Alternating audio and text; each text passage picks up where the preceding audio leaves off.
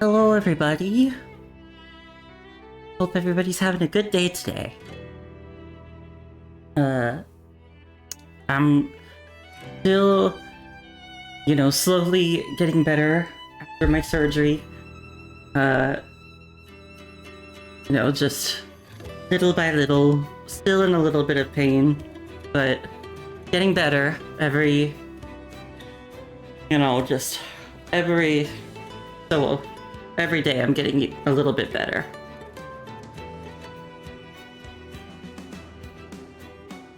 I am still feeling just a tiny bit drained though, but so I'm probably gonna have to be a little more restrained for this. Like with PGR, most of the story is unvoiced, so I usually do the voices myself.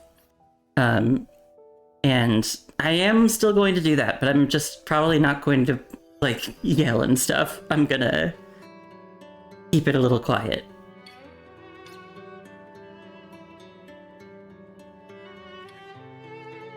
How was the surgery? Well, I already talked about it. It's like it still happened before. So nothing really has changed. It's just I'm still getting better. Not quite fully healed yet. But anyway, a little bit before my birthday, another Punishing Gray Raven story chapter came out. I didn't play it at the time because my birthday was coming up and I had my collab plan and I didn't really want to be distracted. I just kind of wanted to focus on that. And then after that, the next day there was another Wuthering Waves story chapter, and I wanted to play through that, especially because it's harder for me to dodge Wuthering Waves spoilers than it is to dodge PGR spoilers, who was a bit more popular. And then immediately after that, I ended up getting sick. So I simply haven't had the chance to do the new PGR story yet. So here we are, finally doing that. It features a new-ish character, Nervatia, pictured here. She was kind of introduced through an alternate universe side game mode. So presumably the version of her from that has nothing to do with the real version of her from the real story. So I actually don't know a lot about her.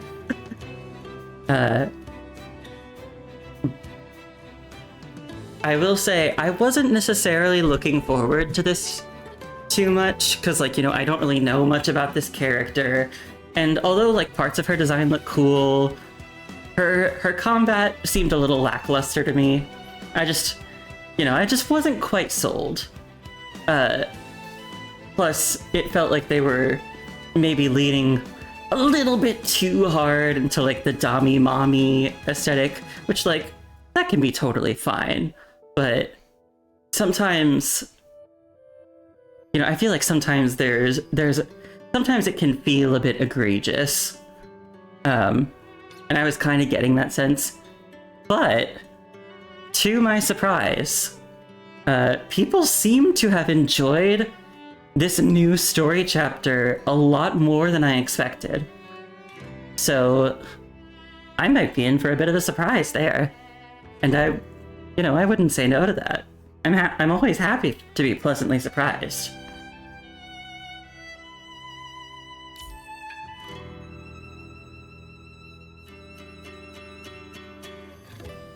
Oh, that also reminds me. I don't know if I ever showed it off, but I did end up getting that special skin for Bianca. This one. It's so pretty. Oh wait, and I should... There's... Yeah, you can... Yeah, with the weapon as well. It's so pretty.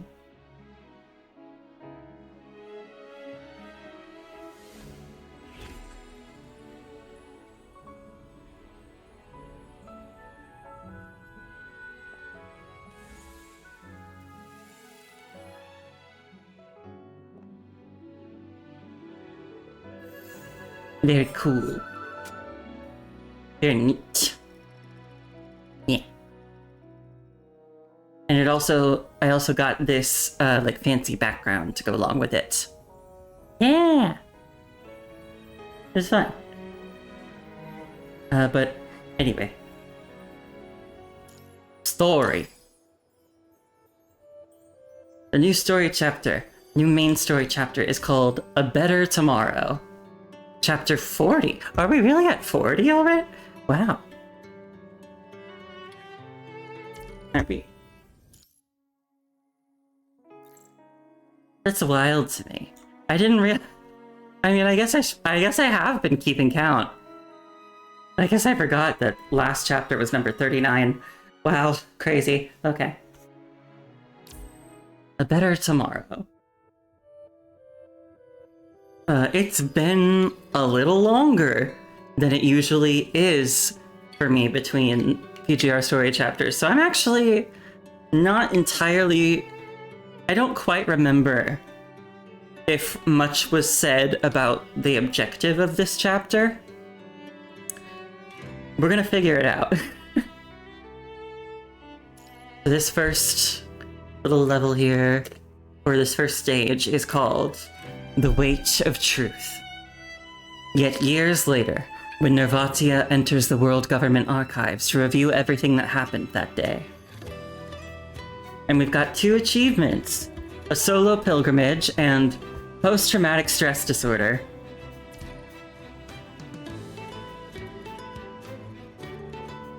The PTSD achievement. Wouldn't that be nice if whenever someone gets PTSD, they get a little achievement pop up? You've been traumatized.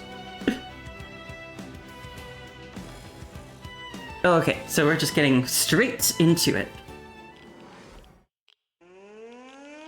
Oh. Whoa.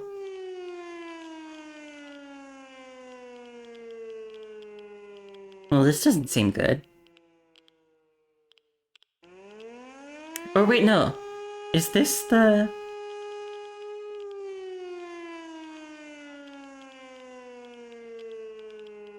Is this gameplay or is this... No. Okay, wait, no. So this isn't gameplay. We're not getting straight into gameplay. I was wrong.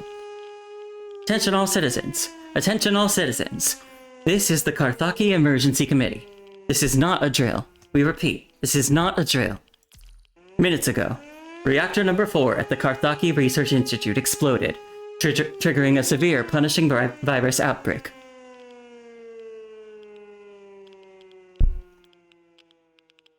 The City Council has issued a final evacuation order. Abandon all non-essential items. Take only the basic rations, water, and medicine with you. Follow all instructions from the military police and staff, and proceed to the Riverbank Central Crossing for refuge immediately. We repeat, proceed to the Riverbank Central Crossing for refuge immediately. We repeat, proceed to the Riverbank Central Crossing for refuge immediately. Maybe we should go to the Riverbank Central Crossing. I need hot water and a pair of sterilized scissors right now. Prepare 3 rolls of bandages. Prioritize patients with active bleeding.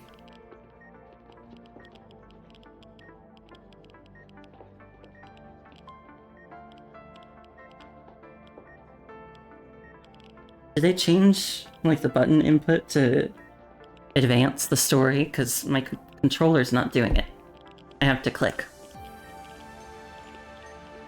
Triage patients according to injury severity. Red markers indicate priority patients, and markings on left arms indicate risk of internal bleeding. They need immediate bed rest and IV access. It had been 3 minutes since Nervatia arrived at the field hospital. Takes a deep breath, wipes the blood from her face with cold water, and thrusts herself back into the crowd of refugees who, like her, have hastily fled their homes. Shit. Somebody help me out. I can't see my legs anymore. Don't move. The bleeding has stopped. We're going to be alright. You're lying. I can't feel my legs. They're broken. I'm gonna die. I'm gonna die. Nervatia firmly grips his chin and leans down, staring intently into his panicked eyes. Calm down. Look at me. I'm a Karthaki scout. No one is going to die. I promise I'll get you all out of here alive. This disaster struck without warning, but you're not alone. We're right here with you. Nervatia, we need help over here. Lie still now. I'll get someone to take care of you. Coming. Nervatia tucks her hair behind her ear, rushing back into the chaotic crowd. Make way! Severe wounded coming through. Avoid the stretcher. Hold on, ma'am.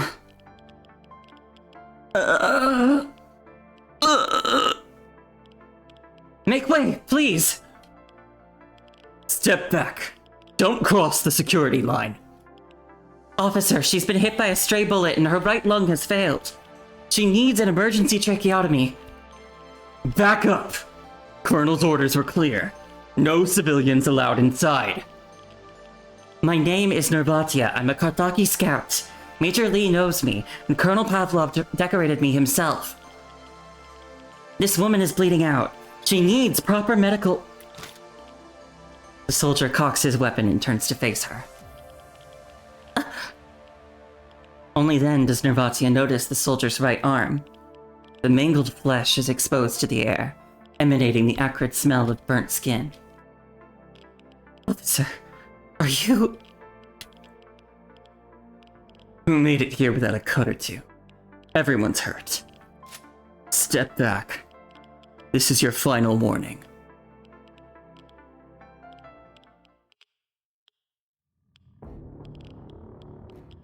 Temporary Command Center, Riverbank Central, Karthaki. Comrade Pavlov, Major Lee has arrived. Oh my god. This man's quite bloody. My apologies, Colonel. The situation is complete chaos. All departments have suffered heavy casualties. Oh yeah, happy you too. Wait, no. Happy Easter to you too. Oh god, is this gonna be my energy tonight?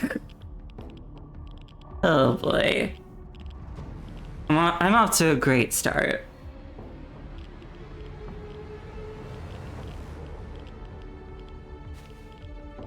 Before the Major can finish, the officer at the desk raises his hand and cuts him off. Brief me, Major. Yes, sir. The last firefighter team lost contact 20 minutes ago. They managed to contain the fire, but the condition inside the research institute remains unknown. We still don't know what caused the reactor to explode or why it triggered a punishing virus outbreak. 4 minutes ago, the corrupted broke through the 3rd Battalion's defense, and Captain Ibn fell in the line of duty. The main corrupted force is expected to reach the riverbank within 30 minutes. I mean, yes, I was pumped full of anesthesia, but that was almost 2 weeks ago. I'm way over that now. I'm just tired.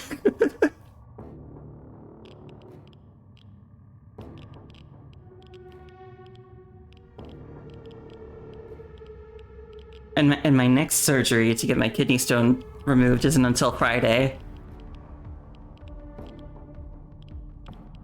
So I'm afraid I'm just like this.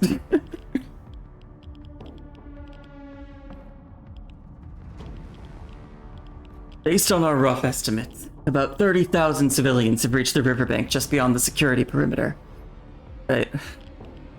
Major pauses, lowers his eyes, and clears his throat twice. Naval officers just informed me that our last cruiser, the Spartacus, it can only accommodate 1,200 people. God. Pavlov places a cigarette between his lips and flicks his lighter. Colonel, Our military terminals are connected to Gestalt. It wouldn't be impossible to filter the database for suitable candidates. Major, you're asking me to choose 29,000 Carthage citizens to die in the next 20 minutes. But at least some people will survive. This isn't about how many fucking people we save. Look at my uniform. Pavlov points to the 3 silver stars on his shoulder. Captain Ibn and countless soldiers performed their duties to the very end. If we delay any longer, their sacrifices will be for nothing, and will go down in Carthage's history as sinners. His voice trembles, intertwined with fear and anxiety. Sinners. Pavlov leans back in his chair, muttering to himself as if comprehending the weight of that word for the first time. Shit. First my wedding, now my city. He takes a deep drag from his cigarette, repeatedly rubbing his weathered forehead with his right hand. Hi Neo, I'm okay. I'm kind of tired. I've already been saying things wrong. And I think that's just the energy we're going with tonight. And my being tired doesn't really have anything to do with like recovery from surgery. I mean, maybe a little, because I am still in like a tiny bit of pain. It's more that we did celebrate Easter today, and so I had to get up early to go see family. And I'm tired. But I'm sure I'm gonna sleep well tonight. How about you? Did you have a good day today?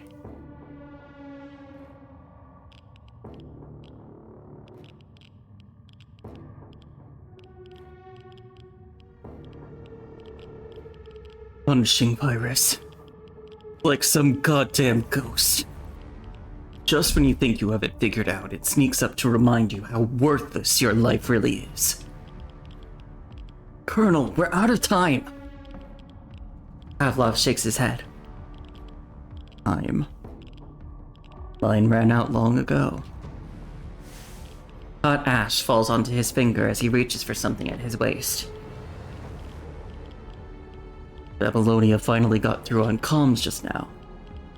Know what they said? Years later, Major Lee will still remember everything that happens next visibly.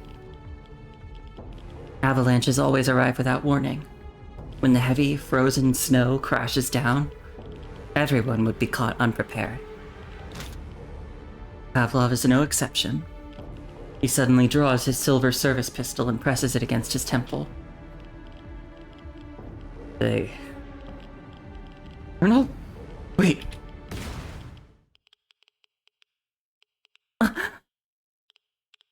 The gunshot rings out, and everything turns silent on both sides of the security line. Been hectic for you. You're hosting a friend who's in the room with you and also family for Easter. Oh boy. Your friend hear this? I feel like if your friend is able to hear this, they're gonna be like, what kind of depressing shit are you listening to?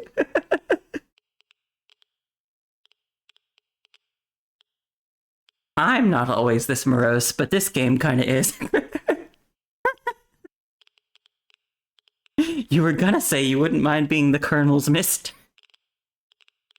Oh, yeah.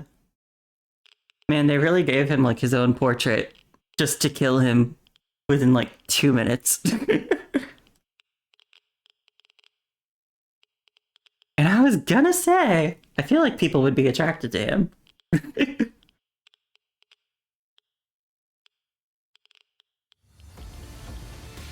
What's happening in there?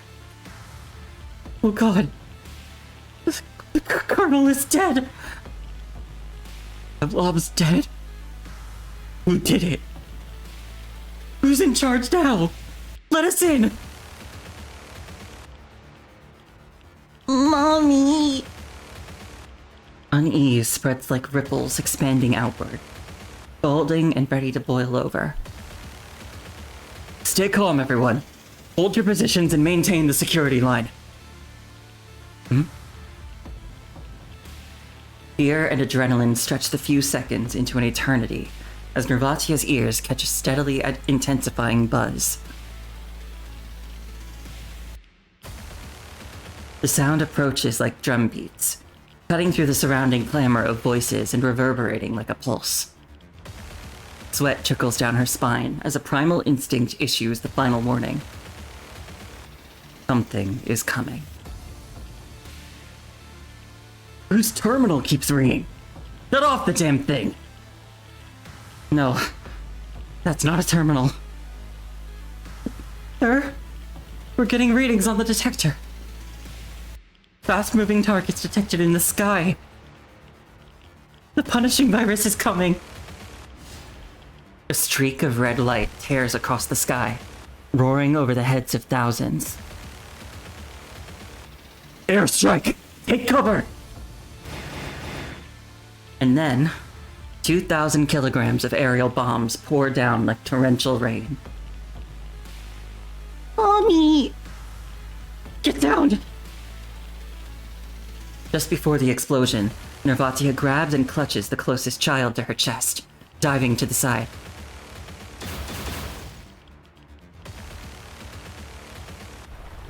Debris pelts her body as heat waves sweep across her back. The violent shockwave nearly shatters her eardrums. She holds the child tightly in her arms, refusing to yield even an inch to the Grim Reaper. About 10 seconds later, the ground finally stops shaking. Nervatia loosens her grip, shakes the debris from her back, and opens her eyes to find herself staring into a child's innocent gaze. Are you hurt? Tell me if something hurts. I'm okay, miss. Nervatia helps the child stand up and surveys the terrified but largely unharmed crowd. It seems the bombardment from the corrupted has missed the riverbank, causing minimal casualties. She tightens her hairband and decides to return to her post.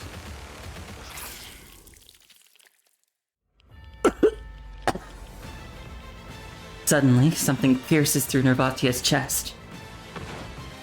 She looks down to see a blood-soaked steel blade. Nervatia instantly loses all senses and collapses to her knees. Excruciating pain wraps around her heart like thorns. Each breath feels like rusty metal, sawing through her blood-filled throat. She slowly turns her gaze to glimpse the perpetrator, the one who has planted a festering wound in her heart for the years to come. A shriek tears through the air as countless discordant sounds suddenly converge, thundering into her ears like a raging torrent. Blood gushes from her wound, draining away all her strength. Nervatia gasps hoarsely as the world twists and trembles before her eyes. The crowd screams echoing in her ears. God. As the smoke gradually clears, countless crimson lights emerge from the distance. Open fire! Push forward! Hold the perimeter! Die! Die! Die! I would go harder, but I want to be careful.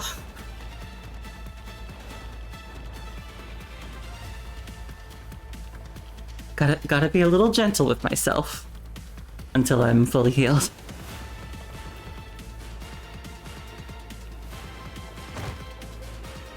No. You monsters! You won't take another step forward! This is Karthaki! Oh.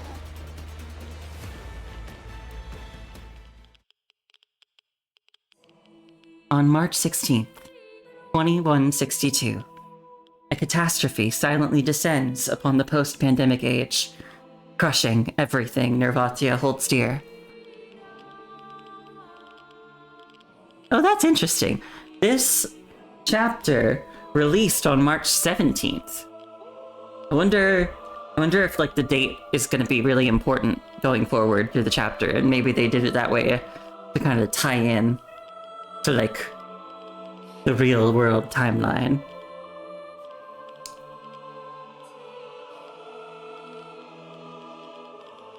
Yet years later, when Nervatia enters the World Government Archives to review everything that happened that day, she receives only this answer.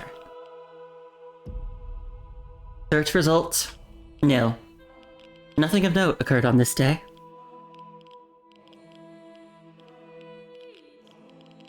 The bizarre incident, the city of despair, the fallen soldiers, all of them are forever erased from the pages of history.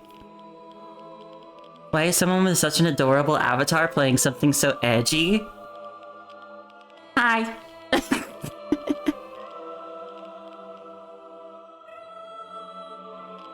I'm a nice person, but I like stories that can make me feel things. Also, the combat in this game and the music are both really good.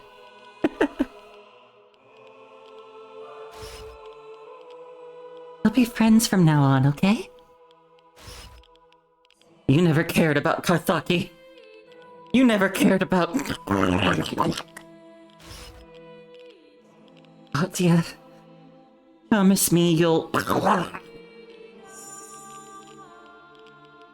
Weathered by time, those once passionate, brilliant lives and their stories fade into darkness, silently scattered to the winds. Miss... The girl looks at Nervatia with concern, completely unaware of the corrupted raising its blade behind her. Stay back! The butcher's blade of the past eclipses the setting sun. Nervatia raises her hand, but the relentless march of history pays no heed to a girl's desperate cries. Of course. Who would care? A sharp blade flashes in the air, cleaving through the shadows before the girl's eyes with a resounding clash.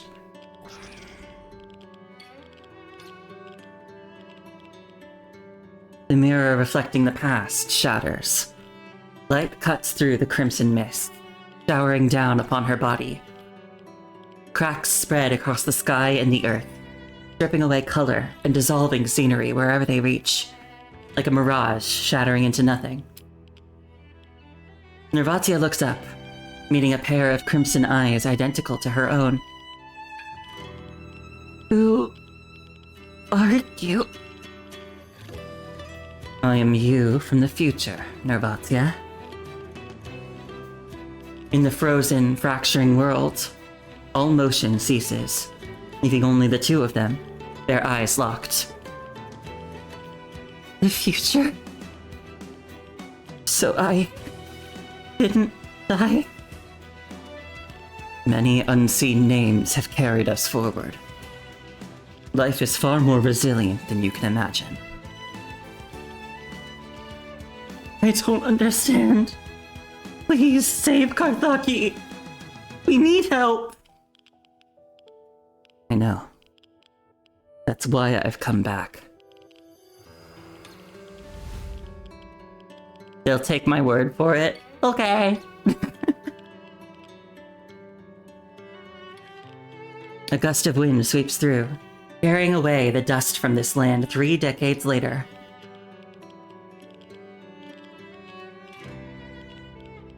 I have waited far too long for today. It is now the Reconquista age, decades after the Karthaki incident. Nervatia finally sets foot on her homeland once more. The illusion woven by the punishing virus has failed to trap her. Countless corrupted emerge from the mist surrounding Nervatia. She walks forward slowly, placing her foot upon the corpse of a fallen enemy. So much time has passed.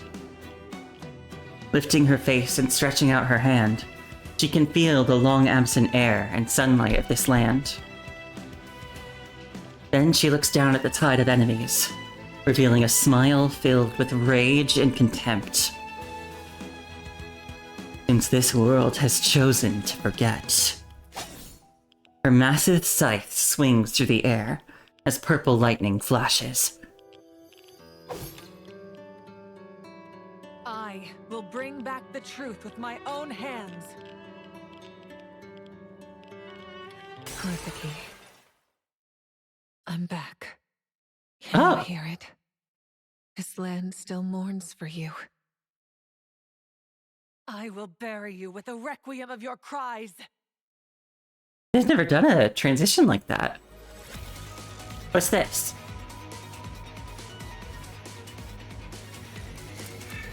No. Care to try again? The fallen shall rise no more. Shall we begin? Rise. Struggle. Mission log. I've entered the Red Mist radiation zone.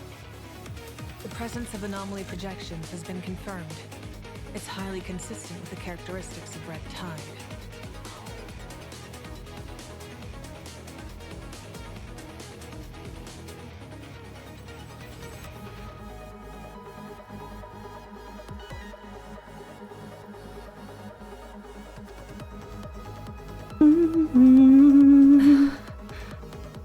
This is...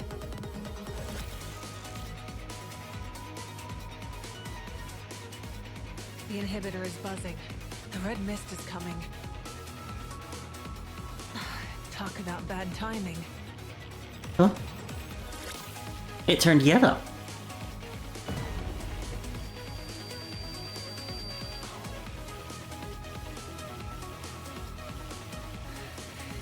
Just won't leave me alone, will you? Die then, all of you. To your end. The fallen shall rise no more. Shall we begin? To your end. Submit, then perish. I proclaim your total annihilation.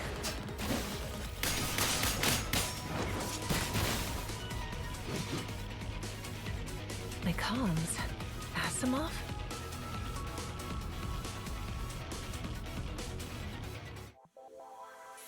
That was cool. They've never done a transition like that. I feel like they've really been showing their budget lately. This game is still janky in places, but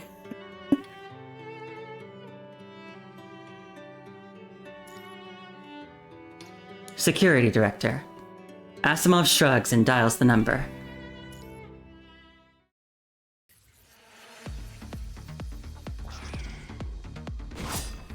Oh, you almost got it. Nervatia shifts slightly to the side as a blazing heavy blade sweeps past her face, crashing down with a thunderous impact and leaving a terrifying crater in the ground. Did you just do a move called PTSD? No, we got an achievement called PTSD. Which I think is arguably funnier.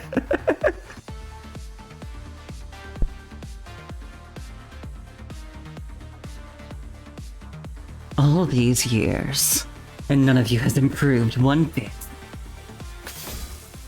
She turns gracefully, her massive scythe dancing through the air in a sudden flourish before landing on the corrupted's shoulder. You'd rather not have that one? Oh, okay. My turn now. Nervatia raises her right leg, planting her foot on the corrupted's chest and applying slight pressure toward the blade of her scythe. Its head and body separate, and sparks fly everywhere. Mission log update. I've entered Karthaki's outskirts and eliminated surrounding threats. The punishing virus concentration. Some kind of static has been bleeding into Nervatia's comms channel for a while now. She glances at the device on her arm and watches as the numbers in the Nixie tube rapidly climb up alongside the fluctuating static. Something's not right. The red mist appears to be causing corrosive interference to comms. I'm submitting my mission log. I expect countermeasures from Research Division 1 before my mission ends. As she continues toward the familiar city in the distance, the mist before her eyes grows thicker, and the static in her ears gradually becomes more distinct. Radiation zone. Spreading. Casualties. Can't hold. Evacuate immediately. Ascendant. Beep. Why did I just say it like that? Beep. An incoming comms alert sharply disperses the static as a top priority call from the Science Council is forcibly connected. A cold voice cuts through the static. Nervatia. Even though this operation is being run by the Science Council independently, military still retains the right to dispatch and command you. I understand how significant this mission is to you, but you shouldn't be blocking military communications. You must have seen my mission log. Given the unique properties of the Carthaki radiation zone, the military should understand my need to take initiative. Listen, I don't care about what you did, but Nicola told me how bad the situation is. I've noticed. The punishing virus concentration here is spiking rapidly, which is precisely why I need to focus and complete my mission as quickly as possible. That's why I'm calling. Your objectives have been updated. Suspend the test data recovery, and proceed to provide support for a different mission. Nervatia's brow furrows slightly as she taps her cane with her fingertips. Chief Technician. Priorities of field operations should be determined on-site by the Security Director herself. And here's my verdict. The punishing virus concentration in Carthaki is rising rapidly. This may be our last chance to enter the radiation zone and retrieve the data. I have neither the capacity nor inclination to do otherwise.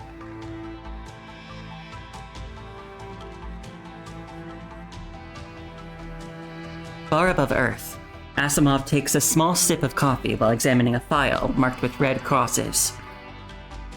At the top of the file is the name of its subject, Nervatia, Security Director of the Science Council. Since arriving at Babylonia in 2162, Nervatia has submitted 79 applications to investigate the Carthaki radiation zone over the past 20-plus years.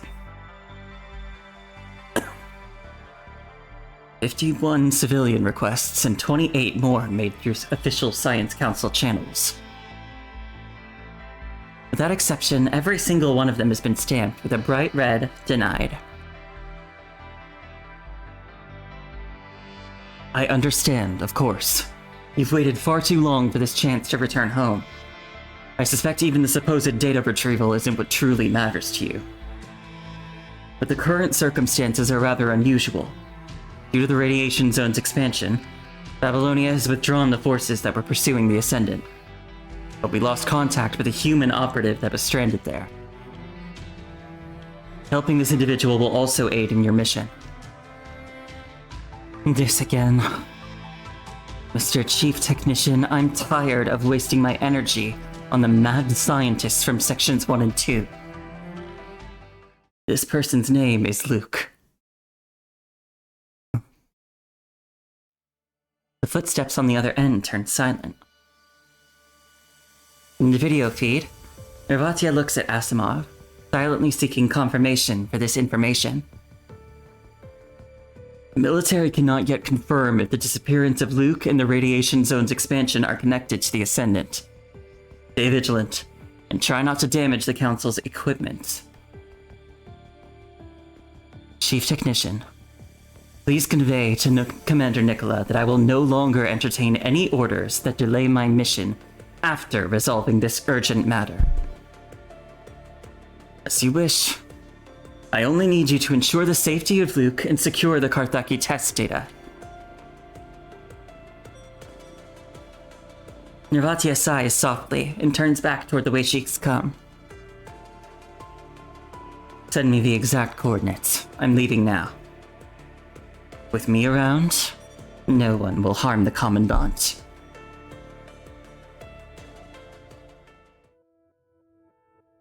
Oh, hey! The background changed. Oh, yeah.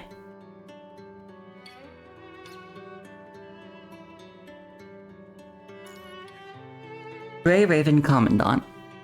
The slightest tilt of the scales made you believe you were on the verge of victory. Such is the arrogance and delusion the Reconquista age has instilled in you.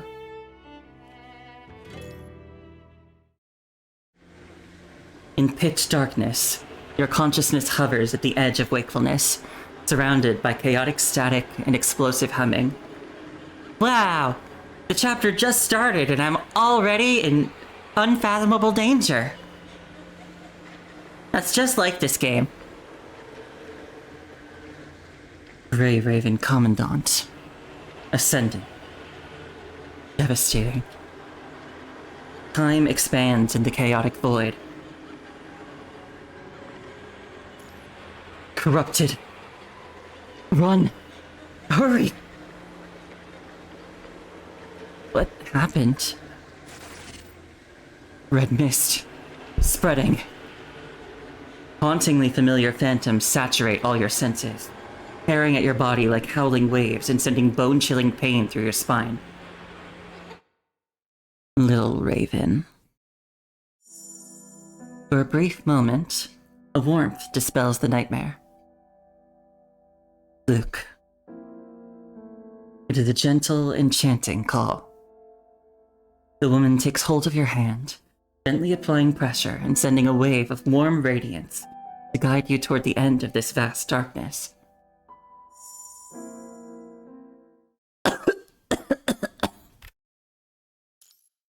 The dreadful nightmare is uprooted completely, and a beautiful figure gradually materializes before your eyes. You look quite adorable when you sleep. A stranger who somehow feels familiar. I'm Nervatia, Security Director of the Science Council. Repeat that to me. Nervatia. Good. It seems the wound on your head isn't that serious, so we can skip the craniotomy. As she speaks, she leans in closer, carefully examining your eyes. Pupillary response is normal too. Good. You have a shrapnel wound on the inner side of your right thigh. I've already applied temporary hemostasis, but now I need to unwrap it for examination. She takes a pair of scissors from a basin of water beside her and points at your tattered uniform. Do you mind?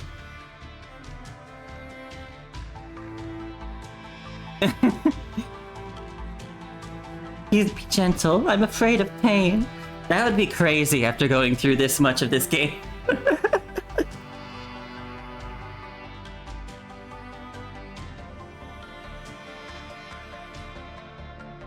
Please, go ahead. What is the context? I'm actually as clueless as you are. I don't know why I'm here either. We've kind of just been dropped into the situation.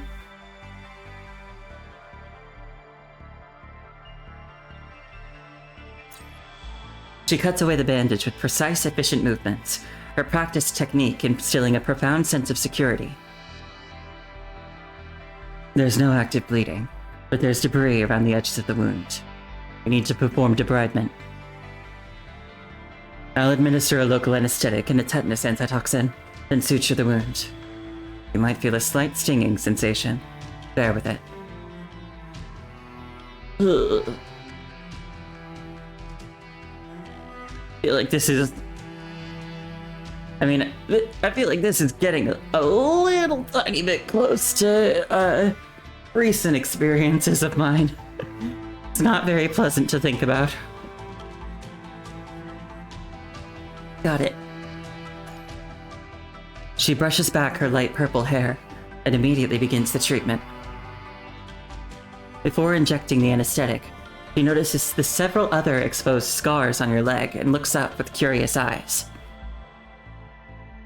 How did you end up alone in the radiation zone? The higher-ups are beside themselves with worry. What happened before all this?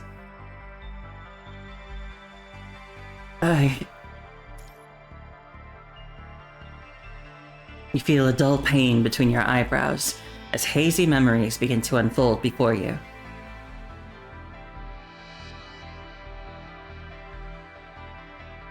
"3 hours ago. Besieged by our ground forces, the Ascendant John Doe has been driven to the edge of the Karthaki radiation zone." Oh, him again. The guy from Teddy's chapter.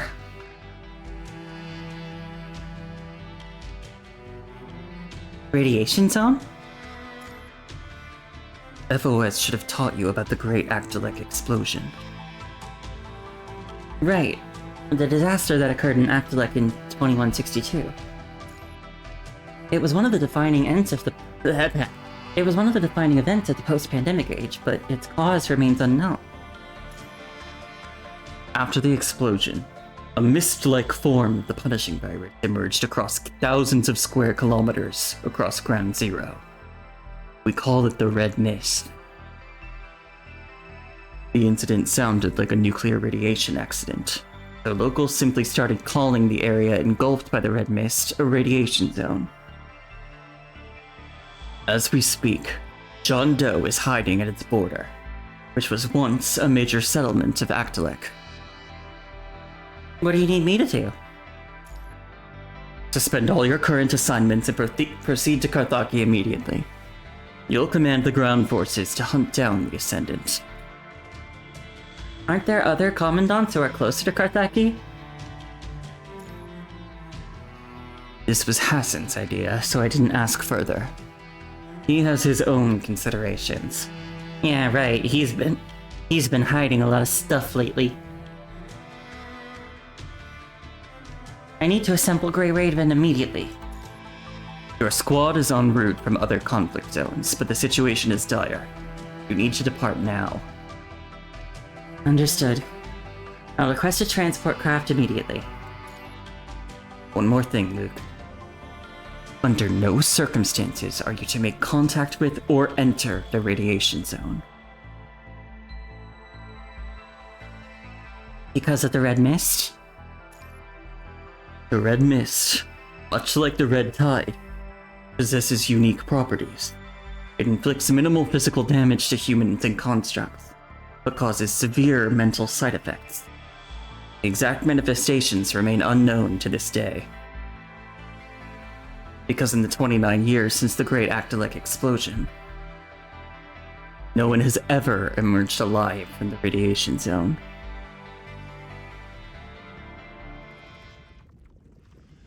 And now I'm here. Yeah, don't ever go into the radiation zone. 1 hour ago. Echo 1, calling HQ.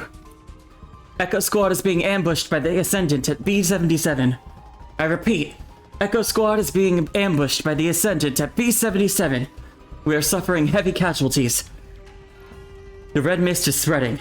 There are too many refugees to evacuate. We can't hold out. HQ, do you copy? HQ! Red Mist is interfering with our comms. Take the refugees and retreat. I'll cover the rear. No, you're a high priority target. Soldier, stay calm and follow your orders. Don't leave anyone behind. I'll deal with the corrupted. Copy. Trust me, I've been through worse. No one could have anticipated that the radiation zone, silent for so many years, has hidden such vast numbers of corrupted. You arrive in the combat zone right when the corrupted bypass the frontline defenses. striking at the command post like a dagger without warning.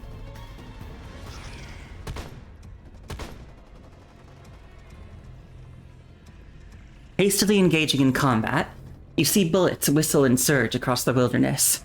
For every corrupted that falls, another would lunge forward, grotesque metal arms, ready to take its place. Meanwhile, the architect of this chaos stands nearby on higher ground, gazing down at the unfair battle below with fanatical pleasure. The slightest tilt of the scales made you believe you were on the verge of victory.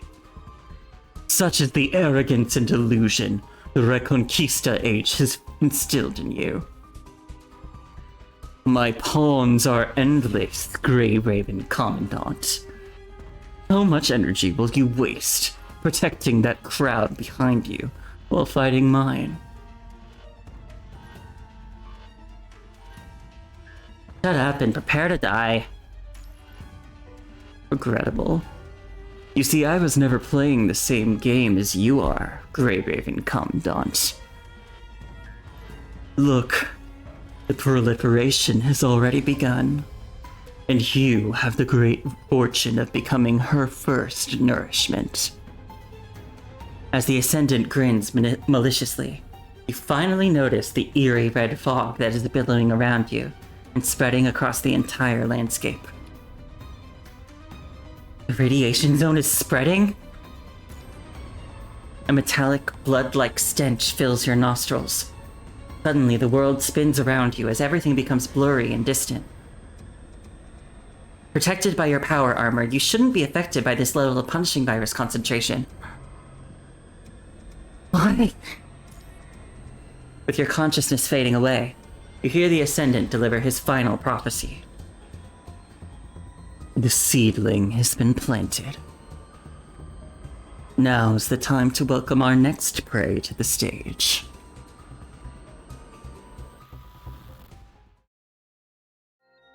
So it was an accident. I didn't enter the radiation zone. The radiation zone entered me. Done. Yeah. In the dim light, Nervatia cuts off the excess bandage, smoothing out the wrinkles at the edge of your dressing with her fingertips as gently as one might flatten the curled corner of a letter. Does it still hurt?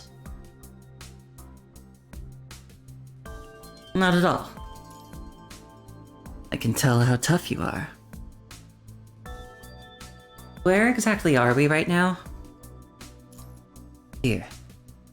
She points to the weathered walls around you. Karthaki Experimental Secondary School. Karthaki? We're still inside the radiation zone? Why aren't we being affected? I was just... Because of this. Nervatia takes a device from her waist and holds it in front of you. It's a red mist blocker. It works similarly to the Omega device, generating microscopic particles that neutralize the red mist within a limited area. You're lucky.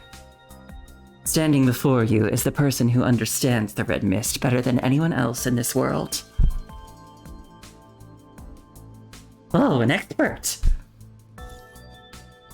She smiles faintly and nods. I brought 2 of them, but since we'll be working together, I'm keeping the second one as a backup. Thanks for your help. But why were you inside the radiation zone to begin with? She lowers her gaze slightly, taking a moment to collect her thoughts. I was on a mission. I'm here to collect test data from the post-pandemic age for the Science Council. A mission?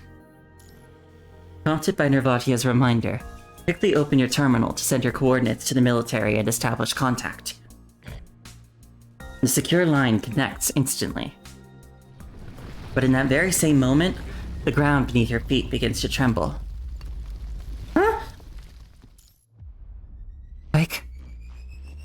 It's not safe in here. Can you stand, little raven? Nervatia reaches out toward you. I'm good.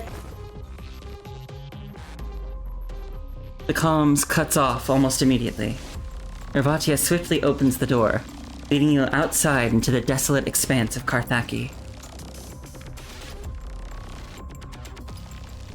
Just then, a thunderous boom echoes from between the distant buildings. The ground shakes violently. Debris jumps beneath your feet, and a nerve-wracking rumble fills the air, as if the very skeleton of the city is being torn apart by some tremendous force. Streets crack, buildings groan, and steel facades shatter into falling crystal fragments. All across Carthaki, this corpse of a dead city is being forcibly lifted by a violent rebirth, surging from below. Something rips through the bedrock amidst the earth-shattering tremors, erupting from the distant abyss below and thrusting directly into the heavens above. Countless hanging vines drip with luminous droplets, while shattered buildings and metal debris slowly rotate in orbit, forming a shell around its exterior, like rings around a planet. It is a colossal tree, radiating streams of golden luminescence. Its massive trunk stands as tall as skyscrapers, its enormous branches radiating brilliant light and sending golden rays in all directions. What is this? The punishing virus concentration readings on your terminal spike, and the red mist blocker emits an unsettling warning.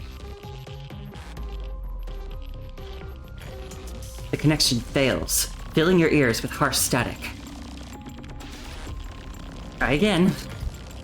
Connection lost. Connection lost. Has the radiation zone expanded again? The seedling has been planted. Now is the time to welcome our next prey to the stage. The Ascendant's words mysteriously echo in your mind. Could what you see before you be connected to him? Thinking back to the disaster you've just witnessed, you know that if the radiation zone continues to spread, the resulting catastrophe and loss of life will be immeasurable. You cannot allow that to happen. This tree. Nervatia, do you know anything about it? It might be connected to the spread of the red mist. That place is the Carthaki Research Institute. Nervatia murmurs softly as she gazes at the massive tree rising from the ground in the distance. The origin of all this devastation. Within the brilliant radiance, thick mist descends like golden snowfall, scattering across the entire continent alongside your gaze, drifting down in gentle flurries.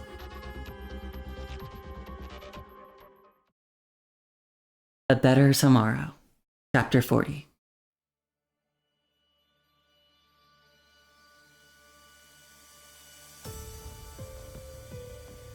Outskirts of the Carthaki radiation zone. Meanwhile. Ooh, who's that? Seems like a cool outfit. Amid a deafening boom, a female soldier pushes through the underbrush and climbs to the top of a small hill. Steadying her cap, she gazes down at the trembling world before her. What the hell was that explosion? Damn it, our Captain, our vehicle's dead too! We don't have time. Strip the heavy weapons from the other vehicle and let's evacuate. But if we encounter the corrupted without this equipment... Captain, are we coming back? I heard there's some kind of satellite city ahead, with thousands of people trapped inside. Orders from above are to withdraw immediately and get as far from that cursed mist as possible. Can't worry about other things now. Just follow your orders. Their hasty evacuation is reaching its end. This operation, which began with such force only to fizzle out, is concluding with humanity's defeat. Pampered toy soldiers. They stormed in with such bravado, but they're just a house of cards in the end, crumbling at the first sign of trouble. It's all united front when they're winning, but tactical retreats and abandon the civilians when things get rough. Oh, Babylonia. She unwraps a stick of gum, leans down from her vantage point, and plunges alone into the despair-filled battlefield. 4 or 5 trucks drive past her, leaving their fading rumble behind. She walks straight toward the mist-shrouded path ahead. So pretentious. Even drew a map of Karthaki. She pulls a letter from her breast pocket. It is the invitation she received not long ago. I know the way home far better than you. She crumples the paper as her eyes linger on the sender's name. Nervatia. The moment she steps into the hazy mist, she feels a sharp pain on her eyelids. Something seems to appear amidst the swirling vapor, and her pupils suddenly dilate. The sounds of children's laughter echo all around as a red brick building materializes before her eyes. The entrance is adorned with intricate plaster flowers, with sunlight cascading down like a curtain from above. Words written in gold float within the light, shimmering brilliantly. Karthaki Experimental Secondary School. The figures of countless children flicker past. Memories that should have remained buried are being stitched together by threads of mist and reconstructed before her eyes.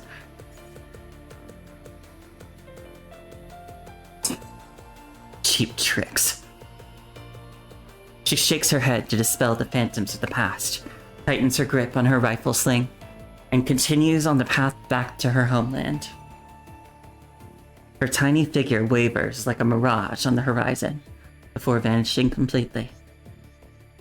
In an instant, those phantoms converge once more, draping over the land like a gossamer net, silent and all-encompassing.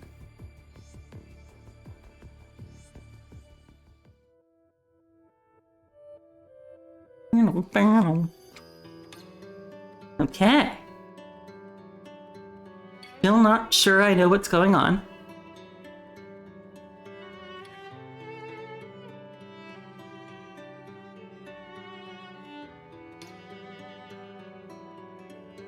So something really bad happened here a really long time ago.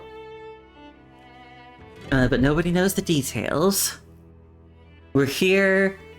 Well, I'm here chasing the Ascendant John Doe. Nervati is here ostensibly to pick up some data, but also just because this is her homeland, she wants to investigate. And that lady, whose name I don't know, is also here, invited by Nervatia?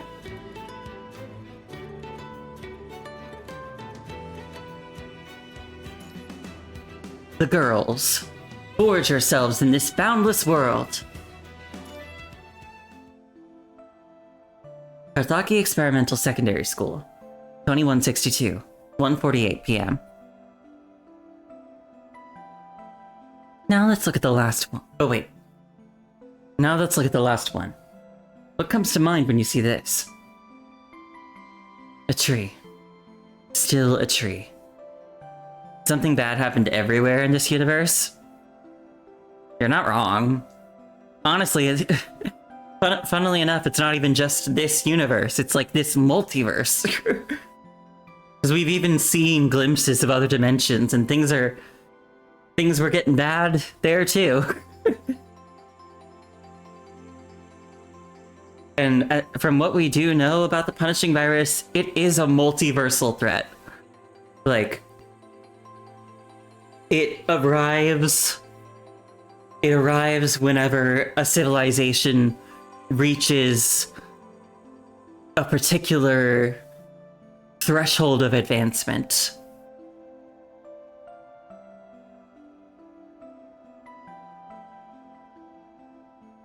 And we in this universe in particular got screwed over because, as we learned a few chapters ago, we also got part of another universe's variant crossing over into our timeline. So our version of the Punishing Virus was being, yeah, yeah. Things are weird. But because of the timeline reset we pulled, those external influences from another timeline have been gotten rid of. So we've actually kind of hit like the reset button a little bit on some of the Punishing Virus's evolution. Next, they'll get COVID. God, yeah. And then they'll be really fucked.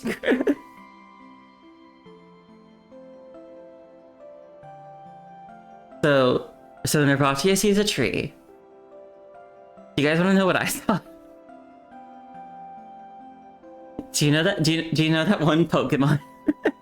I think is it named Gothitelle? Is that the one? I'm gonna Google it. I want to see. Gothitelle. Or no, maybe. Well, I mean, oh yeah, okay, yeah, this is yes, I think.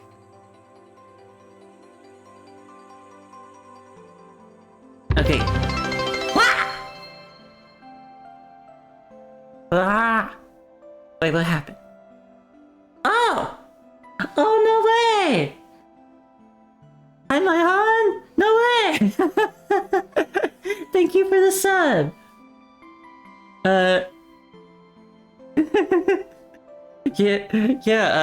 For those of you who don't know, yeah, you saw I was playing PGR, so you wanted to say hi real quick? Thank you so much for coming by, and thank you for the sub. For those of you who don't know, Maihan here is a voice actor who plays one of the playable characters in this game, Jetavi. I did Jetavi's chapter like, God, how long ago? Jetavi is very cute. And also I did like a little like voice acting workshop type thingy a while ago that my Han was running. I know people call you Han. I don't know if that's okay for me to do. Sorry. So sorry if it's weird that I'm like using your full name. Oh, I can't? Okay. Thank you. I did great. Thank you. You were very helpful. And did I like it? Yes, I did like it. I like a lot of the like story chapters of this game. I really enjoy it. And it's fun for me because a lot of the story of this game is unvoiced, so I get to do a lot of like practice, like giving characters voices myself. Yeah, I have a lot of fun with it. I'm just starting this most recent chapter. I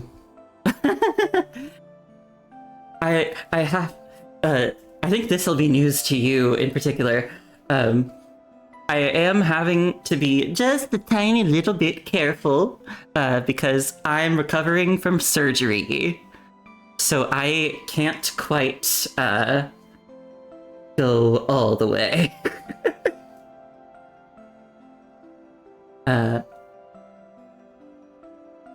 But don't worry, I'm doing a lot better now. I had to get my appendix removed almost 2 weeks ago.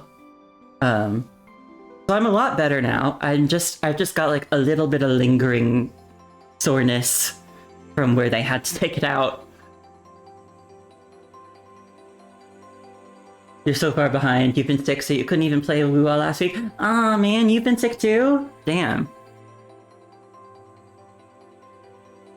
Well, I guess we're both suffering together. There's something going around, man. Are you still sick? I hope you feel better soon. Also, I hope you've been having fun with Lua.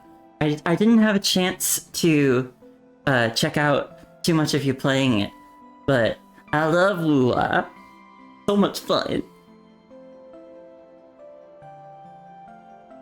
Just a nasty cough. Yeah. So not horrible, but still unpleasant. You haven't played it much, but you're enjoying it. I'm glad. I know I watched you play a little bit of it. I know you were still toward the beginning. I don't remember exactly where, but still toward the beginning. And what I will say, as someone who's caught up in that game, what I'll say is, right, that's what you were doing when I tuned in for a bit. You were doing Ling Yong's character quest. What I will say is, just you wait.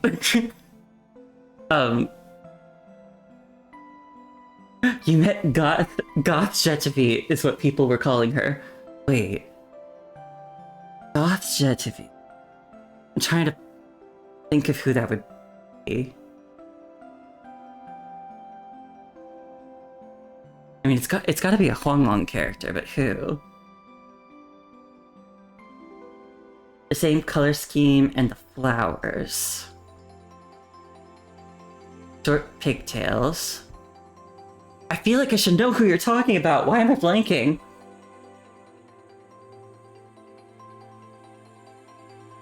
Oh, Camellia! Camellia! Yeah, she's fun. Camellia's a little weird. Honestly, I feel like Jetavi is a little more goth than Camellia, but Camellia is more like... Camellia is more... unstable. She's fun.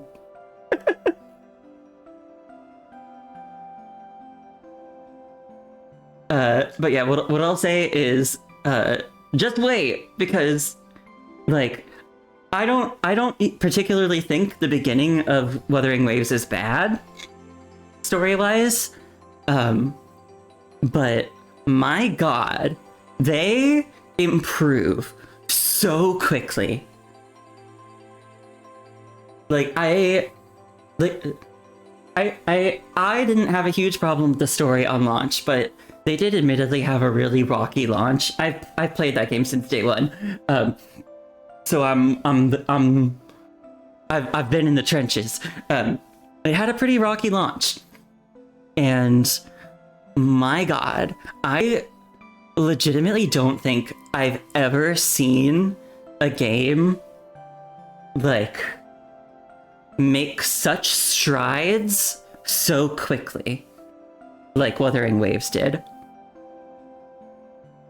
Because, like, between their 1.0 and 2.0 updates, there was less than a year. That was less than a year. And the difference is like night and day. And I liked 1.0. So, look forward to it. I already liked how it was when it started, but it just gets better. So if you're enjoying it now, be excited. There's even a new main quest coming out in that game later this week. I'm excited. Yeah. Good luck. I hope you continue to have fun. And if you decide to go for Goth Jetavi someday, have fun. Good luck getting her, or whoever you decide to get.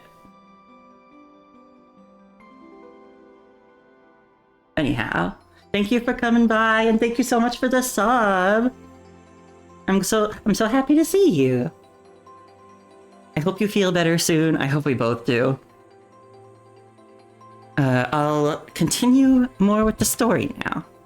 You're gonna take some meds and pass out? Okay. Get some good rest. You have a good night too. Bye-bye! Okay. Yeah, so I was thinking of the Pokemon Gothitelle with this Rorschach. Is it Rorschach or Rorschach? Rorschach. The ink blot thingy. It made me think of that Pokemon.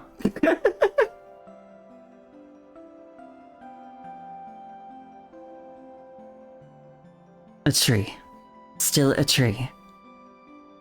A tree. Very good. You describe it in more detail. It looks like those Christmas trees they put outside stores during the holidays. The roots are at the bottom, with branches spreading out to the sides. But this one's a bit different. I think I can feel its color. Color? What color is it? Gold. Or maybe red? I feel like there's a dark sky above, pressing down on it. It's suffocating. The tree is bleeding.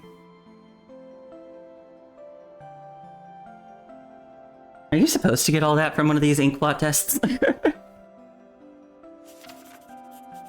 feel like I'm not doing it right. The doctor silently puts away the cards and records the girl's response. I see. You mentioned Christmas trees. Do you remember where you last saw one? A sharp pain shoots through her head. She furrows her brow, her fingers tightly clutching the hem of her dress. I'm sorry, I can't remember. That's alright. This is only your first day back after your discharge. You're already recovering exceptionally well, Nervatia. Noticing the girl's discomfort, the doctor promptly concludes his questions. Doctor, the answers I gave. How is my condition? Well, I've noticed that you often associate these abstract images with trees, and your descriptions often include elements like burning or bleeding. Things that evoke tension or discomfort. This usually indicates that there's a particularly intense memory or emotion that your body has carefully tucked away. It's like your brain is shielding you from the injury in your heart to spare you from the pain. Was that her first visit? Yes, it was. But like I said before, I did like a voice acting workshop with Han a while ago, like a little mini thing. It was really fun, really cool. And I've stopped by Han's stream a few times. Also, she did a collaboration with Kieran and some other people not too long ago, I think. Which is also kind of funny, because I did my own collab with Kieran not too long ago. Hi, Red Vaporeon! How are you? I hope you're having a good day.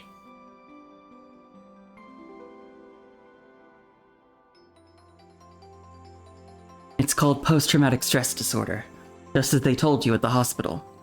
It's a mechanism that your body triggers for protection.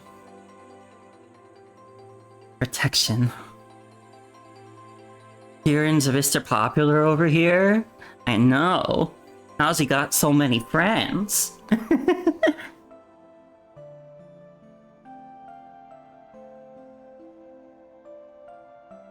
Nervatia lowers her gaze, a shadow of dejection crossing her face.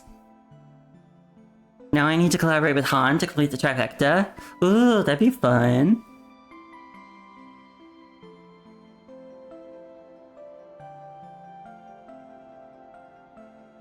Ooh, maybe if Shetavi ever gets another frame. I wonder if Han would ever agree to do the chapter with me. That'd be fun. That's just a kind of a, you know.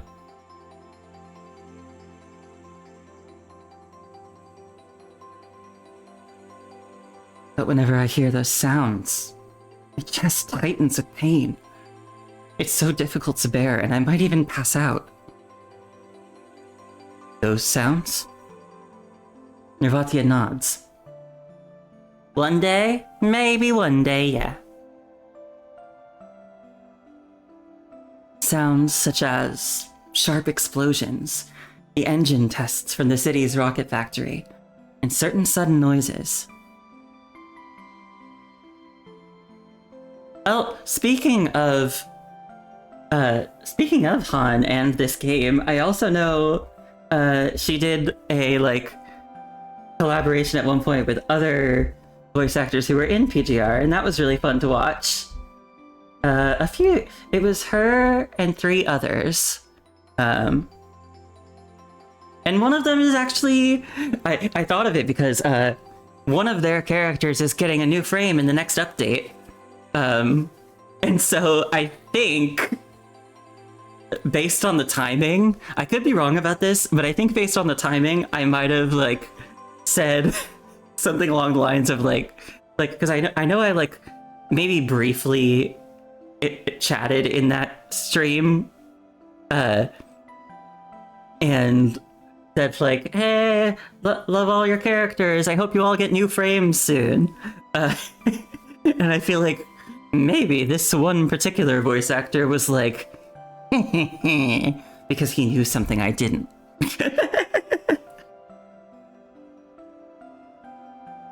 Because I feel like based on I don't remember exactly how long ago that was, but I feel like based on the timeline, it's entirely possible that they could have already been recording by then. I know they do these things quite a bit in advance, at least usually. But also, PGR has been on an accelerated schedule until recently, so they've also kind of been, I think, cramming. So maybe not as much. I don't know. But it's fun to think about. It's fun to think about the idea that maybe I was like, yeah, I hope you all get new frames for your characters, and one of them was just like, oh, just you wait.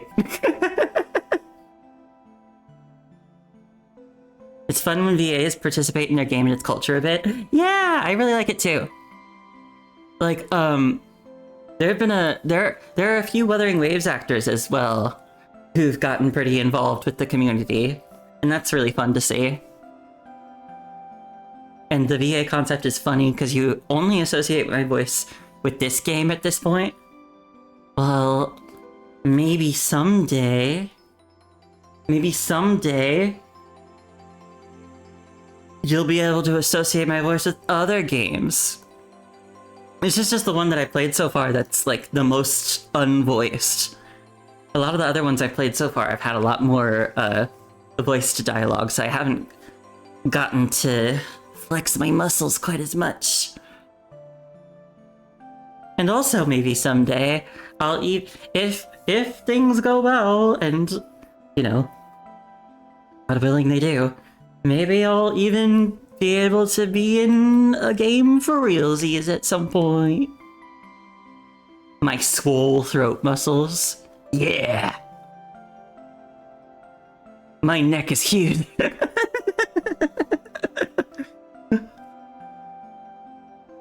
My neck and no other part of me.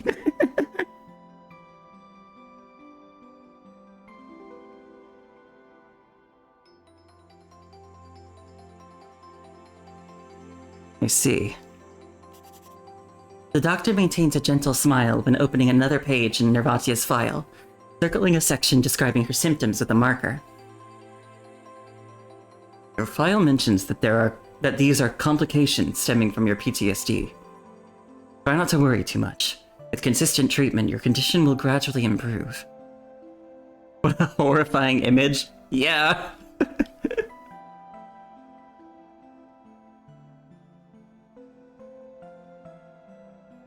Starting today, remember to come by my office every Monday afternoon to collect your medication. I don't know why, I don't trust this doctor man.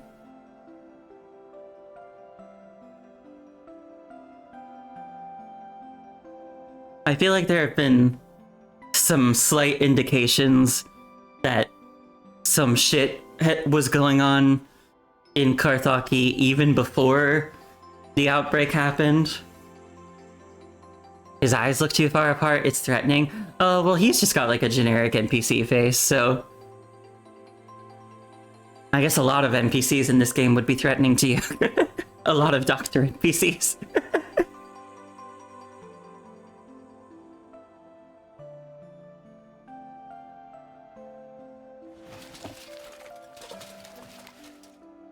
He opens a drawer, taking out 2 bottles of medication and a key, which he hands to Nervatia. Here you go. Take 1 dose every morning after breakfast. Now, this is the key to your dormitory, room 303. The school has arranged an outgoing roommate for you. Nervatia's brow furrows at the mention of a roommate. I can take care of myself. You don't need to make special arrangements on my account. Of course, I can assure you that your campus life will be just like any other students.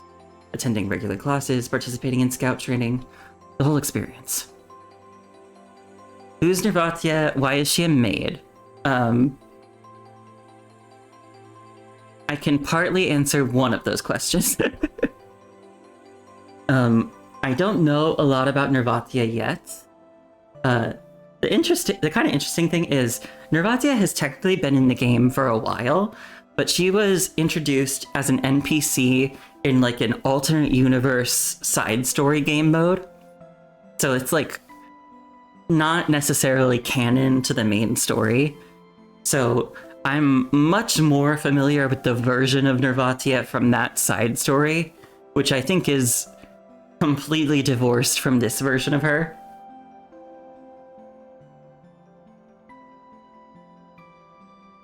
So this Nervatia is currently the security director of the Science Council and a survivor of whatever happened in Carthage 29 years ago.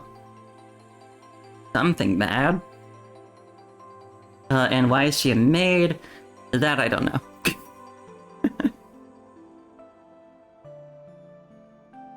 I'm not sure why she's dressed like that. Oh yeah, and she has PTSD. I thought in the beginning, I thought her PTSD was from surviving the thingy. But apparently, well, I mean, it still might have been, but apparently she had PTSD even before that. So something else happened to her when she was even younger.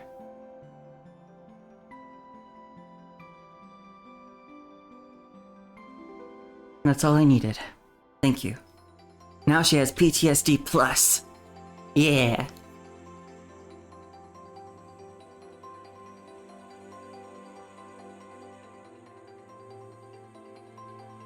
PTSD +1. It's just like regular PTSD, except it gets a +1 bonus to attack rolls. Nervatia stands up and instinctively bows. The gesture comes naturally, though she can't recall where she has learned such formalities. What character doesn't have PTSD in this game? Good question. These days, Nervatia constantly feels a profound sense of disconnection, as if her body doesn't belong to her, like a soul imprisoned in someone else's shell. I have one more question, Doctor. Please be honest with me. The doctor looks up, meeting the girl's earnest, imploring gaze. Ain't there that one girl who's relatively well-adjusted? Yeah, there are a few characters who are relatively well-adjusted. But I think even they have their issues.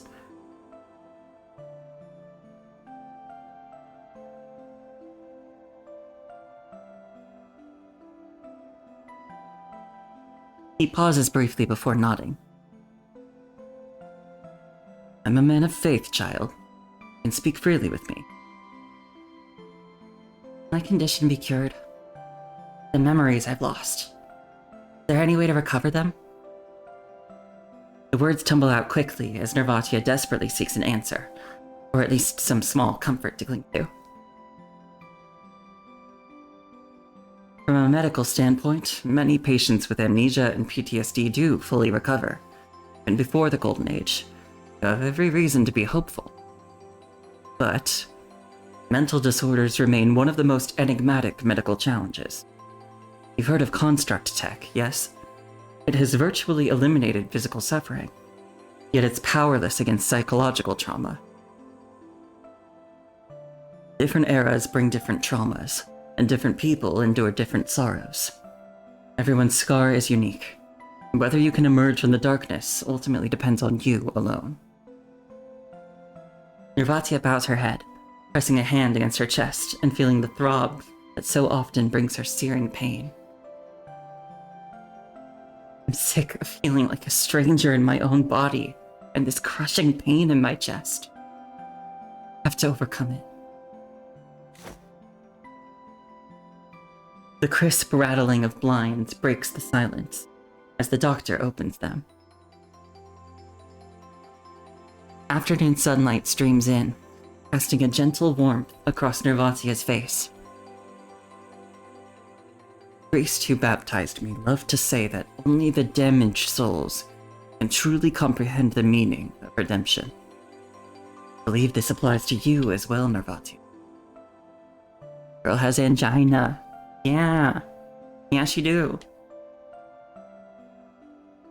Your enemy is your trauma and yourself. You don't necessarily need to overcome it. Halting your fixation on the results and focusing on this journey of redemption may allow you to discover a more peaceful way to live. The doctor steps aside from the window and beckons Nervatia forward with a wave of his hand.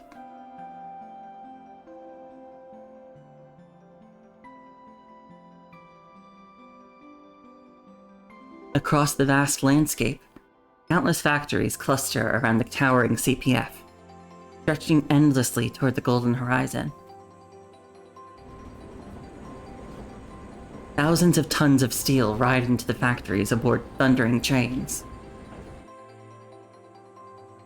Soon, they will be forged by countless workers into rocket engines and carry the vessels of humanity's collective ambition to the stars. The bell rings, signaling the end of the lunch break. Students who have been playing beneath the anti-aircraft guns scatter in all directions, storming past military patrols and flooding into the school building. This is the technological and cultural capital of Backfleck. This vision inherited from the Golden Age is big enough to embrace everyone's scars. Nervatia clutches the key in her hand, still unable to believe that someone as ordinary and alone as herself become part of the magnificent ventures unfolding before her eyes. From today onward, you're one of us, Nervatia. Welcome to Karthaki.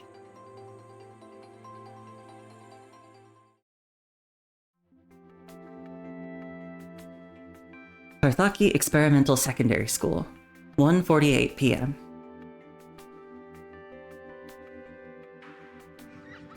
Rather than holing up in their dormitories, Karthaki students seem to prefer unwinding in the public spaces. Unlike the dormitories Nervatia imagined, each floor here is equipped with comprehensive sports facilities. Every floor? Basketball courts and treadmills on the first floor, volleyball and badminton courts on the second.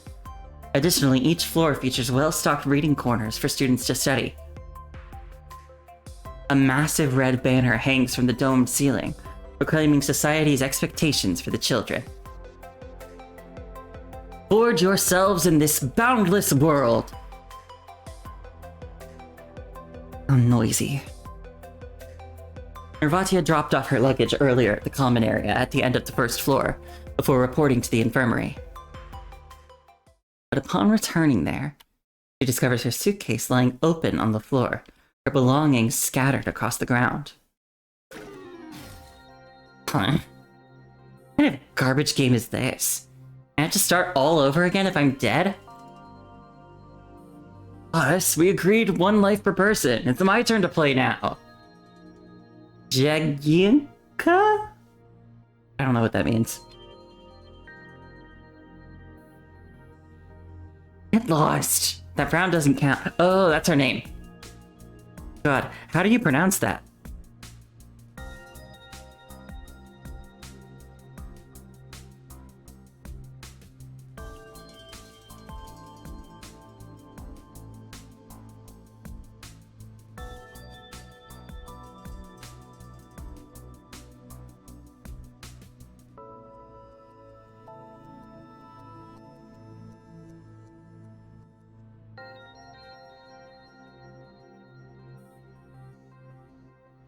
Jagienka? It's a Polish name, apparently.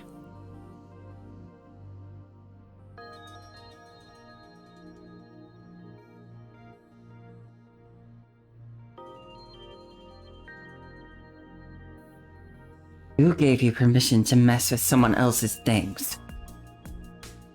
Huh? The girl with the eye patch sits on the sofa with her legs crossed, looking up to find a pair of furious eyes. That's mine. Give it back. Nervatia points at the old-fashioned handheld game console in the girl's hands. The device's casing has Morrigan hand-painted on it in small letters, and appears to be quite old. What do you mean? Jang, isn't this thing yours? She grabs the boy beside her by the ear and twists it forcefully. Oh, boss, that hurts! Stop it! If the luggage was left in the public area, didn't that make it everyone's? We get all worked up about what's yours and what's mine. You and you. Apologize. Nervatia fixes both of them with a piercing glare. Oh? Jagienka frowns and reluctantly gets to her feet, positioning herself directly in front of Nervatia. Listen, we're all family in this place, and everything in the common areas is shared property. Don't you know that basic rule? That's right, that's right! You can take our toys and cakes too if you want. I'm not from around here. Don't try to lord over me with your made-up rules. Nervatia grabs Jagienka's wrist and tries to take back her game console, but Jagienka holds onto it with an iron grip. An outsider? No wonder you don't know who I am. Hey, how dare you lay your hands on the boss? Zhang darts forward, attempting to grab Nervatia's arm. But before he can even finish, Nervatia swiftly sidesteps his advance and twists his wrist in one fluid motion. She's like, don't mess with me, I got PTSD, bitch. Oh, it hurts, it hurts! Zhang's dramatic wailing, however, is drowning out some kind of noise coming from outside. Hearing the strange sound, students from upstairs poke their heads out curiously to see what is happening. Give Morrigan back to me and... Without warning, the faint rustling outside suddenly erupts into a deafening roar.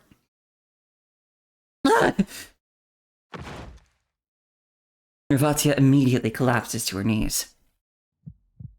Oh right, she just said this kind of stuff triggers her. Her chest tightens as if an invisible electric current has surged through her body, exploding into excruciating pain in an instant.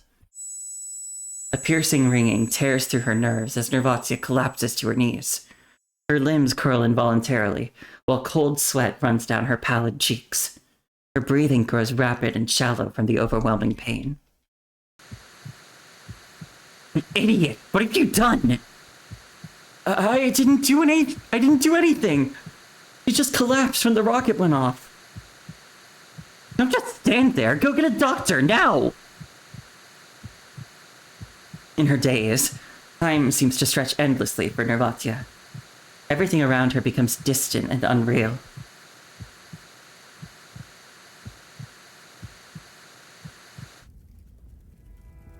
A gentle voice whispers in her ear. She finds herself transported to an unfamiliar world. Who dat? Beneath a burning sky, a woman embraces Nervatia, whispering softly into her ear. What is she saying? And where is this place? Running. Don't look back. Nervatia believes with absolute certainty that these words are vitally important to her. but her memories are veiled beneath a hazy filter. The harder she tries to grasp them, the more they blur and slip beyond her reach. An overwhelming helplessness washes over Nervatia as she desperately seeks the truth about her past. She struggles, reaching for the woman. But the woman vanishes, and a different warmth takes hold of her hand instead.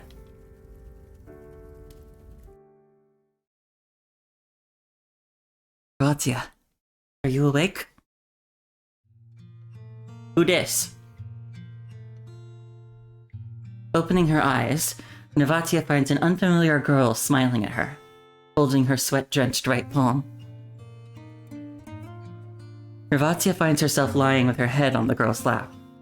They are still in the dormitory's common area, with Yagenka anxiously crouching nearby. Who? You? My name's Margaret. Are you feeling any discomfort? She reaches out to gently brush a strand of hair from Nervatia's forehead. Nervatia cautiously moves her arms, finding that the suffocating sensation has vanished. Strangely, the symptoms that usually torment her for over 10 minutes have completely disappeared in less than a minute this time. Okay, good night, Neil.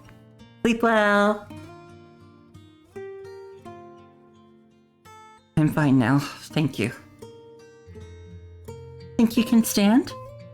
Here, take my hand and go slowly. Take it easy, alright?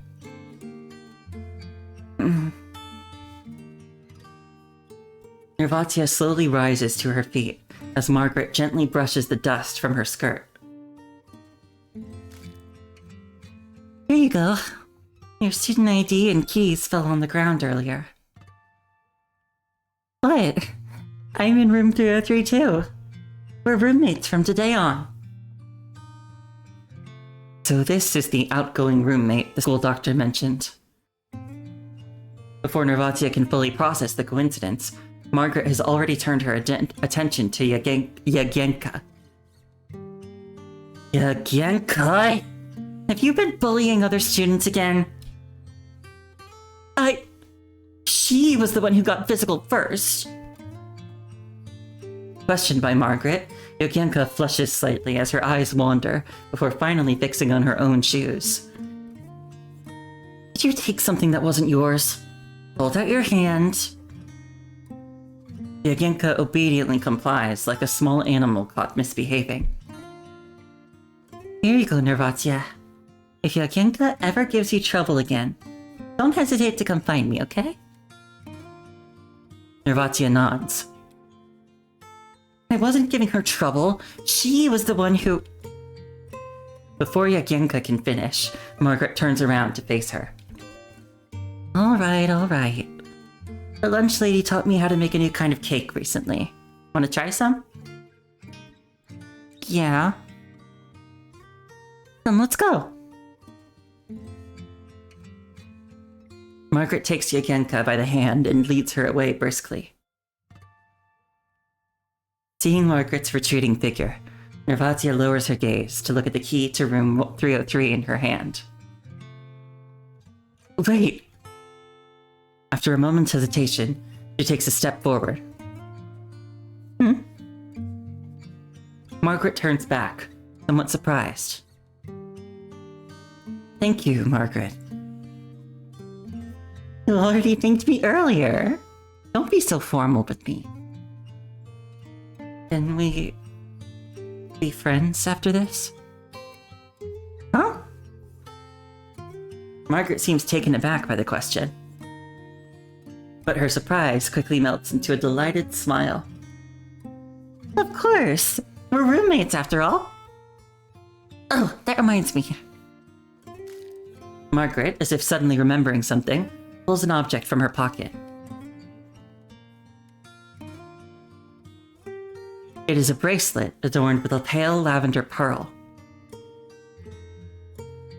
Here, this is for you, Nervatia. Margaret walks over and fastens the bracelet around Nervatia's wrist. Ooh, Yagenka, look! Doesn't it suit Nervatia perfectly? The girl smiles, grabbing Nervatia's hand and holding it up in the air. Huh? Oh, yeah. Seemingly unwilling to meet Nervatia's gaze, Yakienka merely glances over and responds half-heartedly. Yakienka turns her face away, twirling a strand of hair around her finger, the bracelet with the pale yellow pearl on her wrist glimmering softly. We'll be friends from now on, okay? I look forward to our friendship, Nervatia. Yeah, I look forward to it too. The girls. Classroom duel. They're dueling in this classroom. What kind of duel? Maybe they're playing Yu-Gi-Oh! Or Magic the Gathering. I flipped through the textbook once and memorized everything.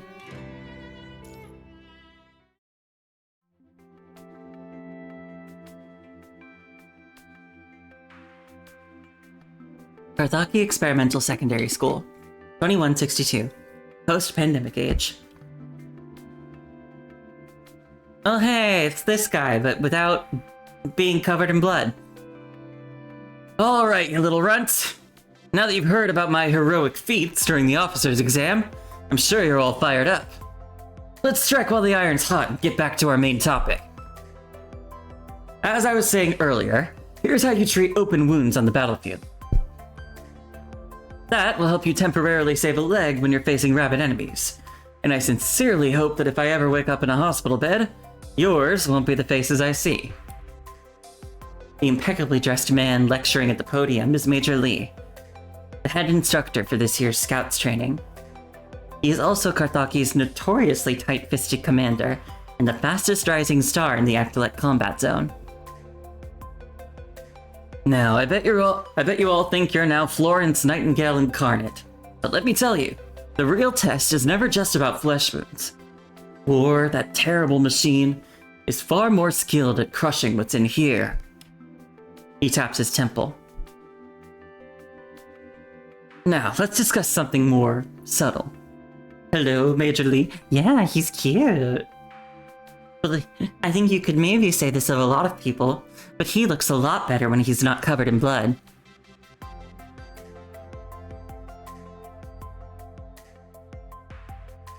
Let's say a fellow soldier has been knocked unconscious by a projectile.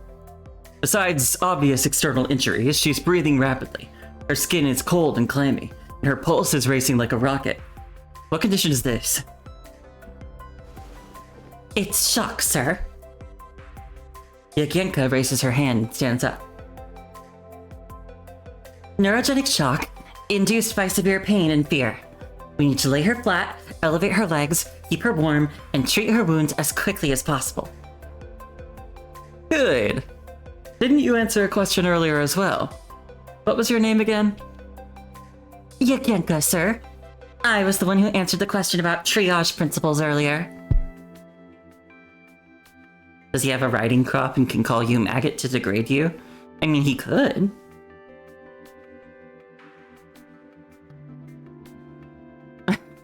The only one. She looks up, declaring it with pride and excitement. Yakienka, I've seen your name on the Parachute Club roster. You have excellent grades, don't you? I got 6 first-place finishes in 8 competitions, sir. And Q Neo calling you a hoe? Well, he already went to bed, so he can't.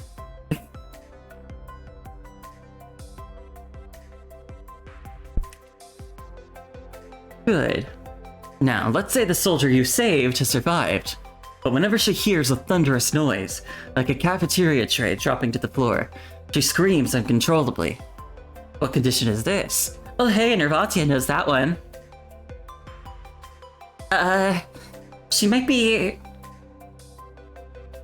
Yakienka's smile freezes. This scenario hasn't appeared in the material she studied. Maybe she's traumatized? Developed some emotional scars? She's emotionally fragile and needs support and companionship from her fellow soldiers. Hi, Wesley. How are you doing? I hope you're having a good day. Feels like it's been a while since I've seen you, but I don't know if it's that. I don't know if that's just because I've been absent for a little bit. I hope you're doing well.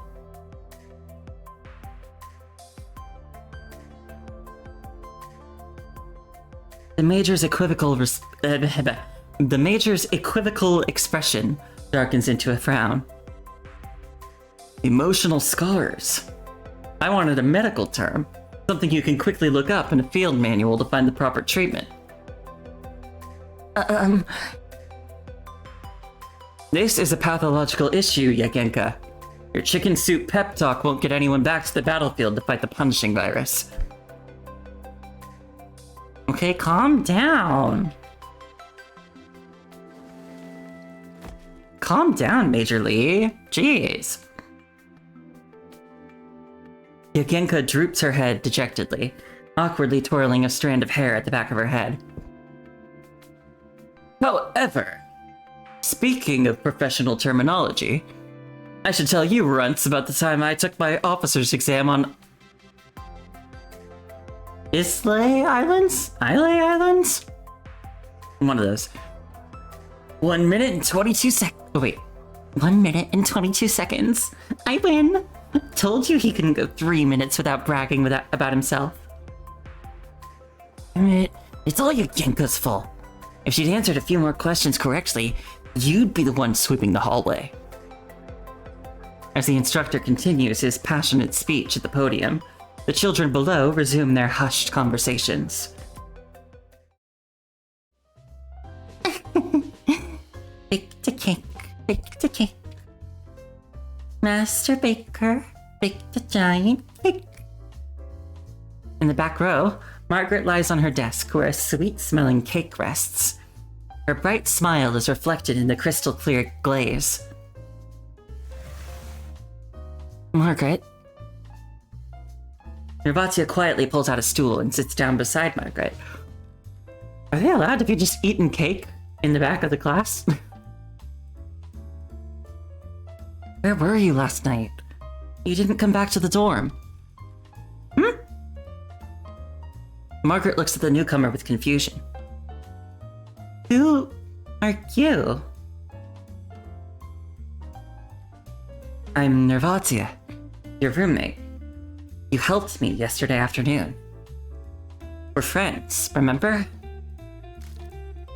Nervatia raises her hand, revealing her lavender bracelet.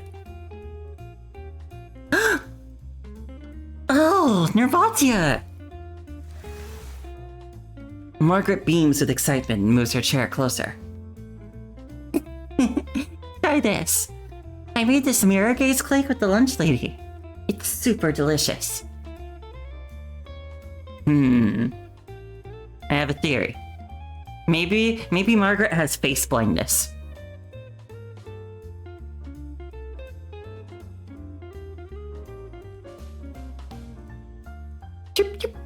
Careful now, Margaret. This is the most crucial moment in a baker's life. She takes out a dainty little spoon and carefully scoops up a piece of the fragrant mirror. I'll pass. I don't really like sweets. Open wide. Oh. Before Nervatia can finish speaking, Margaret has already popped the delicious morsel into her mouth. I'm guessing Margaret either has like face blindness or memory issues. The satisfying aroma melts on her tongue, causing Nervatia's eyes to widen involuntarily. She kind of regrets having lunch earlier. Well, is it good? Yeah. Nervatia nods with the spoon still in her mouth. Margaret excitedly claps her hands. One step closer to becoming the world's greatest baker. I'll have Yagenka try some after class. Margaret's voice grows louder and louder. Neither of them notice that the entire classroom has turned to stare at them. You two in the back row, stand up. Answer my previous question. When someone hears a thunderous noise like this, it's shell shock, sir. Nervatia blurts out her answer before the Major can finish his question. It doesn't mean a patient is cowardly. It's a non-organic psychological trauma, and it's a documented illness that requires professional treatment. Correct answer. How did you know that? It's not supposed to be covered in this lesson. I flipped through the textbook once and memorized everything. Huh? Excellent! That's the response of a top student right there. You remind me of my own military academy days. The Major laughs heartily, though it is unclear whether he is praising Nervatia or boasting about himself. You again, answer this question. How do you quickly and effectively provide pain management for multiple wounded with limited resources? Medical practices in extreme combat conditions. The final lesson. You definitely won't know this one. Utilize any local anesthetics available in the field, such as cocaine solution, which can be applied to surface wounds or mucous membranes. Or perform simple nerve blocks by injecting small amounts of anesthetic around specific nerve trunks and fingers or intercostal spaces to achieve pain relief in targeted areas. The Major nods approvingly at her clear response. What's your name? Nervatia, sir. You're the transfer student, right? I'll remember you. You get 3 extra credits for the assessment. Whispers spread throughout the classroom at the mention of extra credits. Nervatia, you're so smart. That's not fair. I've answered way more questions correctly than you before this.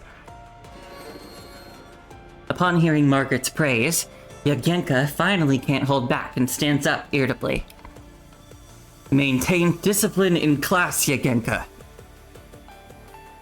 I was just answering the instructor's questions. I don't want to argue with you. Being able to memorize a textbook means nothing. Being a pilot requires actual thinking. Do you have the guts to compete with me in other subjects? What about mathematics? Oh, so this is the classroom duel. Ignoring the warnings from behind, Yagyenka boldly walks up to Nervatia. The classroom instantly erupts with excitement, the children apparently delighted to witness such a scene. Go ahead, ask.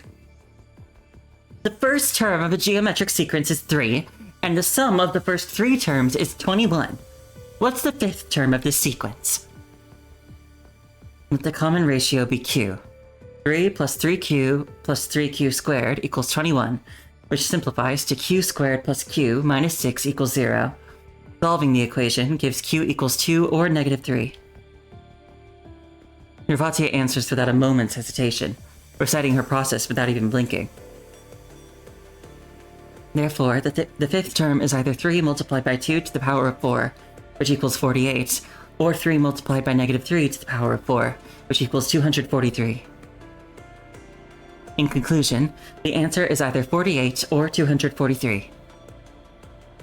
The chatter in the classroom grows louder as Yagyenka clenches her fists so tightly her knuckles turn white. Your turn to ask! The altitude of a right triangle is 6 centimeters, and it divides the hypotenuse into 2 centimeters that differ by 4 centimeters. Or 2 segments that differ by 4 centimeters. What is the area of the triangle? Let the 2 segments be x and y, where x minus y equals 4. The altitude is h equals 6. The area is... She waves her hands in the air, trying to visualize the geometric figure in her mind. Go Yagyenka! Go Yagyenka! Should I find you a blackboard, Miss Pilot? I don't need it! According to the geometric mean theorem, the square of the altitude equals... At that moment, the classroom falls silent as a tall figure looms behind Yagyenka. Yagyenka, Nervatia, and you. So x times y equals 36. And because x minus y equals 4... Shut up! Yagenka, frantic with frustration, shouts and flings the cake from the desk behind her. Hey! That cake didn't do anything wrong. A collective gasp echoes through the classroom, followed by instant, deathly silence. Oh, Nervatia, check it out! The instructor has turned into Santa Claus!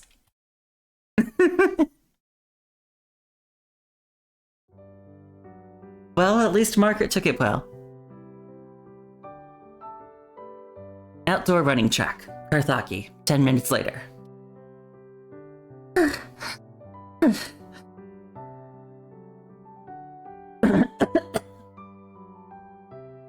Yagenka, wait for us! Nervatia, Yagenka, and Margaret are grouped into a 3-person scout patrol and sentenced to run 5 laps around the outdoor track with weighted backpacks for disrupting the class. The running track extends beyond the campus grounds.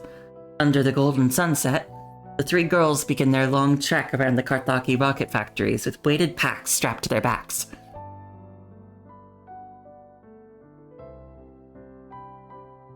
Every time they pass one towering smokestack, another will immediately appear on the horizon, identical to the one before. The industrial Karthaki feels like an endless labyrinth to the girls in this moment.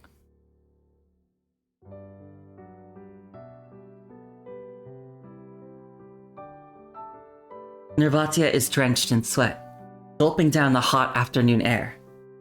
She feels like she is seeing a mirage, the path beneath her feet seemingly stretching on forever. She regrets not stretching properly during warm-up. On your left! A rush of wind sweeps past, followed by a familiar voice from behind. Yagenka? Weren't you ahead of us?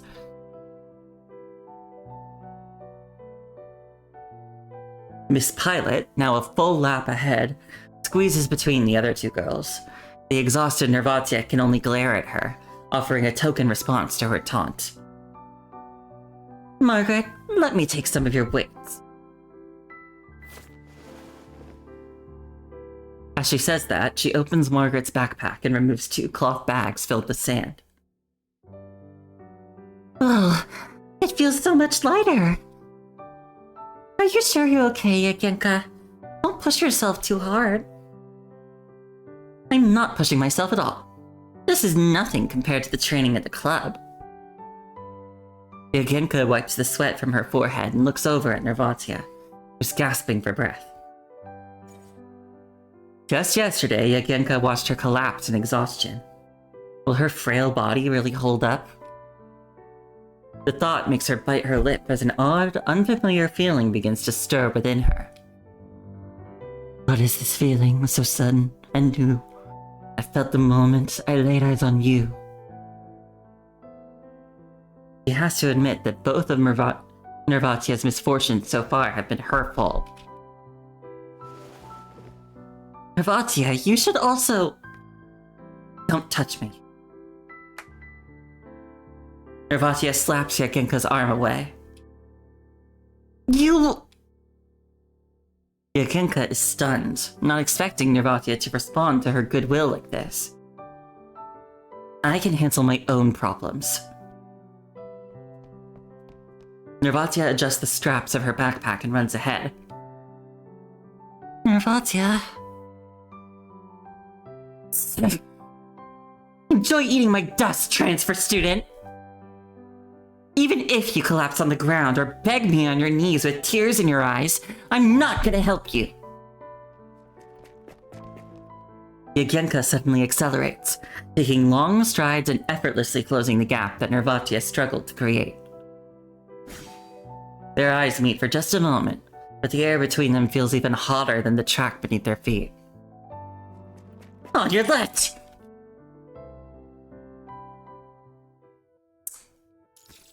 rivalry.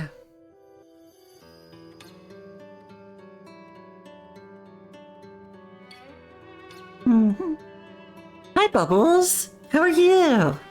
I hope you're having a good day today. Thanks for coming by.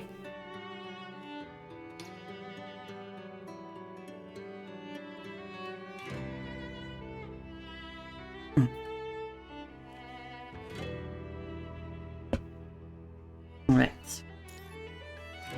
Silent distance. Nervatia staggers, her right shoulder crashing into you. Yes, I am getting better.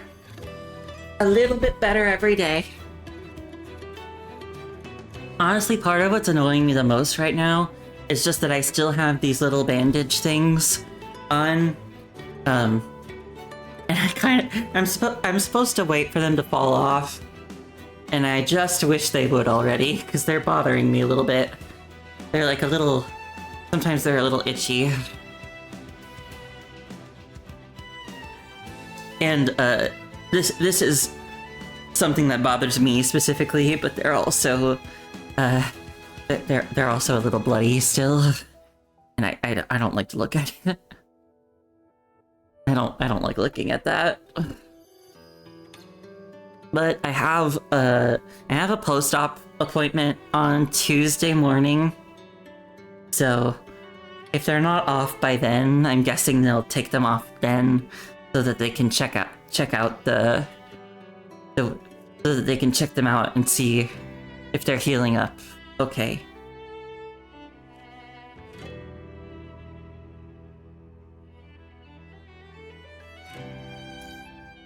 But yeah, I'm mostly fine. Outdoor running track. Karthaki radiation zone. Now.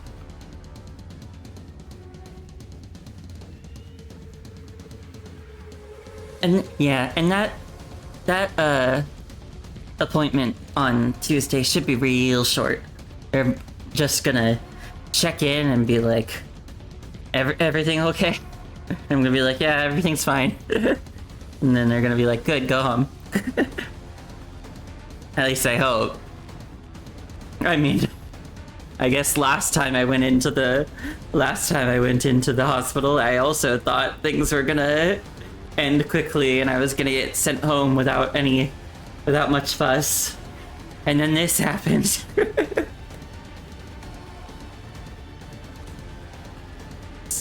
So at least I hope so.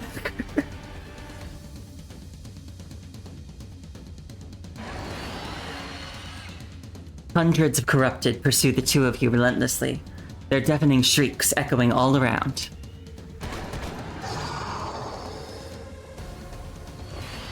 A collapsed smokestack has fractured the road into winding paths as waves of enemies surge from every direction. Nervatia and you fight fiercely as you navigate through the chaos. How can there be so many corrupted? You roll to dodge an attack, then open fire to take out the enemy in front of you before glancing at Nervatia, who's equally surrounded. All thanks to that explosion. She swings her massive scythe, its deadly edge erupting with force, carving a path through the sea of steel and sending dust billowing into the air. Under cover of the clanging noise, a corrupted that has been lurking in your blind spot suddenly lunges toward your back. Who gave you permission to touch my little raven? The scythe strikes from within the dust, its ghost-like form hooking the corrupted's body and dragging it to Nervatia's feet. She brings her right foot down, crushing the corrupted's head into a metal pulp. Your fighting style is very aggressive. And yours matches my impression of a gray raven, little raven. Well done. Having temporarily cleared the threats ahead, Nervatia takes out a vial of serum and presses it against the device on her chest, beginning the injection.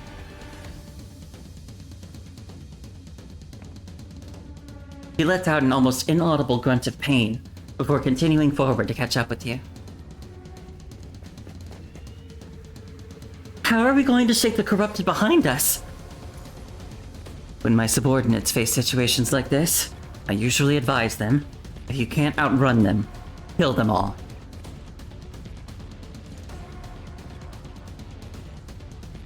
We could give it a shot, just the two of us.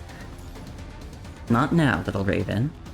You're a precious mission objective, and I won't risk your safety.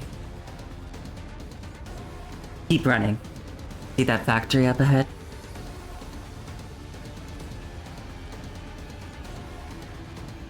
You know why you recognize the name Wuthering Waves from my stream? You were listening to music and your playlist had songs from the game. You didn't even know it was a game and you added the songs?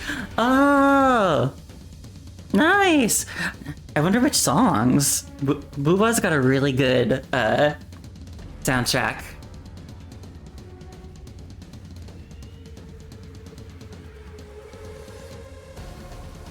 Although, does it say I'm still playing Wuthering Waves? I thought I switched the header this time.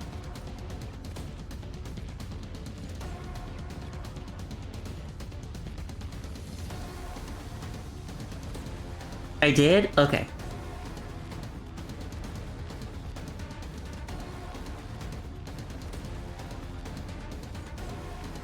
Keep running. See that factory up ahead? Following Nervatia's gaze, you can make out a massive assembly plant rising from the hazy horizon, like a dormant beast slowly revealing itself in the red mist. Fighting indoors, we'll be surrounded in no time. But it also saves the trouble of hunting them down one by one. What's your plan? That's a Carthagi rocket factory. During the Golden Age, it helped humanity conquer the galaxy. Perhaps it will also help us if we get a bit more creative. Little Raven, have you ever seen a firework display? She glances at you with a mysterious smile. This time, we can be in the front row.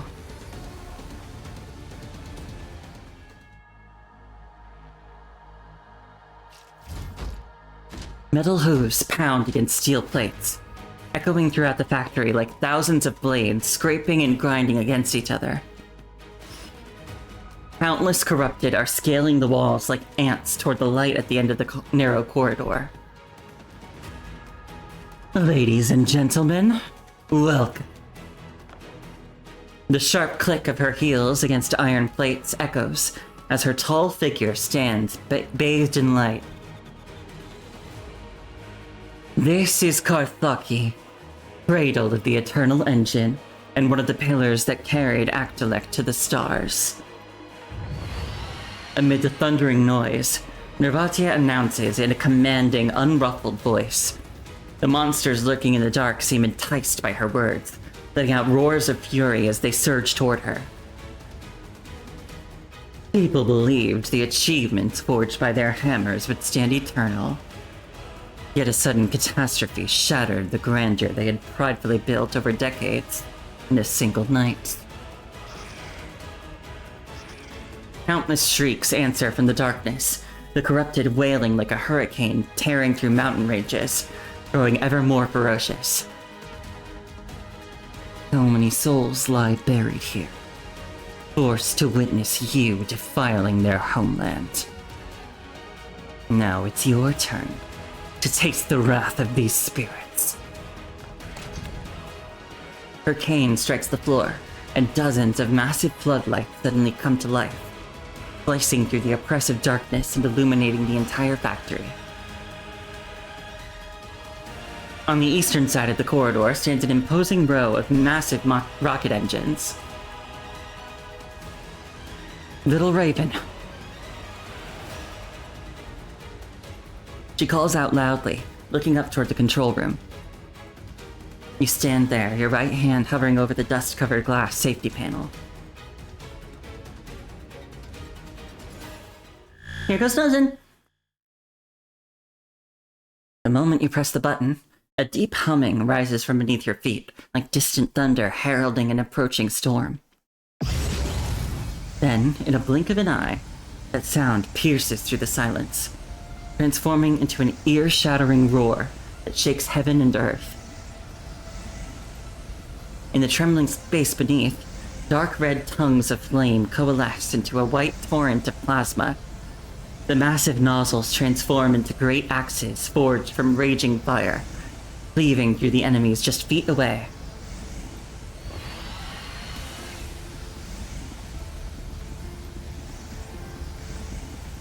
Under the colossal force of the flame, thousands of corrupted are incinerated in an instant as they burst into brilliant white light before melting away into nothingness.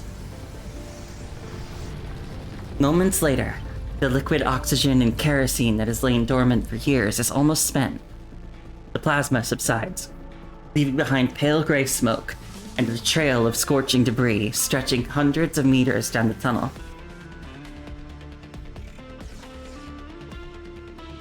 Nervatia! You race down the long staircase, waving away the intense smoke in front of you as you search for any sign of your companion.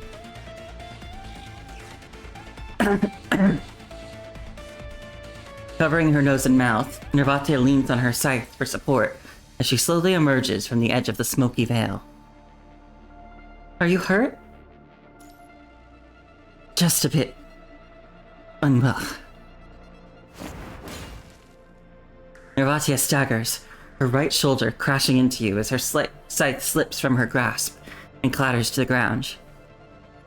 Her skin is burning hot. Sit here and rest for a moment. I need to examine you. The construct. I already ran a self-diagnostic. I'm fine. Shaking her head, she whispers. But you're trembling. Fine. Okay.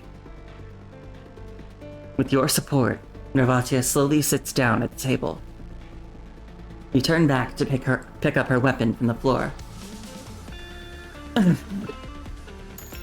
You hear a trembling groan behind you, followed by a series of sharp clattering noises.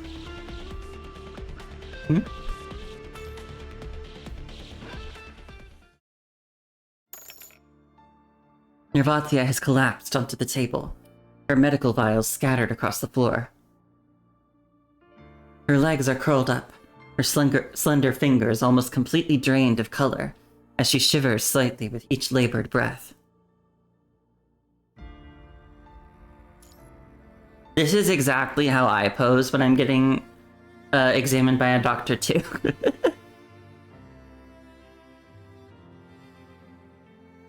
You move closer to quickly examine her trembling, exhausted frame, but you find no obvious external injuries. There are no external injuries. She's got PTSD. 'Tis an ailment of the mind. Her mind might be infected. In an instant, an endless hum surrounds you like raging waves. The moment you connect with Nervatia's mind, you immediately sense something wrong within. There are no signs of punishing virus infection, which means your mind beacon is useless here. Cold and desolate, the complete stillness sends chills down your spine. A massive vortex hangs at the center of this unnatural calm, its twisting and expanding boundaries devouring any thoughts or intentions that dare to approach.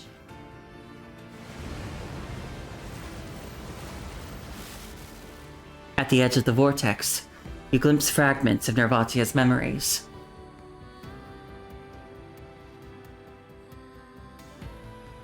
Little Raven.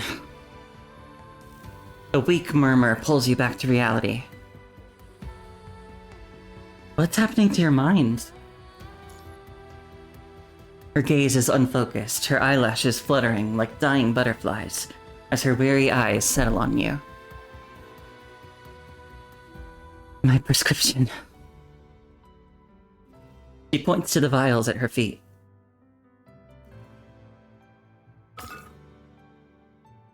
She weakly opens her arms, glancing down at the blue device on her chest before looking back up at you.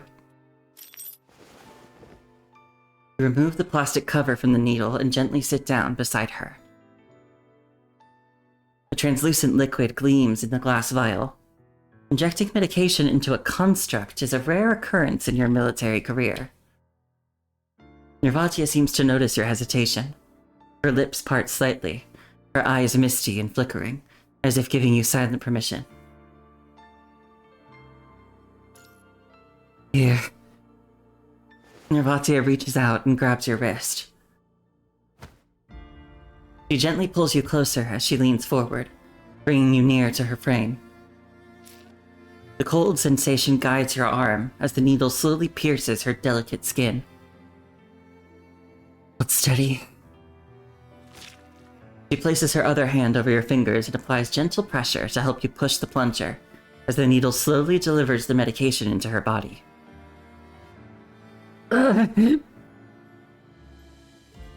She grits her teeth, but a sharp, anguished cry still escapes.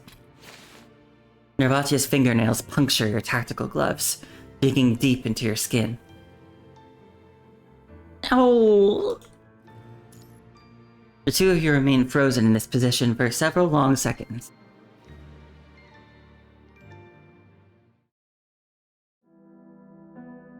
She suddenly releases her grip and slumps backwards like a deflated balloon before letting out a sigh of relief. Thank you, little Raven.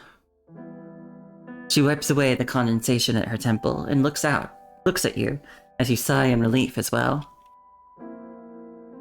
Nervatia, I just connected to your mind. Found a mess that rendered even your mind beacon useless, right? Saw a vortex. Is that related to your symptoms? The Council's brilliant minds often say that construct tech is humanity's greatest invention this century. It has eliminated physical suffering and freed us from the fear of time and old age. But there are those in this world whose physical wounds inflict merely a fraction of the agony their minds do. No matter how brilliant this greatest invention is, it cannot shed light on the vortex within their hearts. I am one of those people. An impenetrable shell, housing a terminal case of mental health issues. The construct operation didn't cure your condition. She slowly pulls herself up, speaking with an unsettling casualness. Sometimes it's triggered by a violent explosion, other times by an ordinary argument. Any trivial aspect of daily life can set it off.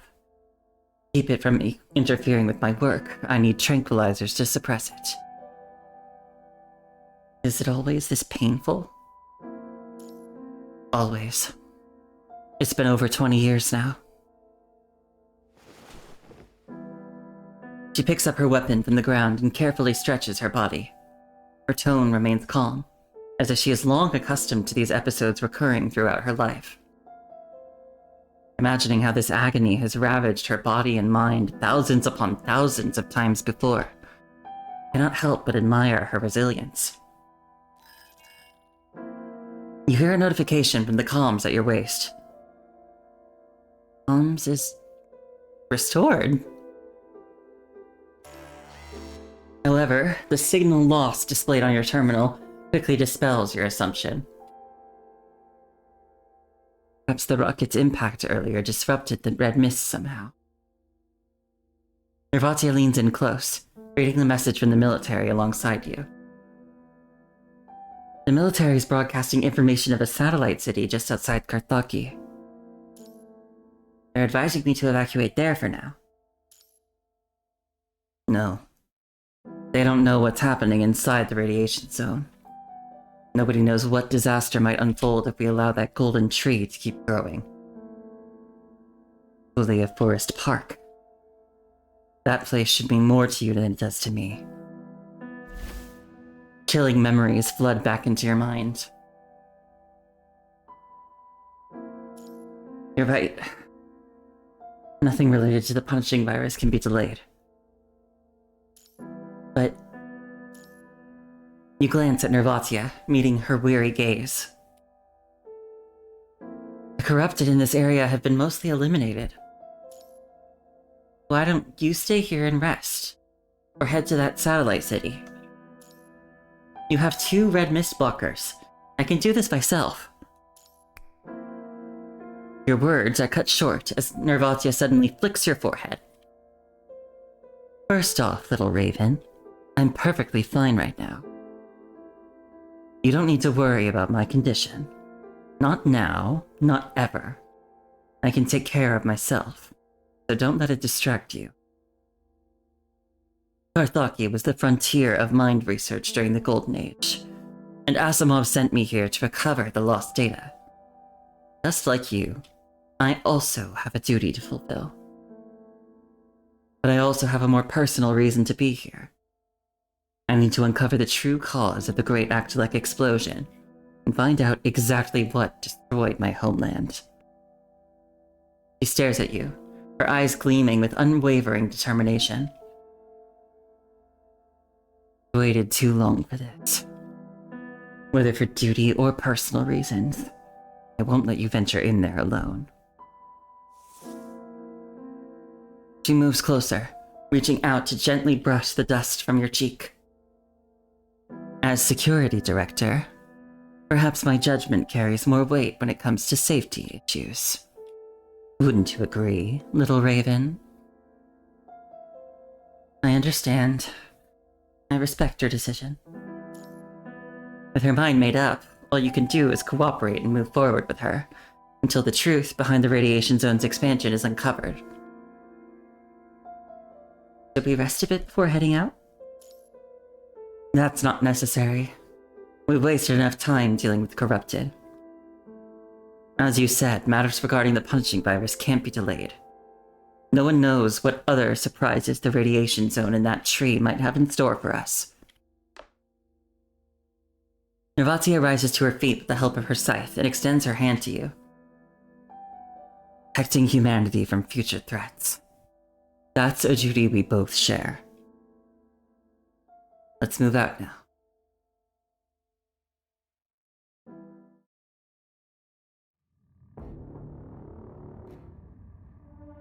Outskirts of the Carthage radiation zone. Meanwhile... Ah! The metallic ring of clashing blades reverberates in the air, followed by blood-curdling screams that echo through the dense forest.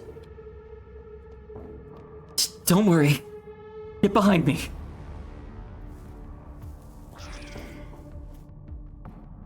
Two corrupted stalk closer through the lingering mist, like specters lurking in the night, their metal skulls emanating a dark red glow.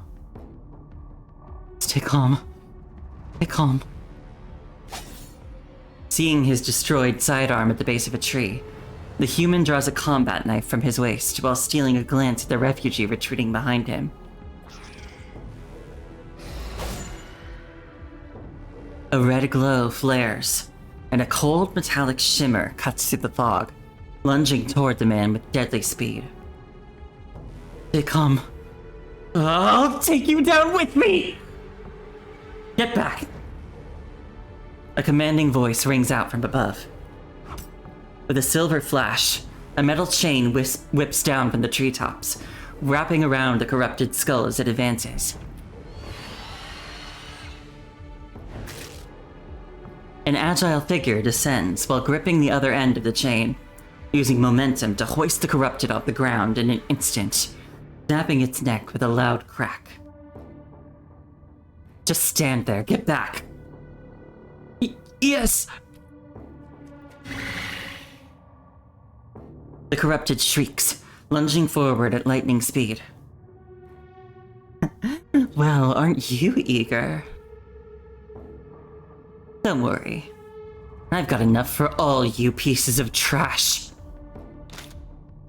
Time seems to slow. Dust particles hang suspended in the air as she faces the deadly blade mere inches away. She raises her weapon and, in a split second, as the creature's head locked in her crosshairs.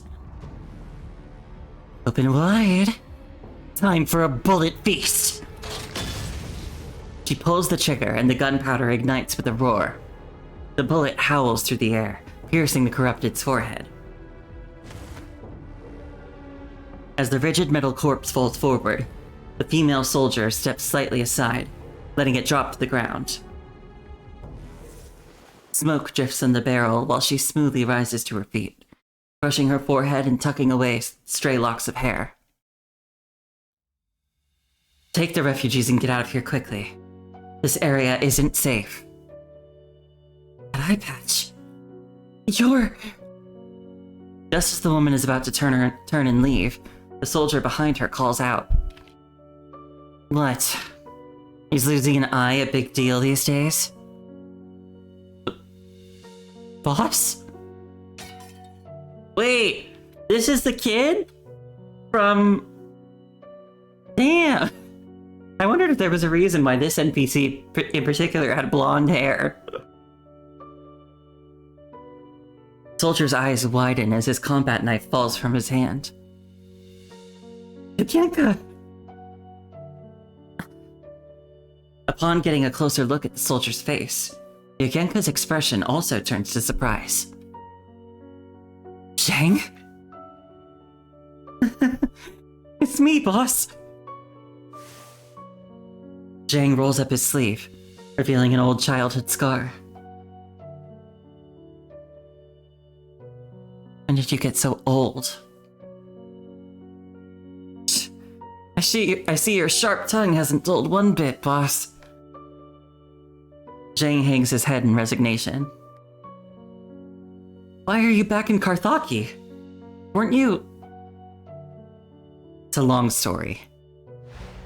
She glances at the mist spreading around them. This isn't the time for reminiscing. Why did the red mist suddenly spread? What's the situation in the satellite city? I'm not sure. The red mist suddenly spread from across the river last night. The corrupted are everywhere, and we've lost contact with Babylonia. Corrupted were hiding in the fog and attacking aggressively. Some government units were scattered and are now mixed in with refugees nearby, so I'm here to escort them back. So Carthage is now isolated by the punishing virus. Yugenka furrows her brow. There are probably several thousand people in the satellite city now, including the refugees and scattered troops. Our forces can barely defend ourselves, let alone break through with all these people. The good news is that the red mist on this side of the river is quite thin, so it's not lethal yet, at least. Who knows what's going to happen next? Carthage is too dangerous now. Are you still planning to go back? Hearing her question, Zhang pauses briefly before smiling with resignation. Boss, I'm a Carthagian through and through. Does the satellite city have high-caliber sniper rounds and serum? There are more enemies than I expected, and I need to restock my supplies. We do have those, but... Coming back with you, then. Before Zhang can finish, Yugenka is already on the move.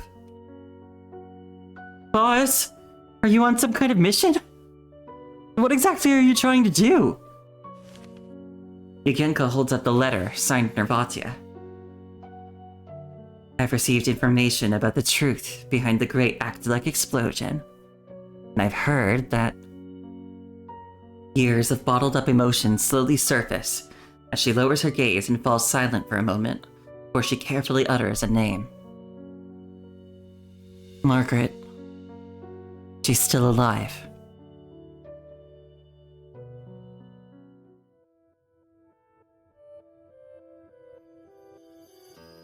Okay, I think I'm gonna be right back. I would like to go to the bathroom. But yeah, I'll be right back after that. See you soon, everybody.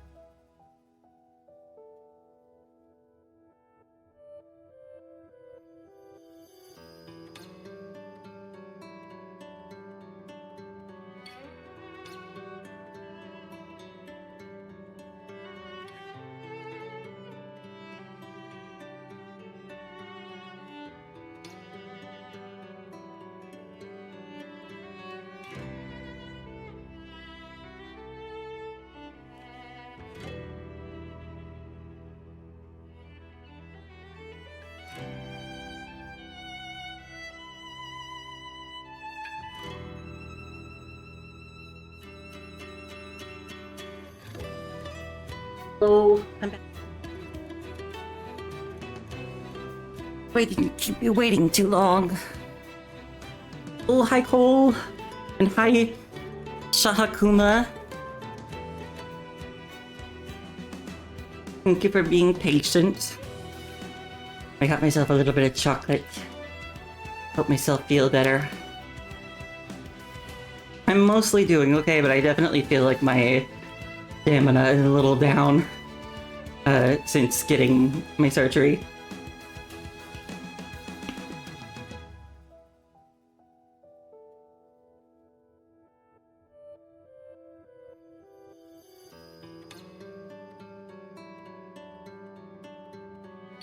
Let's see if maybe we can get to like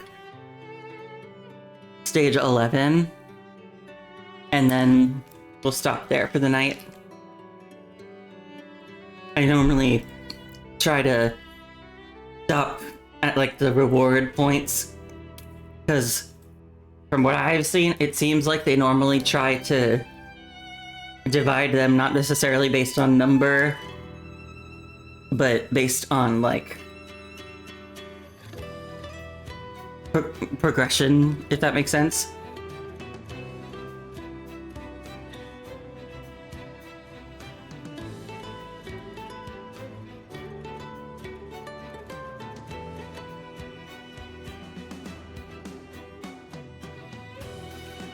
So 11 would be like roughly the halfway point.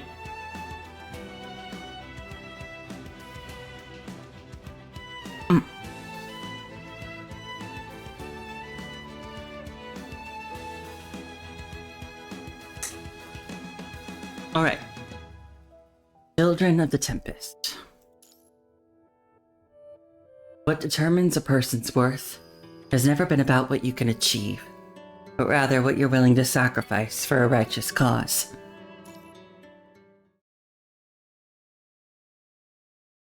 Arthaki Experimental Secondary School. 2162. Post-pandemic age.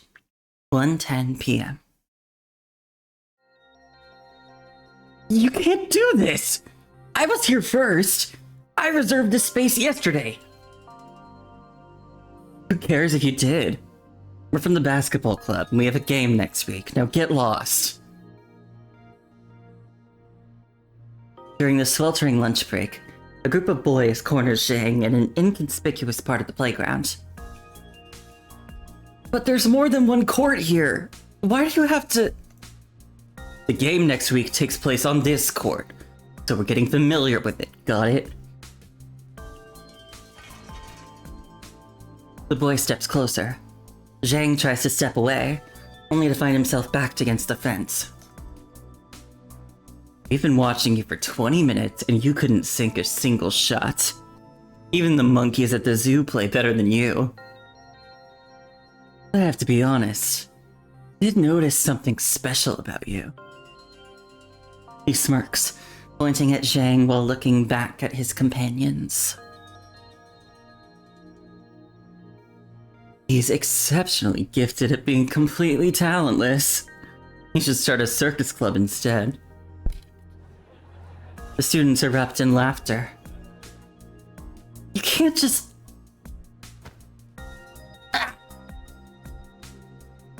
A stone flies out from within the group and strikes him. Oh damn, they're getting biblical. Zhang instinctively raises his arm to shield himself. With a sharp smack, a bloody gash appears on his forearm. And from thence came the scar. Enough talking. Oh wait, enough talking, loser. Get lost already. The jeering students swarm around him, shoving him back and forth like a ball. Know your place, ringmaster. Apologize and beat it. I didn't do anything wrong. The rules say everyone gets to play. What a stickler for rules. No wonder you don't have any friends. So soft and weak. That's why you always have to tag along with someone else.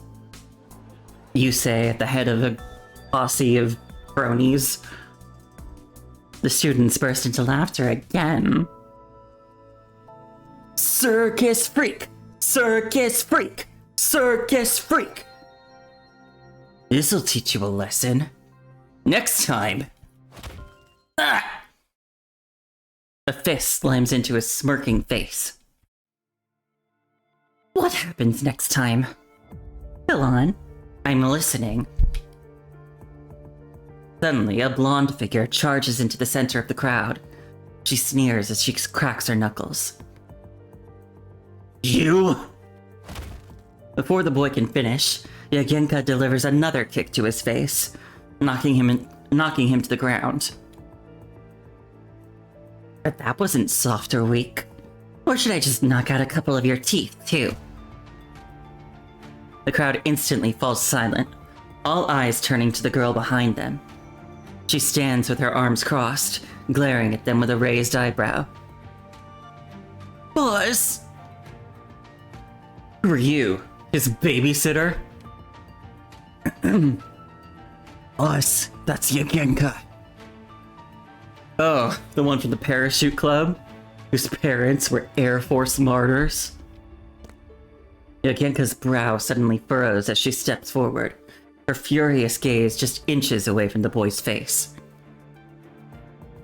Mention them again, and I promise I'll knock you down so hard you'll be flying through the air. Let him go and crawl back to whatever hole you came from. She glances at Zhang, who's clutching his injured arm.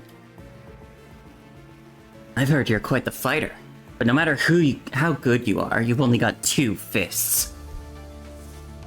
He waves his hand and several more boys approach, their imposing figures casting a united shadow over Yagenka. The credits for the long-distance race should have been ours. Thanks to you, we might lose our shot at being titled the Dominic Patrol now. So? Why is it my fault you're trash? Yagenka scans the crowd with disdain, loosens her collar, and slowly rolls up her sleeves. Is this everyone? Do you need some time to think about how to explain to your parents why you're going home looking like a bruised mess? Together! Get her! Stop! A sharp, commanding voice calls out, stopping everyone mid-motion. Yagenka, are you getting into fights again? Margaret, what are you doing here? Doesn't the basketball club have a game next week? How are you going to explain to the coach in your school, or to your coach in the school if someone gets injured? Nervatia walks directly to Yagenka's side, silently signaling her to step back a little. Aren't you the transfer student? Scout groups engaging in brawls constitutes a serious violation that could disqualify you from tomorrow's final assessment. The pre-assessment rally is this afternoon. Do you really want to become the school's laughingstock at this critical moment? Nervatia speaks rapidly, clearly not wanting to leave them any room for argument. Leave now and we can pretend we didn't see anything. Otherwise, you can forget about your game and say goodbye to any chance at the Dominic Patrol title. Oh, and Major Lee will make sure each of you gets a beating. Hearing Nervatia's warning, the boys exchange glances before all turning to look at their tall leader. You parachute and circus freaks got lucky this time. The boy tries to glare at Yagenka, but withers under Nervatia's stare. We're leaving. Oh. He turns and walks away with a sullen pout, and the others gradually disperse behind him. Now who's the coward?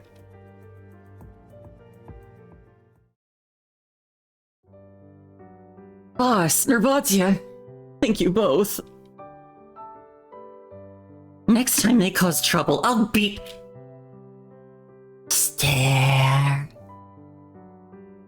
Feeling the gaze boring into her back, Yagenka suddenly goes quiet mid-sentence, nervously twirling her hair around her finger. Uh, I'll find Major Lee. Are you hurt anywhere else? Do you want us to go with you to the infirmary? I'm fine. It's just a small cut on my arm. I can go to the infirmary by myself. I'll head out now. Thank you all. Margaret waves goodbye, and they watch as Shang walks away. So, I could have handled it myself, but I should still think. Don't bother. Nervatia suddenly turns away. 3 of us belong to the same patrol. I don't want our group's evaluation to suffer because of one person. I refuse to fall behind the others. That she walked away without looking back, leaving Yugenka and Margaret standing there in stunned silence. Nervatia. Margaret glances at Nervatia's retreating figure, then at Yugenka beside her. In the soft afternoon light, Yugenka's pale yellow bracelet glints brightly. Yugenka, have you and Nervatia made up yet? Have you apologized to her?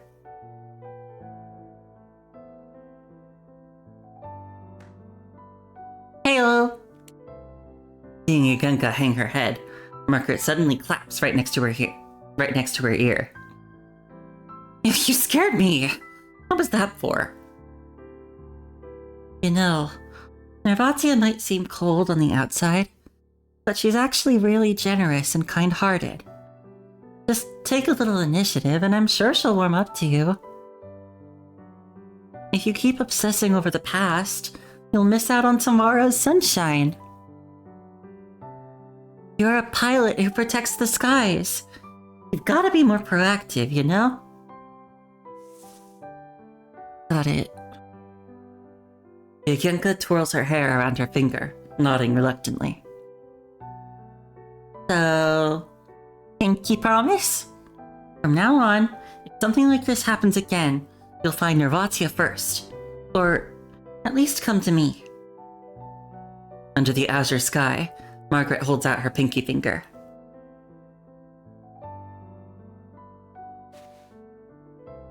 Yeah. Pinky promise. Aw, that's cute. Karthaki, 3 p.m. The setting sun bathes the spires of Karthaki Research Institute, casting a magnificent shadow across the Unity Square below. Nearly 1,000 young students gather beneath. Since the Institute normally prohibits public entry, most are visiting for the first time, their faces alight with excitement as they take in the spectacular surroundings. Whoa, it's so tall and big, like a super duper chocolate bear. Oh, chocolate bar, not bear. A super duper chocolate bar. I just got inspired. I'm gonna try making one tonight. That's the Alliance Heritage Monument, Margaret. We covered it in Cultural Studies yesterday. Oops. I was too busy thinking about what fruits to use in my cake during class. Yugenka lets out a resigned sigh. It's shaped like a fountain pen, representing the scientific community of the entire Actolic Commercial Alliance. It commemorates how they transformed Karthaki from ruins into a global technological hub. See the inscription on it? Yugenka points to the side of the monument. Margaret shades her eyes with her hand and looks up. For a better tomorrow. Oh, I remember now. That's what's written on the first page of the Scout Handbook. Yeah. It's also Karthaki's motto. She smiles, scanning the air around them. Where's Nervatia? She was chosen to be part of the staff. He's probably helping backstage right now. Chosen. Yagenka glances at the 3 connected seats she fought so hard to secure and lets out a sigh. She's always stealing the spotlight. Guided by the staff, students begin taking their seats. Soon after, a tall figure emerges from backstage and steps out onto the spacious podium. Scouts, our rally is about to begin. Please maintain silence. The familiar voice echoes across the square as the audience gradually falls silent. Now, please give our keynote speaker a warm round of applause. This is Comrade Gregory, a distinguished worker who has served honorably on Karthaki's industrial front lines for 30 years. Oh my god. It's an ordinary guy. Thunderous applause fills the air as a tall, thin man with deeply weathered skin slowly makes his way to the podium. Esteemed scouts, comrades from all sectors of society, good afternoon to you all. His voice is powerful, yet tinged with nervousness, his fingers repeatedly brushing against the oak panel of the lectern. Looking at him, one cannot help but think of an ordinary, middle-aged everyman. Actually, I wasn't supposed to be the one standing at this podium today, but my old liver condition flared up again 2 days ago. When I opened my eyes, the doctor informed me that I have less than 2 months left to live. As a worker, I understand that the true measure of an endeavor's greatness lies not in its glamour, but in its ability to withstand the trials of time. So, in what little time I have left, I wish to make a final contribution to the cause I hold so dear. Well, if this is when the punishing virus outbreak here happens, you might have even less time to live. I'm sorry to break it to you.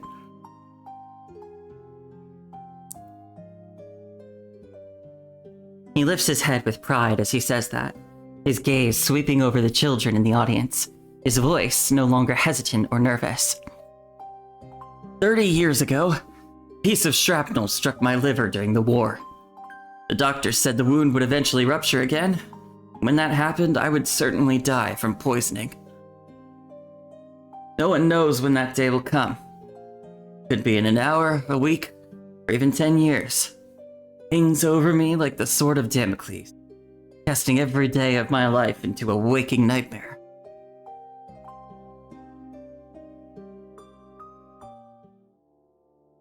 Couldn't see any meaning in such an existence. And one day, Aktelek launched their plan to rebuild Karthaki, and I became one of the first pioneers to set foot on these ruins. Those who journeyed with me were mostly young people affected by the war. Aktelek gave us an official designation, the Karthaki Scouts. I'll never forget that bitter winter when over 400 of us scouts trudged through snow and wind to lay a narrow-gauge railway across the river bridge, carrying steel and wooden planks on our shoulders. A snowstorm had plunged Karthaki into minus 30 degrees. To ensure the Karthakians had access to coal and firewood, we worked around the clock, fearing that even a moment's rest might leave someone suffering in the cold. We completed it, and I collapsed from exhaustion. When I opened my eyes, I beheld an enormous fireball soaring into the sky. Its flames cut through biting snow and wind, shining even brighter than the sun itself. I later learned it was Alliance 10, a rocket built by the Karthakians themselves. Countless tons of steel and fuel had traveled along the tracks we laid, carrying the Golden Age's ambitions into space. In that moment, I finally understood the meaning of life. To live and to labor. These are what bind you and me together in our struggle for one magnificent dream. In our collective struggle, even the humblest achievement becomes noble, and even the smallest individual becomes sublime. 10 years ago, The youth and workers of Carthage once again defied mockery and doubt from the outside to successfully overcome the energy conversion challenge of the mind, completing Carthage Reactor number 4. He sweeps his arm through the air, turning to look at the towering structure behind him. Today, it still roars beneath this building, sustaining the daily needs of 35,000 Carthaginians. Comrades, what a magnificent achievement this is. And very, very soon, that magnificent achievement is going to blow up. We used to live within this golden dream, until 1 year ago, when the punishing virus descended upon our world. It has destroyed our modern way of life, and brought unprecedented war and death to the entire world. Humanity, our civilization, now stands at a crossroads unlike any we've faced before. Comrades, the enemy we face is formidable, but it is not invincible as some nihilists would have you believe. These past few months, we have successfully halted the punishing virus's advance in both the Atlantic and Kowloon. So what if we've lost our technology? We created it, and we can just as well shut it down. As long as our spirit of unity and sacrifice endures, the Golden Age isn't over. We will weather this storm together. What determines a person's worth has never been about what you can achieve, but rather what you're willing to sacrifice for a righteous cause. My dear young scouts, your parents' generation and mine fought and bled to create the beautiful world we have today. Today, that same sacred duty falls upon your shoulders. We will not allow the punishing virus to advance one step further. We will continue to live brilliantly and labor passionately for everything we hold dear. For a better tomorrow! Gregory raises his arm high, and the square erupts in thunderous cheers. Enthusiastic students rise to their feet, paying respect to the tearful old worker on the stage. Whether or not they fully grasp Gregory's speech, the students have undoubtedly recognized the dramatic shifts of their era, and felt a sense of purpose through his words. They are no longer individuals, but a community bound together to live and labor. It seems that every person, every small effort, can influence the course of history. Of course, some do not buy into this fervent idealism. More propaganda. Can motivational speeches defeat the punishing virus? I was hoping to see Colonel Pavlov and hear about actual combat. Hey, you there, watch your mouth! Since when were you sitting behind me? I'm just saying, all this propaganda is useless and stupid. People don't live just to suffer. So, got any brilliant insights to add?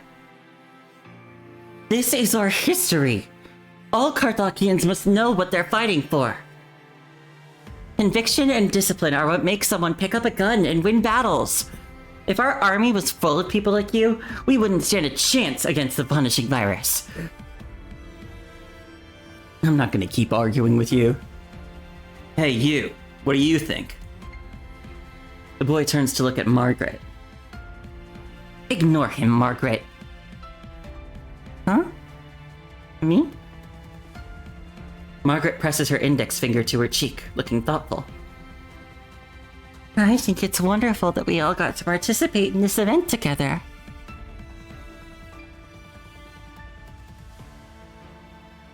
That old man has lived through so much. If this was what he wanted to share at the end of his life, we must think it's really important. Aren't we missing the point if we're fighting over something like that? Margaret smiles as she gazes toward the distant podium. As the applause gradually subsides, majestic string music fills the air, signaling the start of the rally's performances. The children turn toward the stage in unison, where a red flag waves proudly in the breeze, emblazoned with the motto of their era. For a better tomorrow.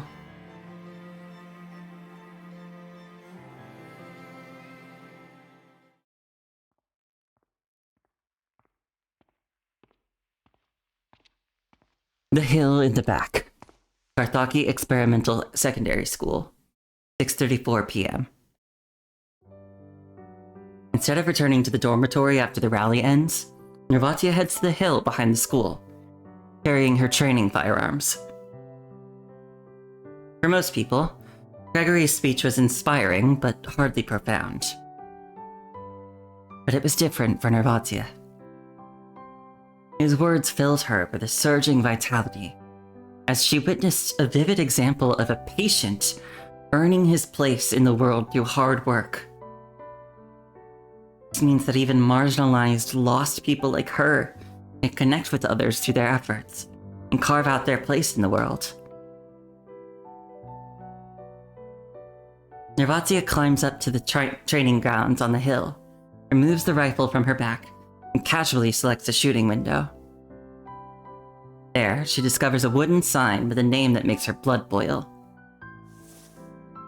Stop trembling. The target won't... Stop trembling. The target won't pity you. Yagenka, highest scoring shooter on this range.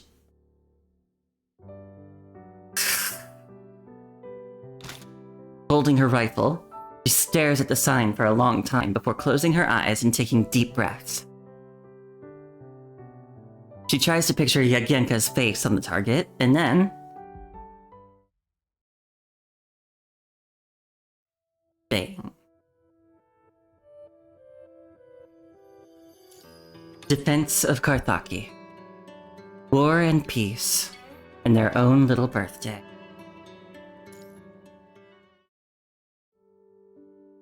When Nervatia returns to the dormitory, it is already late at night. The building is quiet, with only the occasional rustle of leaves in the breeze outside. Nervatia moves silently down the hallway and carefully pushes open the door to room 303. Room is pitch black. She looks at the bed by the window and finds it empty. Margaret? Only the sound of the wind outside answers her. Margaret, a heavy sleeper, should have been in bed by this time. Surrounded by stillness and darkness, Nervatia's mind drifts to the hospital ward she has just left behind. She unconsciously grips her sleeve, a dull ache spreading through her troubled heart. In the blink of an eye, the lavender scent of the dormitory seems to transform into the biting smell of disinfectant. A sense of unease begins to creep through Nervatia's mind. Her breathing quickens, and her knuckles turn white and ache from how hard she involuntarily clenches her fists. Suddenly, she hears soft footsteps behind her.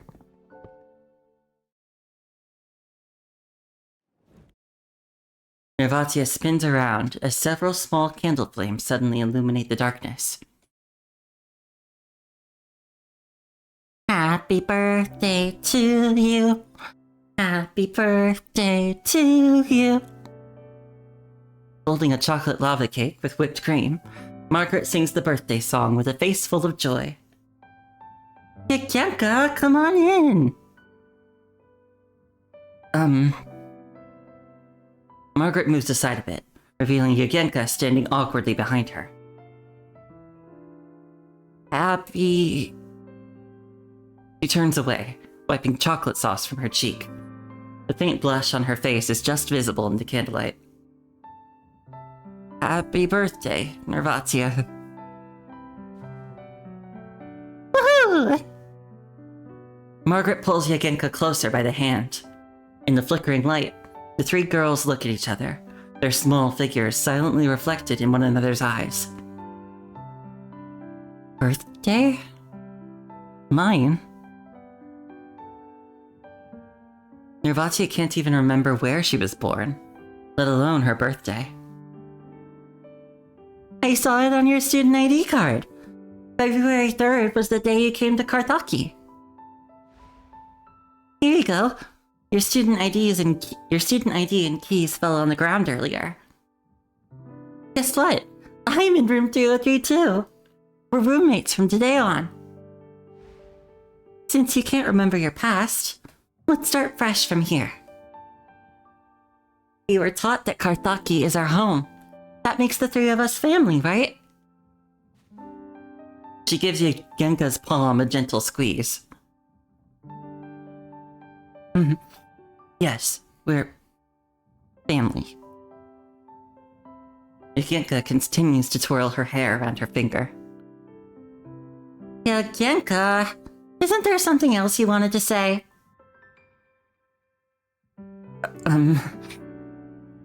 Nervatia, I was quite mean to you before, so I just want to apologize. I'm sorry. So, this cake, I was the one who... Watching Genka's face turn comically red with embarrassment, Nervatia can't help but burst into laughter. Why are you laughing? I'm being serious. It's fine. You don't have to apologize, because... With a wide grin, she casually pulls a wooden plaque from her pocket. Stop trembling. The target won't pity you. Genka, highest scoring shooter on this range. I swiped your first place, too. My sign? Who let you take it? Genka reaches out to grab it, but Nervatia steps back. The two begin chasing each other in circles around Margaret. So, are we even now? She stops first, asking with a smile. Definitely not. My first place was worth way more. What nonsense. In the late-night dormitory, the girls' laughter gradually swells and melds together. We'll settle the score at tomorrow's final exam. We're a team, so don't go playing hero just to steal my thunder again. Alright. We can worry about tomorrow when it comes. Time to make a wish and blow out the candles. Margaret places the cake on the table and pulls Nervatia in front of it. Nervatia wipes her hands and looks toward Genka and Margaret, who both nod back at her. I wish. Nervatia presses her palms together and bows her head slightly. Just then, she hears a muffled sound from outside that is almost lost in the night breeze.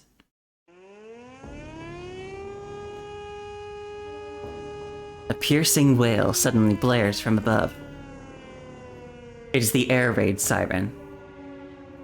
A drill this late at night? Wait. There are 3 red lights. This isn't a drill. Attention all scouts. This is the District Command Center. An emergency combat alert is in effect. We repeat, an emergency combat alert is in effect. Carthage is under attack from Corrupted. This is not a drill. All units report immediately to your designated assembly areas. We repeat, Carthage is under attack from Corrupted. This is not a drill.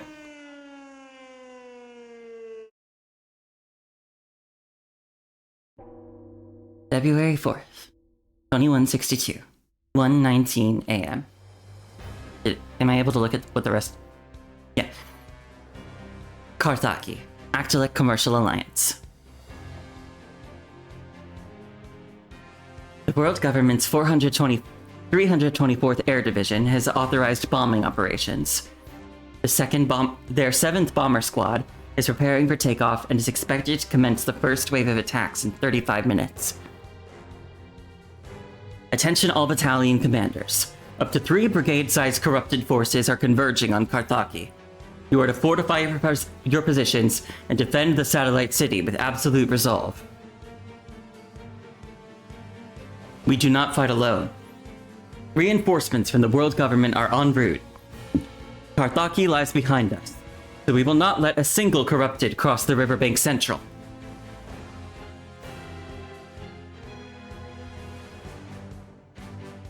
Forward Command Post, Carthage Satellite City. The 2nd and 3rd Battalions forward units have also engaged the corrupted in Sector K-21, with approximately 8% casualties. The 1st Battalion in Sector K-22 has been hit by airborne corrupted drones. Their defenses have been breached, with scattered corrupted landing in the river, though none have yet attacked the ports in the satellite city. Colonel Pavlov, Captain Zana can't hold out any longer. He's requesting immediate air support to eliminate the aerial threat. No. Low-altitude engagement will risk infecting the aircraft with the punishing virus. I cannot take that chance. We have no reserves left. If we don't regain air superiority, 1st Battalion will be in grave danger. We sent so many troops to protect Aslam, but the train won't spare even a single person when we're in trouble. Fuck the Ashlar family. Tell Zana there will be no air support. She'll hold the line if her soldiers fall, and I'll take her place if she falls. Pavlov shouts fiercely, drawing his sidearm as if ready to make good on his promise at any moment. Comrades, may I ask if rotorcraft without smart components be vulnerable to punishing virus infection?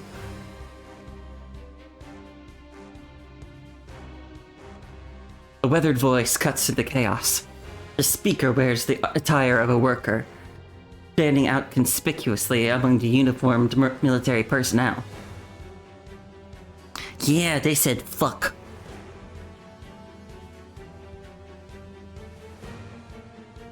Comrade Gregory, the satellite city is dangerous right now. You shouldn't be...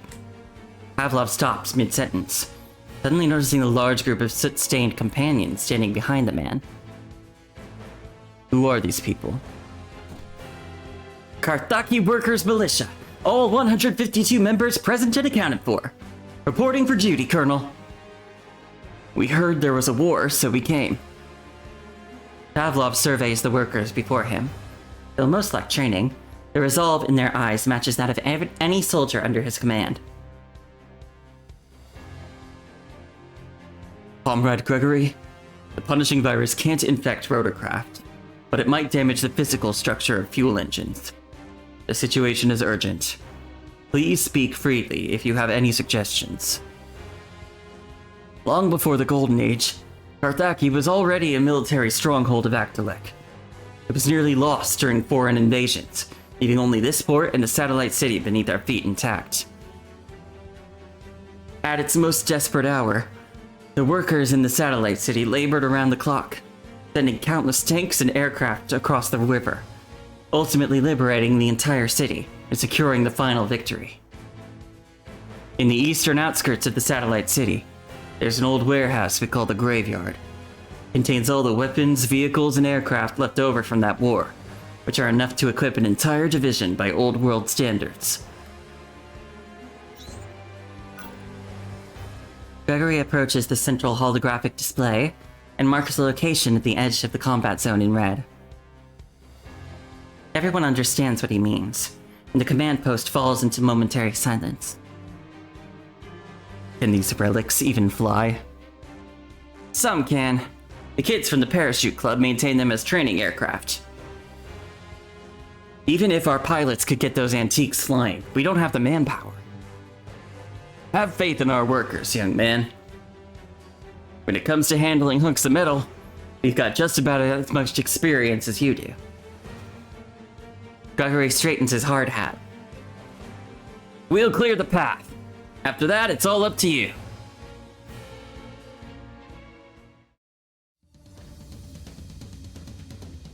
Sector K-22, Karthaki Satellite City, 4 February 62, 1:33 a.m. Captain, we've got another wave incoming. About 200 pilgrims and 30 harvesters. Enemy forces have broken through the minefield and entered the valley. Now's our shot. Detonate!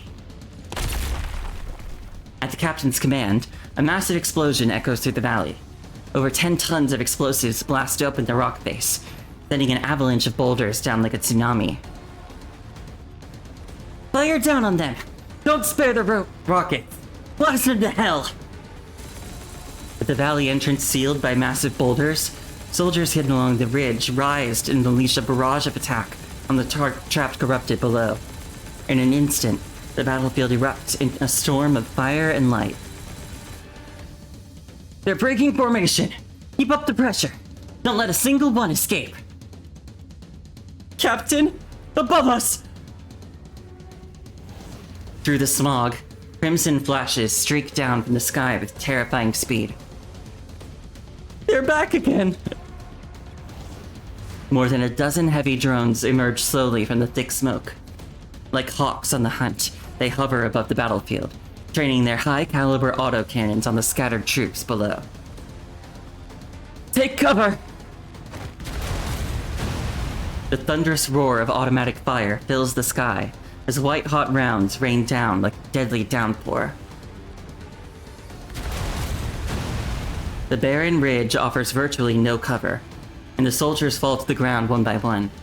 Those who set the ambush now become desperate prey, frantically scrambling for a way out. You bastards! Zana raises her weapon, aiming at the war machines harvesting her comrades' lives. She pulls the trigger, but the bullet only leaves a shallow scratch on the drone's armor. Look over here, damn you! With the courage of a dead woman, she roars and keeps pulling the trigger, repeating her futile attempt. Several drones notice Zana, abandoning their previous targets and turning their guns on her.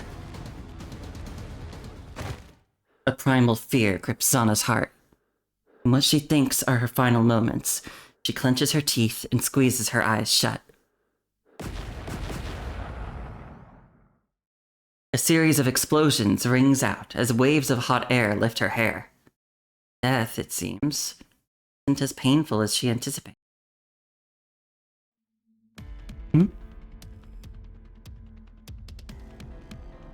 Zana opens her eyes to see 3 vintage fighter jets adorned with red stars soaring overhead. Firing high explosive incendiary rounds, they charge into the swarm of enemies. It is an unimaginable sight. Machines from 2 centuries ago are taking to the skies once more, locked in deadly combat with their technological descendants. Friendly forces! Air support has arrived! All units, support the jets! Launch the counterattack!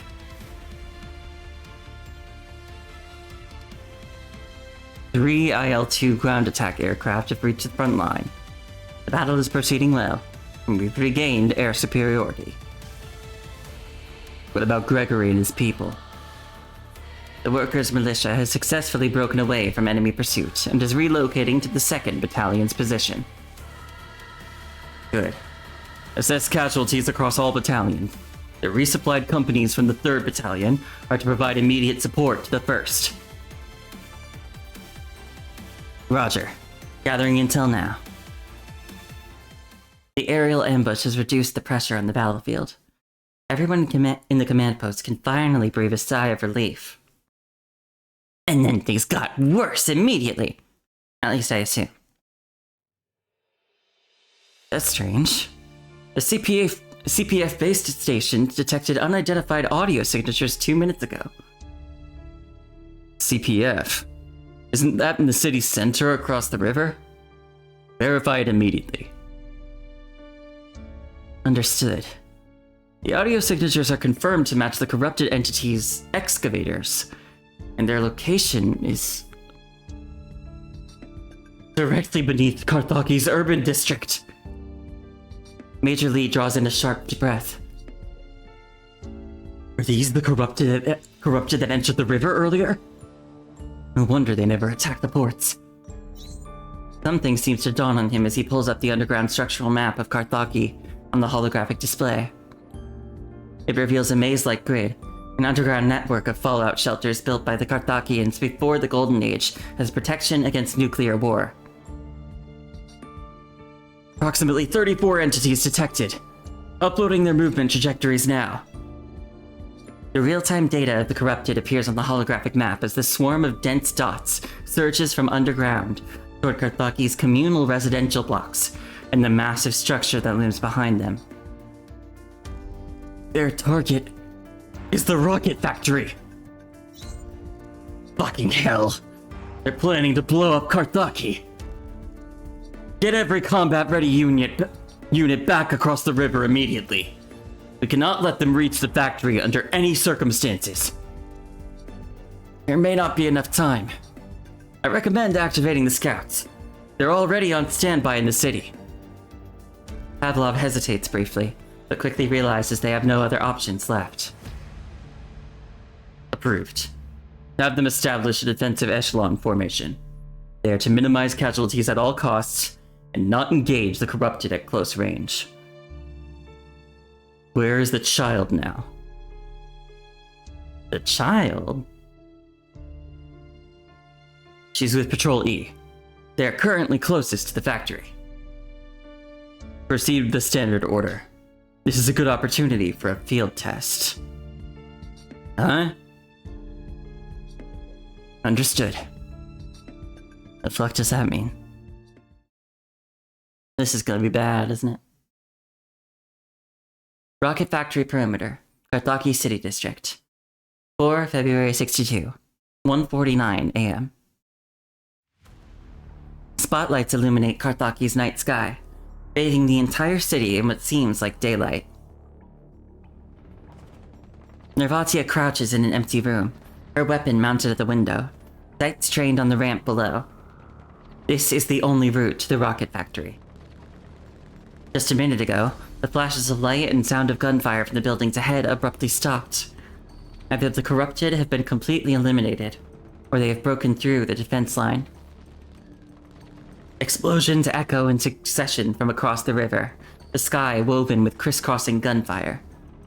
Even from this distance, she can imagine the brutality of what's happening on the front lines. Catching the scent of cordite drifting from the distance, Nervatia instinctively tightens her grip on her weapon. So this is what a real battlefield feels like. The staccato crack of gunshot pounds against Nervatia's chest like a drumbeat. She draws a deep breath, mentally cycling through every training exercise she's ever practiced. Hey, back away from your mic or stop breathing into it. I can hear everything. Are you that nervous? I'm not babysitting you if you wet yourself later. Huh? But my mic is nowhere near my face. I wasn't talking to you, Margaret. Stop picking on Nervatia, Yeganka. Over the radio, the girls' voices rise and fall in turn. They try to ease the tension of the upcoming battle in their own way. A cocktail of excitement and anxiety churns within their hearts. They are eager to prove themselves on a real battlefield, yet they also worry for their own safety and that of their companions. They're coming my way. The worst case scenario has happened. A pair of swaying red dots slowly emerge at the end of the road. She takes a deep breath, chambers around, aims at the target, and squeezes the trigger. It is a direct hit to the forehead.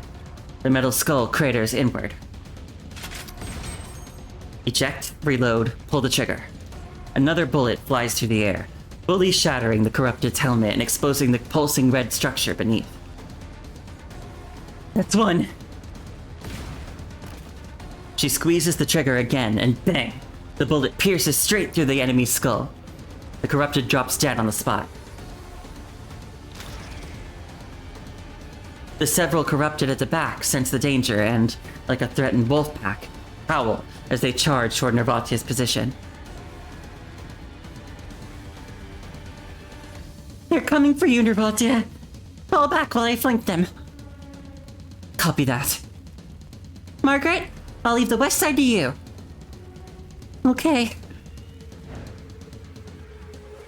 Swiftly coordinating with her teammates, Nervatia leaps onto the balcony and sprints in a straight line. The workers' dormitories in Karthaki were built along a north-south axis. To conserve resources while ensuring free housing for every family, the dozens of rooms within the building were designed to be interconnected. With a sudden outbreak of combat, many residents have evacuated, while those who remain behind have sealed their doors and windows with the help of scouts. The balconies on each floor are connected seamlessly, creating an unobstructed pathway. This allows Nervatia to reposition freely, frequently turning to fire and draw the attention of the corrupted. 2, 3. Just like shooting moving targets at the range. Hit. 4. That's it. There's nothing to fear. We've got this. The flanking maneuver proves highly effective. Within minutes, most of the corrupted have been neutralized. Oh! A blood-curdling scream erupts from below. Nervatia leans over and finds a corrupted breaking away from the pack and charging into the dormitory building on the other side. Unable to find the angle to fire, Nervatia barely hesitates before vaulting over the balcony and rushing toward it. With a fierce cry, she readies the bayonet in her rifle and charges into the room, thrusting the blade with all her might toward the corrupted's flank. Clang! The blade scrapes against across the metal plating, leaving only a scratch as it slides off to the side. The corrupted whirls around, its arm smashing into Nervatia's rifle. The tremendous impact sends both her and the gun flying as they both crash through the glass and out of the room.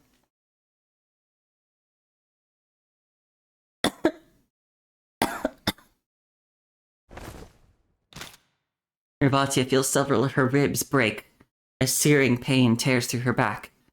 Spitting out blood, she grits her teeth and stands up, raising her rifle and aiming at the corrupted inside.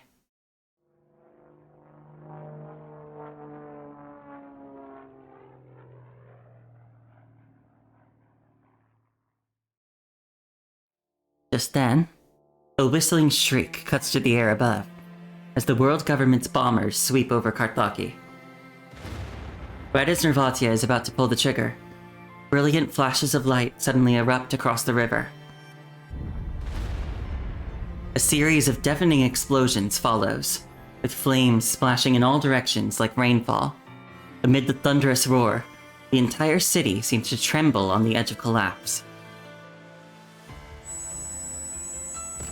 Nervatia's heart seizes in her chest as her legs give way beneath her, and she drops to her knees.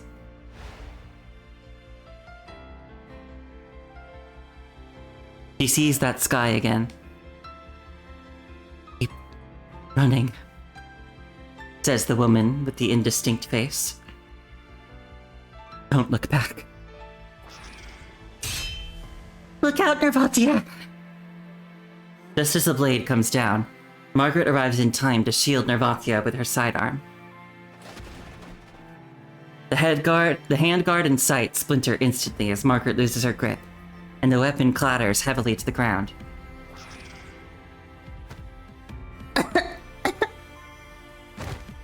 The corrupted grabs Margaret by the throat and tosses her aside like a rag doll. Margaret! Nervatia bites her lip until it bleeds as she tries to stand, but the near explosive pain pins her limbs in place, leaving her immobilized. She can only watch helplessly as the corrupted slowly turns toward her and raises its blade once more. Hey, freak!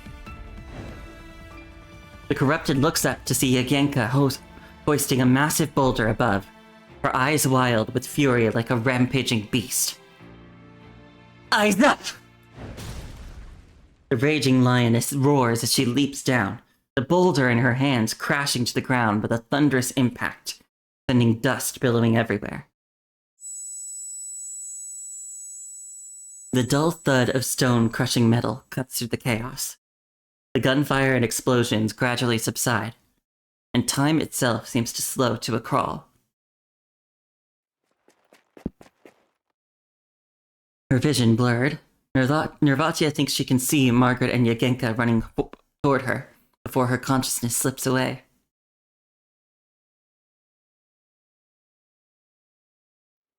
Tranquil darkness flows silently around Nervatia, slumbering her in an ocean of nothingness. Time trickles away second by second. After who knows how long, The gentle murmur of water gradually grows clearer and more distinct in her ears, while a humid breeze carries warm, moist air across the tip of her nose. A warm glow penetrates the layered shadows, caressing her cheek and awakening her dormant senses. When Nervatia opens her eyes again, the sun is slowly rising over Karthaki's horizon. The dawn gently drapes the newly silent battlefield in a veil of gold.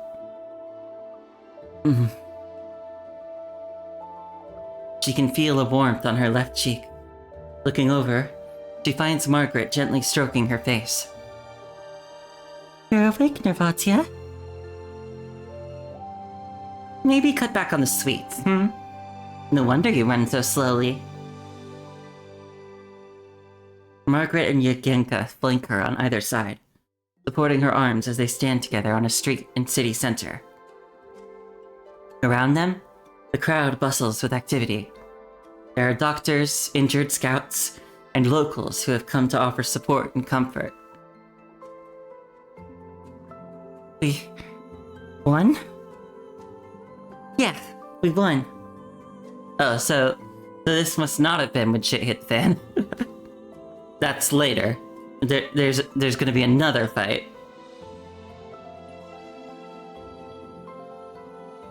The cool morning air chases away the lingering dread of battle. Some rest against bullet-pocketed walls, while others simply lie flat on their backs on the asphalt, basking in the glow of a new day. Just then, a broadcast echoes throughout the city, and everyone hears the same commanding voice. In the past few hours, Karthaki has endured an unprecedented attack from the punishing virus and suffered tremendous losses. Despite being vastly outmatched, the workers, soldiers, and students of Karthaki stood united as one and successfully thwarted the corrupted attempt to destroy our city. In our darkest hour, the workers' militia fought side by side with the garrison regiment fearlessly to turn the tide of battle. You are why Karthaki is called the City of Workers and Steel. No sooner had the words been spoken than thunderous applause and cheers erupt from the crowd. Furthermore, I would like to give special recognition to this year's Karthaki Scouts. When crisis struck, they rose to the challenge and completed the arduous task of intercepting enemy forces and defending our rocket factory brilliantly. Throughout this long night, each of you has been Karthaki's pride. You have all passed this combat assessment with flying colors. The praise instantly uplifts every scout present. They turn to each other with excited glances, their faces beaming with pride. Therefore, on behalf of the Karthaki Garrison Regiment, I hereby declare every single student in this year's Karthaki Scout program has passed the final assessment. At these words, the students erupt in celebration. During critical moments of this extraordinary battle, many outstanding individuals and groups demonstrated remarkable courage, facing the punishing virus with unwavering resolve and steadfast bravery. The Colonel's broadcast continues, and with each new commendation, the crowd erupts in victory chants. An atmosphere of jubilation and excitement radiates from every corner. Just then, a sudden commotion breaks out in the crowd in front of the three girls. Following the sound, they spot a familiar figure, Major Lee. He strides purposefully through the crowd, accompanied by several reporters carrying microphones and cameras, apparently searching for someone. Is Scout Patrol E here? Scout Patrol E! Major, we're over here! This way, found them. He exhales with relief before quickly straightening his collar and approaching them with several people following behind. What's going on, sir? Scout Patrol E, attention! The Major clears his throat, his expression turning solemn as he formally begins to read the orders. During crucial moments of this extraordinary battle, Patrol E demonstrated remarkable composure in the face of danger, successfully protecting civilians while also achieving the highest elimination count of corrupted. The Garrison Regiment Command hereby announces that the title of Dominic Patrol this year is awarded to the scouts from Patrol E, Nervatia, Yagienka, and Margaret. The three of them widen their eyes almost in unison, with looks of disbelief on their faces. People turn toward them, casting glances of amazement and admiration their way. Don't just stand there gawking. These are the world government reporters. Give me some camera-ready poses.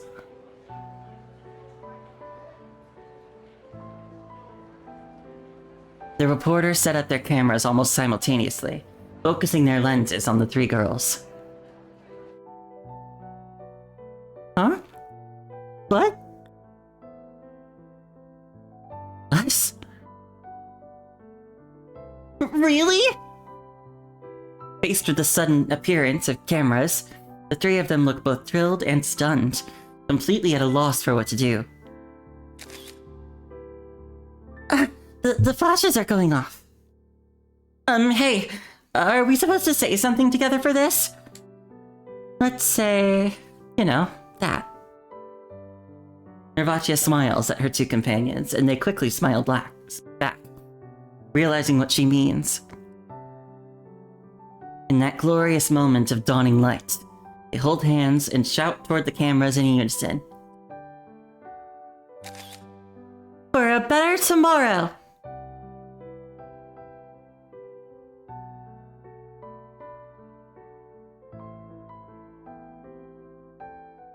Yay! A happy ending! That totally never gets worse, ever. Ooh, the background changed again. Ooh. Wait. I didn't notice. But it's been moving little by little all along. And you can see the little gold sapling. It's getting bigger.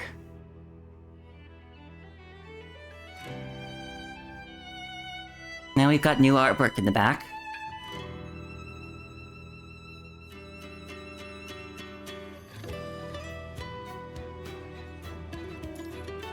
Cries by the riverbank. I belong to the Forsaken. This isn't my home. At least not anymore, sir. Now. Upon emerging from a dense forest and crossing a valley scarred with bomb craters, the dilapidated town at the edge of the riverbank is soon visible. Almost 30 years later, when tons of shit has gone down, all kinds of buildings were built in concentric rings around a broken down CPF. Shrouded in mist, the structures sway in the haze like mirages in a desert, their outlines impossible to discern clearly. This is the satellite city. The Carthaki radiation zone is across the river.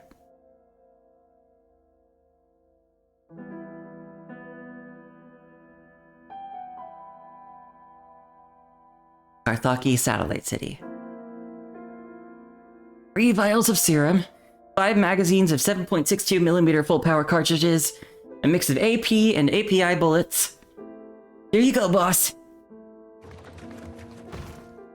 Under the dim light, Zhang slowly brings the supply cart to a stop in front of Yagenka, carrying with him all the provisions she requested. Thanks.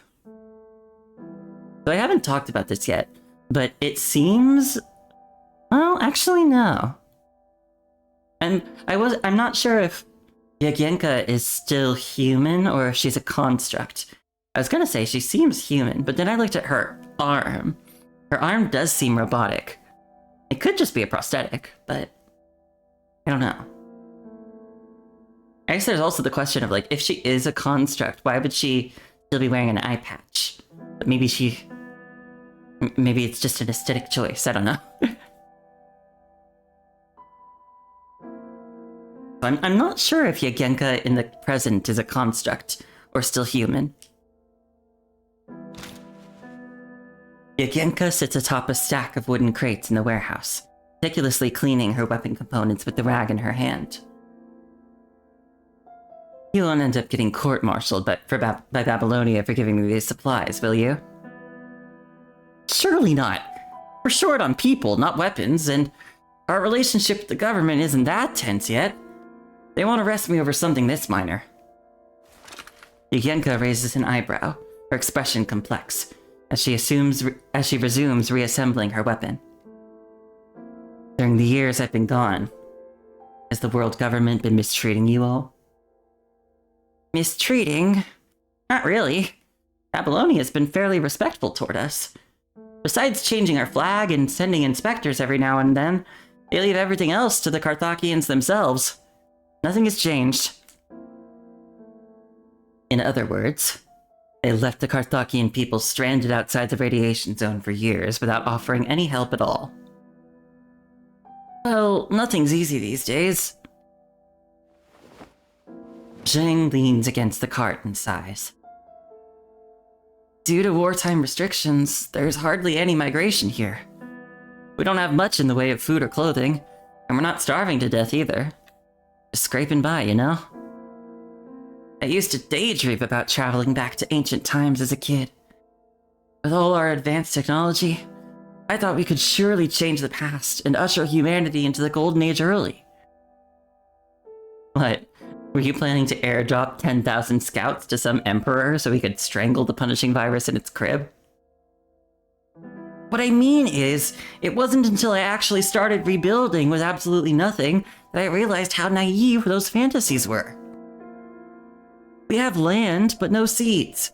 We have tractors and separators, but they're all piled up here as useless scrap metal because we can't get our hands on any oil and fuel. He glances toward the inside of the warehouse. No one's farming, mining rare earth minerals, smelting metal, making rivets. Modern industry is like a net. The entire system collapses if one strand breaks. It's only now that I realize how complex and precious our once ordinary modern lives truly were. Without resource exchange within a larger collective, no small community can survive on its own. I even think that's the most terrifying thing about the punishing virus. It has destroyed connections between people, stranded us on isolated islands, and erased the very foundations of civilization. Where did you pick up all this fancy talk? Look at you. So eloquent and sentimental now. The world is the harshest teacher you'll ever have, Zheng says with a smile, scratching his head. Now that I've taken your supplies, is there anything I can help you with in return? Oh, no need to trouble yourself, boss. We can handle the problems in the satellite city ourselves. You have your own matters to attend to, no? He indicates the letter. We've all heard about your reputation over these years, boss. The legendary Ranger of the Forsaken. You must have other important business to attend to. The Rangers are a small military group under the Forsaken. Its members, comprised mostly of elite constructs and exceptionally skilled humans, patrol the borders of the infected areas to rescue refugees and guide them to Oasis. This is who Yagenka is nowadays. I received that letter from Nervatia a few days ago. She mentioned that the Great Actolek explosion might be connected to Margaret and the Ascendant somehow. Sent here to investigate the matter, the radiation zone began to spread the moment I arrived. The, Ascendant? What did Nervatia say? We didn't get into details. The letter was full of riddles. The commander was going to ignore her, but... Who's there? Detecting nearly imperceptible footsteps behind her, Yagenka suddenly spins around and raises her gun. Long time no see, Yagenka. Oh. Oh, wait, is this Major Lee? Ah, he looks different. A haggard, towering figure slowly emerges from the shadows. Commander Lee! How did you... This is my city. Nothing you people do escapes my notice. Including, of course, the whereabouts of a certain ranger. His demeanor remains imposing as ever, but his voice now carries a weight and weariness that weren't there before. My old instructor. You still talk like someone asking for a punch to the face. I'm retired from that role now. It's commander these days. Yagenka can still see that same bottomless arrogance when she looks into his eyes after all these years. I overheard what you were saying, Ranger. You've got a mission to complete. So when do you plan to leave? That depends on whether Karthaki still welcomes me. The situation here is more complicated than I expected. I need to gather more intel first. Come with me, then. With hands clasped behind his back, he turns and walks away, his polished leather shoes clicking rhythmically against the cement floor. Where are we going? You've been gone for a while. I thought you might like to reacquaint yourself with your hometown.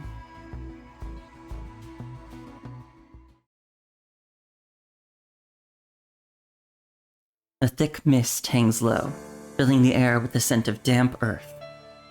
The gray sky presses down on the town and land below, creating a heavy, deathly stillness like a lead-filled coffin.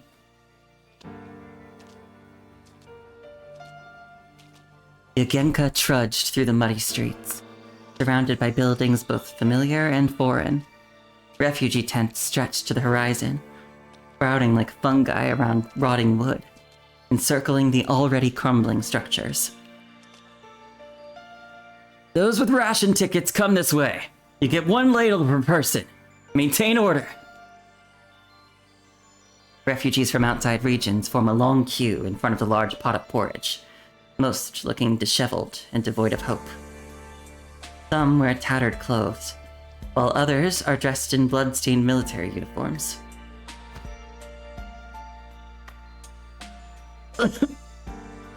Damn fog is driving me insane. Hang in there. We're running low on serum, too. The serum doesn't work.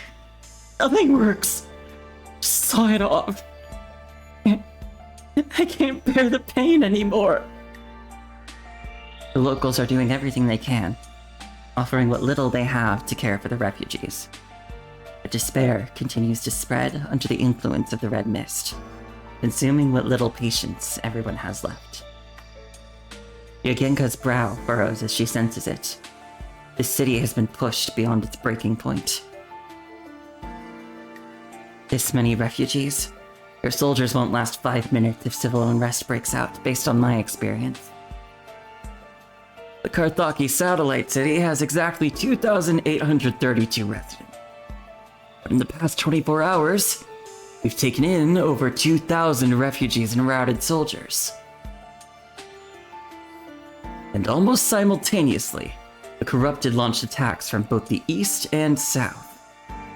Pushed them back at tremendous cost.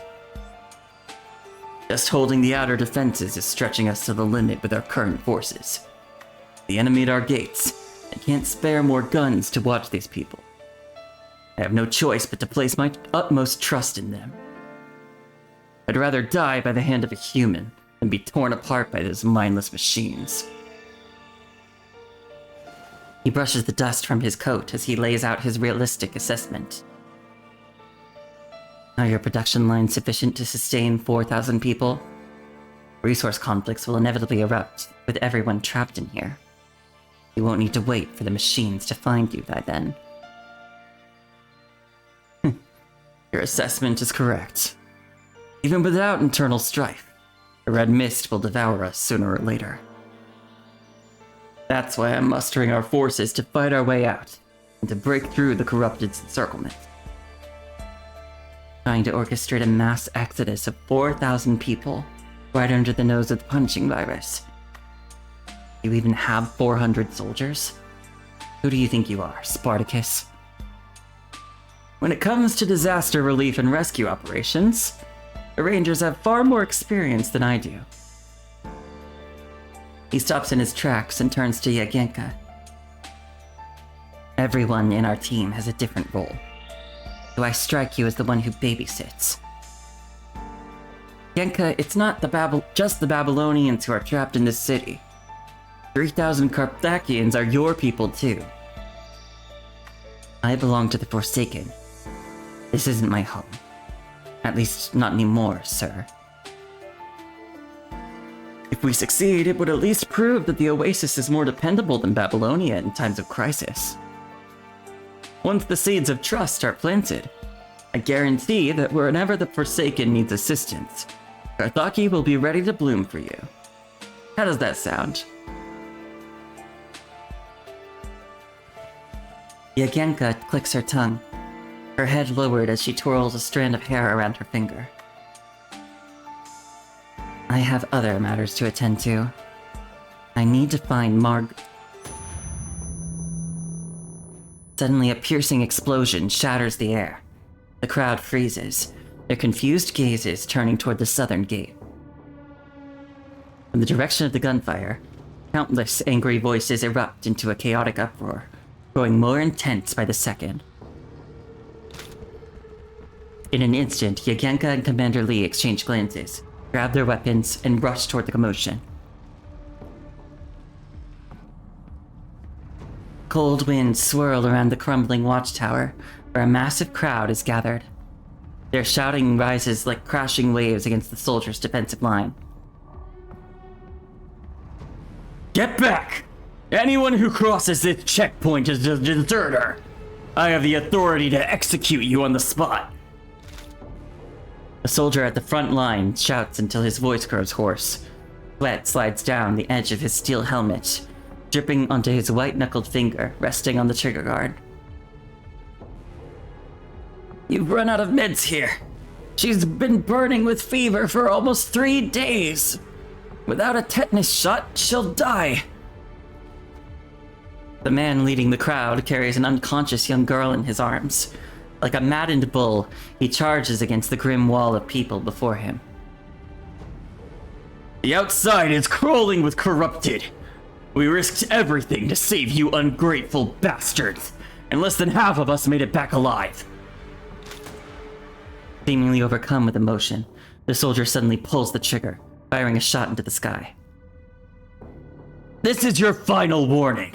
Don't force me to shoot you. He takes a deep breath and points the smoking barrel at the crowd. The clamor before him suddenly falls silent. The two opposing currents of humans freeze in a standstill. Anger and confusion simultaneously etch across every face. At that moment, the thin, stifled cry of a baby rises from the center of the crowd. Like a silver needle dropping to the floor, it shatters all silence and hesitation. Come on, then! Do it! Kill us all if you've got the guts! Fire! At that very moment, a figure darts forward, positioning herself between the two opposing groups. Easy, soldier. Just as the guard is about to pull the trigger, Yagenka precisely slips her hand between his palm and the weapon. In one fluid motion, she removes the magazine and slide stop with a click, before gripping the barrel with a sharp twist and pulling. The crisp metallic scrape, the soldier's weapon falls apart like a set of building blocks. The entire sequence takes less than a blink of an eye. Under the stunned gaze of both sides, Yagenka slowly opens her right hand, letting the barrel clatter to the ground. Control yourself. Point your gun at your enemies, not your own people. Who the hell are you? Carthaginian who left home. She turns around, looking at the young girl in the refugee's arms. How old is she? Just turned 16. She isn't sure when it started, but whenever she sees children this age, she can't help but think of her younger self. Or certain people and certain moments from her past. Yagienka gently touches the girl's cheek, feeling the scorching heat against her fingertips, as if touching a stone pulled from fire. Her brow furrows slightly. Those moves of yours. I've never seen you before. Where did you come from? Drop your weapons and submit to inspection. That won't be necessary. She's one of us. An authoritative voice emerges from deep within the crowd. Recognizing the newcomer's identity, the crowd instinctively parts to create a path. Commander! But she... Commander Lee raises his hand slightly, cutting the soldier's protest short. You're one of us now, aren't you, Yagienka? You've heard of the Ranger's exploits? Then you surely know my services don't come cheap, sir. Yagienka surveys the unease written across every face in the crowd, exhales deeply, and tucks Nervatia's letter into the deepest part of her backpack. Hi, Ellen! How are you? I hope you're having a good day.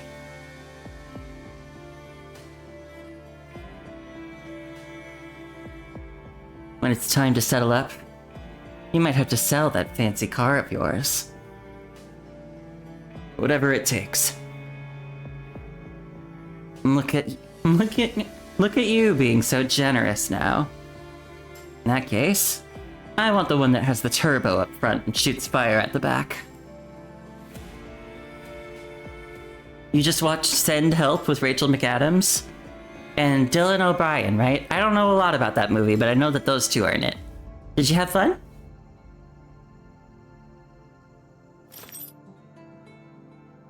Commander Lee silently removes a set of keys from his belt and tosses them to Yagienka. Which one is it? He shrugs and gives a light chuckle. They're all yours now. Oh wait, he gave her all his cars.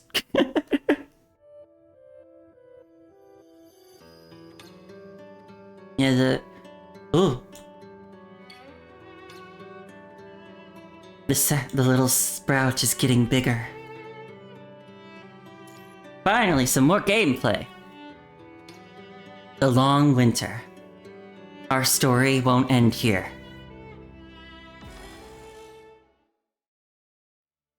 City Center, Arthaki Radiation Zone.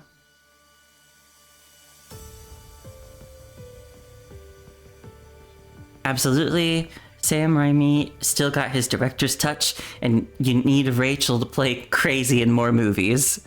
Watch it for a good time, and if you're not squeamish. I am very squeamish, so I might have to pass on this one. But I'm glad you had a good time. Speaking of squeamish, Alan, I don't know if you're aware, but I'm recovering from surgery right now. That might make it sound a lot worse than it is. I'm doing a lot better now. I had to get my appendix removed almost 2 weeks ago. Oh, you saw? Okay. Yeah, I'm doing fine. Don't worry. Still a bit sore, and I think my stamina is like a little low, but you know, I'm doing as well as I could be, I think. And I've got a little like post-operation checkup on Tuesday morning. So hopefully I'll be able to just get in there and they'll be like, yeah, you're fine. Oh, thank you. Thank you for the head pats. If I do get a full 2D model someday, I hope I can get a little head pat redeem. That's gotta be one of them.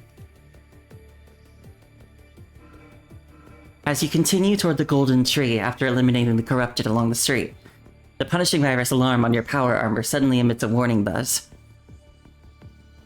Yes, I want less lower abdominal pain. Strange. Don't we have a blocker? The red mist might be affecting the detection system. Let's find a place to rest, and I'll check it for you. You two stop in front of a spacious mansion and quickly spot an open garage after following the dark tire tracks on the ground.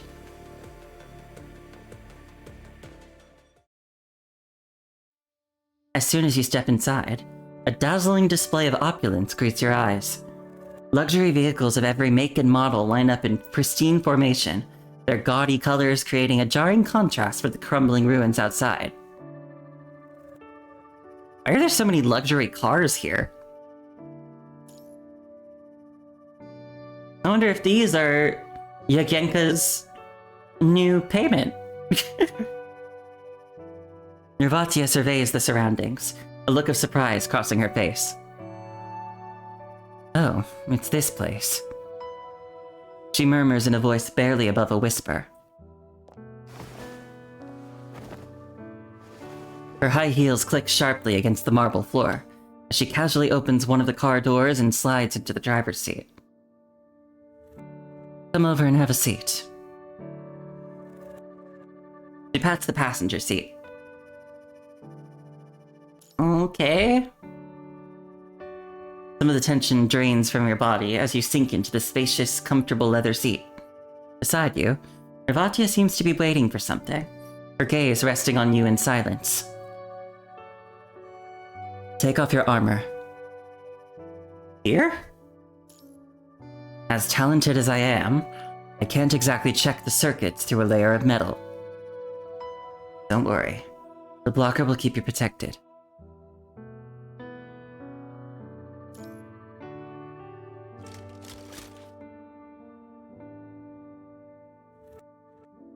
She takes the armor pieces from your hands, carefully examining their internal structure. Then, as if suddenly remembering something, she activates the car's universal console and types in a string of text. Soothing, ethereal music flows from the speakers. You like to listen to music while you work? Just a little habit of mine. Whenever I'm writing important reports or conducting crucial tests, I play music to help me focus. I do that sometimes too. A lot of the time, really. We're kindred spirits, aren't we? She tilts her head.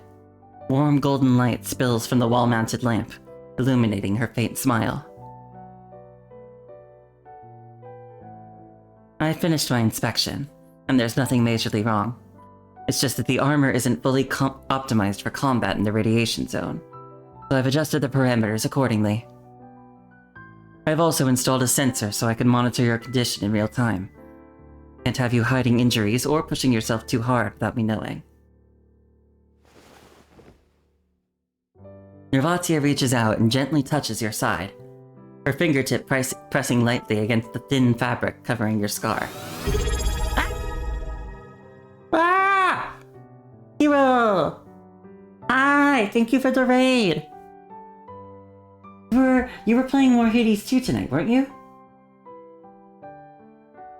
Yeah, you were. Did you have fun? I hope you're having I hope you were having a good time.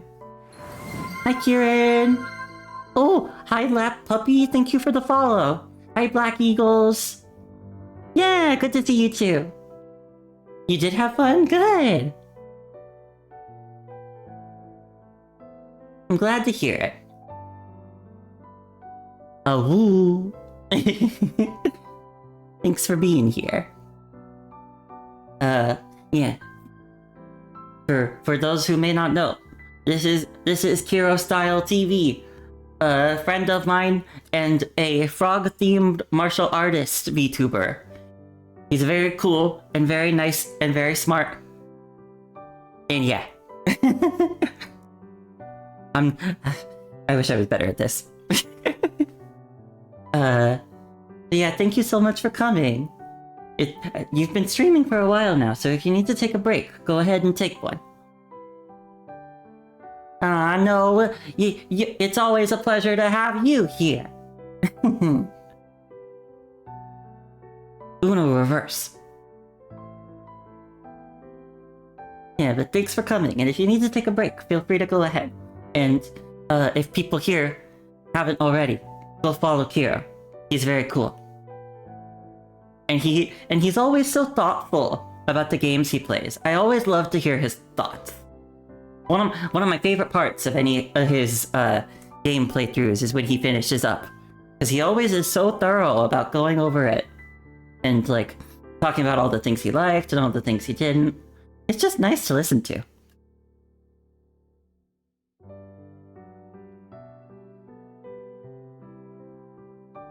Yeah. Pick your flowers. As you can see here, I'm playing some more Punishing Gray Raven. New main story chapter came out a couple weeks ago. But I have not had the time to play it until now because first I was getting ready for my birthday stuff, and then I got sick. So, but now we're here. Now I'm mostly feeling better. So I finally have some time to get around to this. Although I will say, I think my stamina is still a bit low since I'm recovering, so I don't think I'm gonna keep going for too much longer. I gotta be gentle with myself.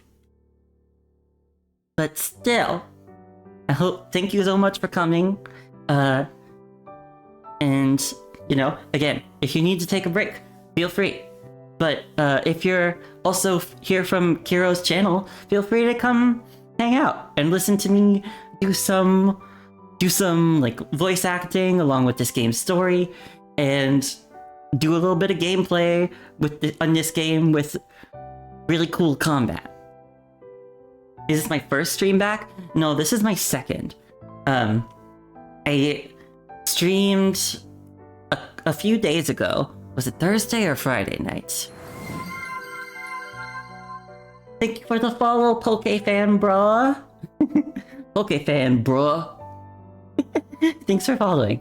No, I did one other a few nights ago.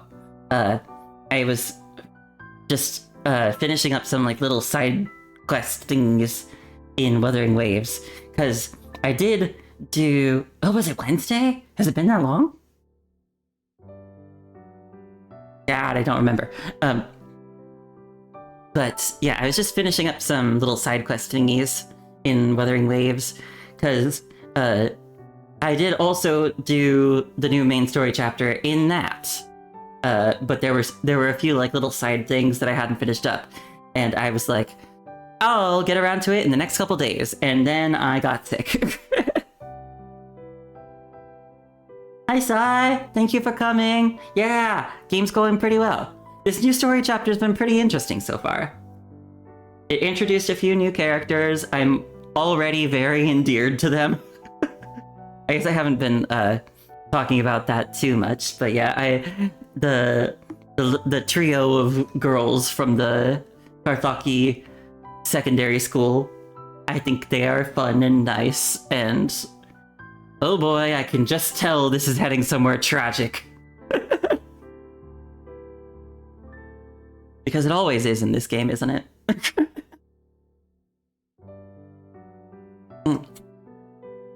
Yeah, I'm having a good time. Although I will say, as I do love this game's story, but I'm a little bit itching to get to the gameplay. The one thing about PGR's story that might not be a draw, or maybe it is a draw for you, for certain people, is the main story is a lot of reading and only a little gameplay. Maybe like, at least for me, because I tend to dally a little bit. And probably it's also slower for me since I read everything aloud. For me, it's probably like I want to estimate like 3 hours of reading for every like 30 minutes to an hour of gameplay. And that's fine by me. But I am just a little bit itching to get to the gameplay right now.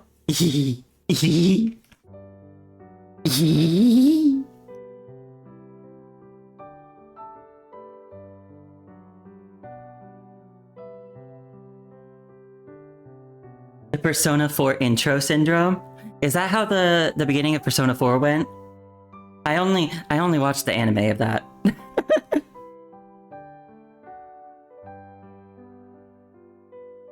Nervatia reaches out and gently touches your side, her fingertip pressing lightly against the thin fabric covering your scar. Infamously? Good to know, good to know.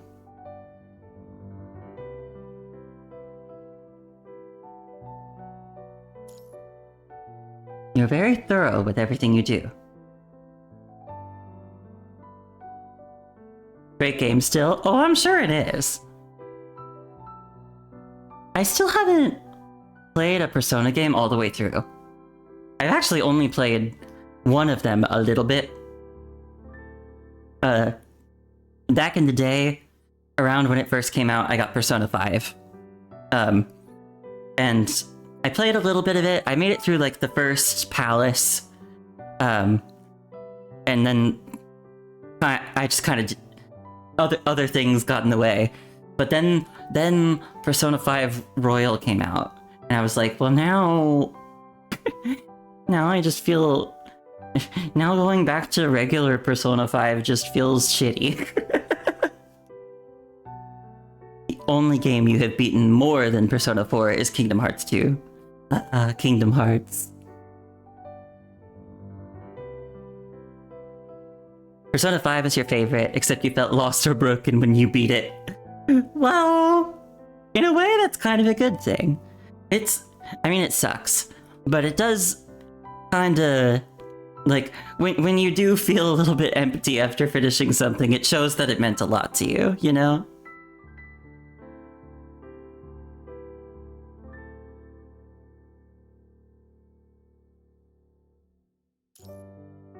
I'm the security director. It's my responsibility to prevent harm, especially when it concerns things I'm interested in. Nervatia, I'm gay. So slow your roll. She answers casually, closing her eyes and reclining lazily in her seat, seemingly savoring this rare moment of respite. The air inside the car is rich with the mingled aromas of leather and wood oil, complemented by a subtle fragrance emanating from your companion's shoulder. Your breathings are soft and measured, distinctly audible in the brief silence between you. I'm guessing this isn't your first time here. When you were in my mind, did you perhaps happen to see an overbearing instructor who always acted like he was in charge, no matter where or when? A familiar figure instantly materializes in your mind. Wow, I got all that from a brief flash. Major Lee. Oh, I even got names and such. Interesting.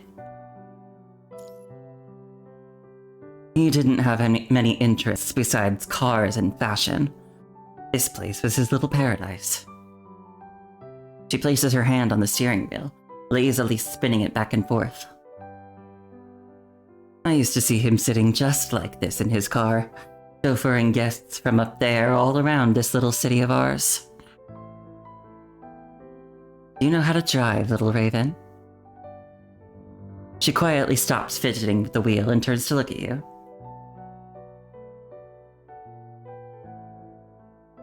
Learned it in the military academy. I am not a street racing pro. Then you must have been to many places and seen all sorts of interesting sights. Not really. It's often just mission deployments, so pretty boring stuff. Except for maybe 40 times that I've gotten into real big doo-doo. You know, like every single chapter of this game. But I guess those are the exceptions. Boring? Don't be so modest. I've seen your file. Transatlantic, Actilec, ARU. You've left your mark everywhere, and always during life or death situations. It's like fate has given you an extra roll of the dice. No matter how dangerous the crisis, you always seem to make it out alive. Oh, you have no idea what kind of extra roll of the dice something gave me. She doesn't need to know about the timeline reset. She rests her arms on the steering wheel and nestles her chin in the crook of her elbow, watching you with undisguised curiosity. Any secret tricks I can share with the Science Council? Like you, I just try my best to fulfill my responsibilities. Doesn't everyone think the same? But we all have different backgrounds, talents, and opportunities. Factors that ultimately determine how far we can go on our individual paths. Well, no, some people do not try their hardest with their responsibilities. In other words, given a lifetime, some are destined to shine brightly, while others remain in obscurity.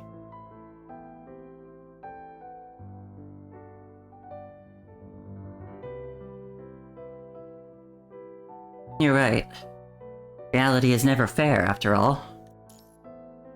Indeed. Reality is never fair. She lowers her gaze slightly, a fleeting look of melancholy crossing her eyes. Let's talk about you. A security director must know how to drive, right?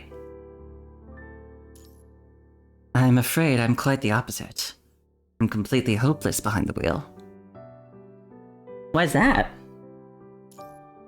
Because of my condition. Amidst the gentle dance music, her slender fingers move up and down rhythmically, tapping the steering wheel with an almost inaudible sound. On the day of the great Actilec explosion, my family,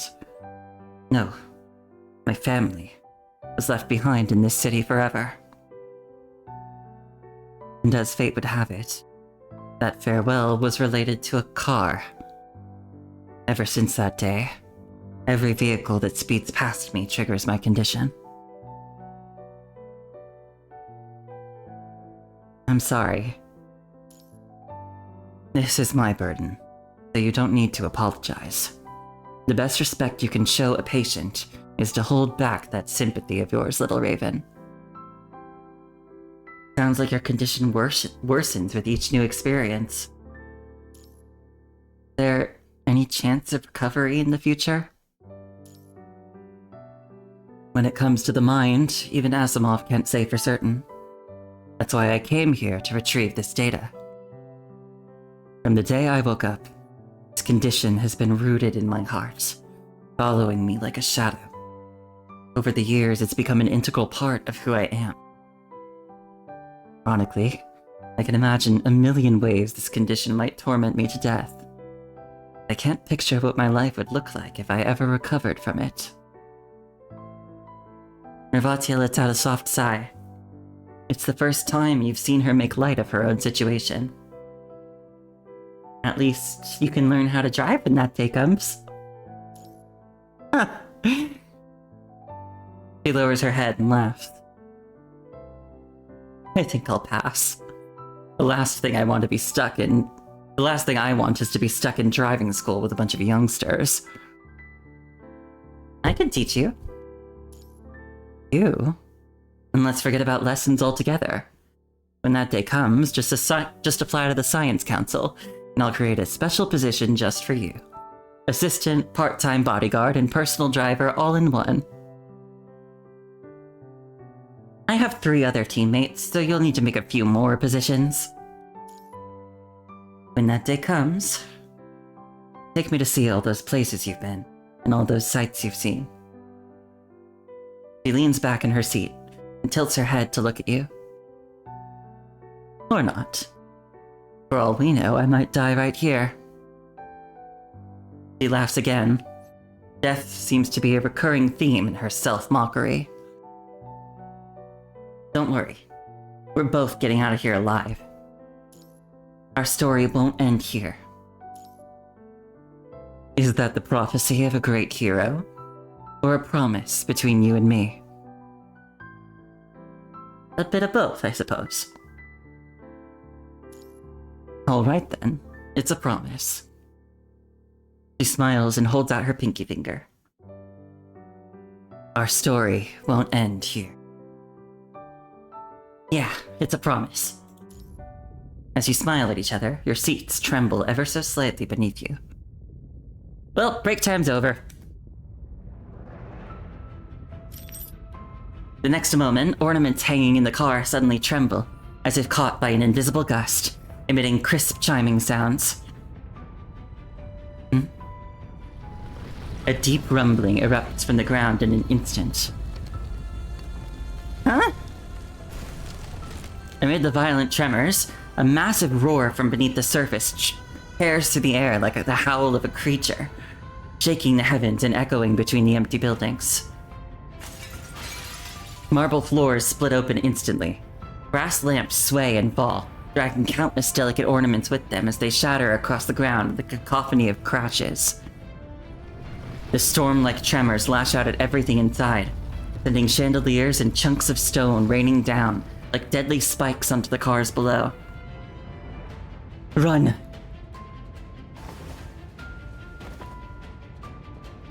Nervatia grabs your wrist forcefully, leaps out of the car, and sprints toward the garage exit.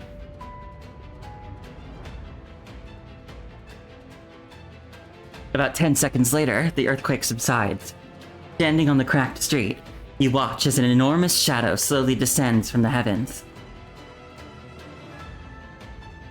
In the distance, the golden colossal tree has burst through the building that confined it, shooting upward straight toward the sky. Is it growing? Something's not right. Nervatia, a lot of things aren't right now. Nervatia presses her hand to her forehead, her brow furrowed as her eyes dart from side to side. Life signals detected. Count 12. There are humans directly ahead of us. Alright. Time for a rescue mission. Why would anyone be in the radiation zone? The red mist is getting thicker. I need to get them out quickly. Are you all right? What are you doing in a place like this? We were locked up underground by an Ascendant. There was a loud noise, and the ground suddenly split apart. Something pushed us up to the surface. The tree.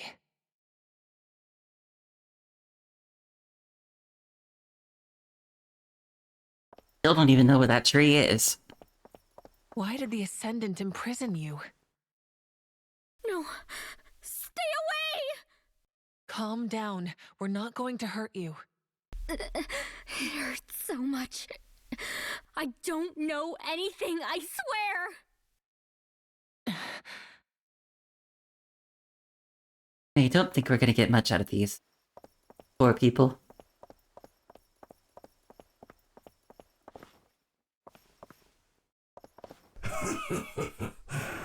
I see you found the bait I left behind. Who's there? Show yourself! This bitch again. Let's see just how determined you are to protect your home. Golden Oak. Invaders. Uh-oh. Careful! There's something in the mist! Margaret? I won't let you hurt them. The red mist concentration is spiking. Activate the inhibitor. Sink into oblivion. To your end. The fallen shall rise no more. Not good enough.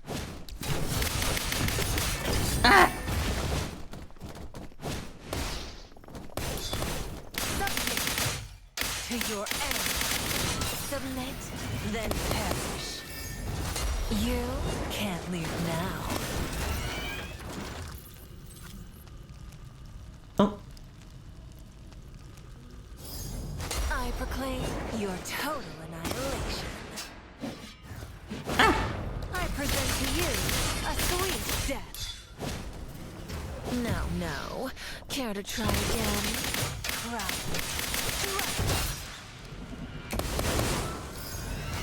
is this a hack and slash like Bayonetta? I think so? I guess I'm not quite as, Care to try again? good at, identifying genres. But this is definitely an action-y game. Despite all the reading. The fallen shall rise no more. Margaret? How is this possible?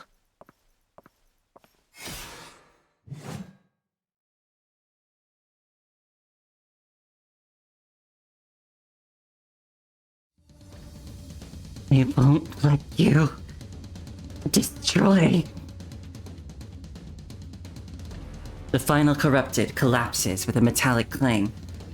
The silver-haired girl standing at the end of the road mutters softly, her body swaying unnaturally, as if she might collapse at any moment. Everyone. She falls to her knees in agony, her skin cracking and dissolving like a shattered clay figure, with countless blinding golden rays bursting through the fissures. Then, with a sudden flash, her body disintegrates into myriad motes of light. They drift into the misty air like golden snowflakes. If a phantom alone can accomplish this much, you truly haven't disappointed me, Golden Oak. The Ascendant lets out a theatrical, twisted laugh, spreading his arms toward the massive tree in the distance.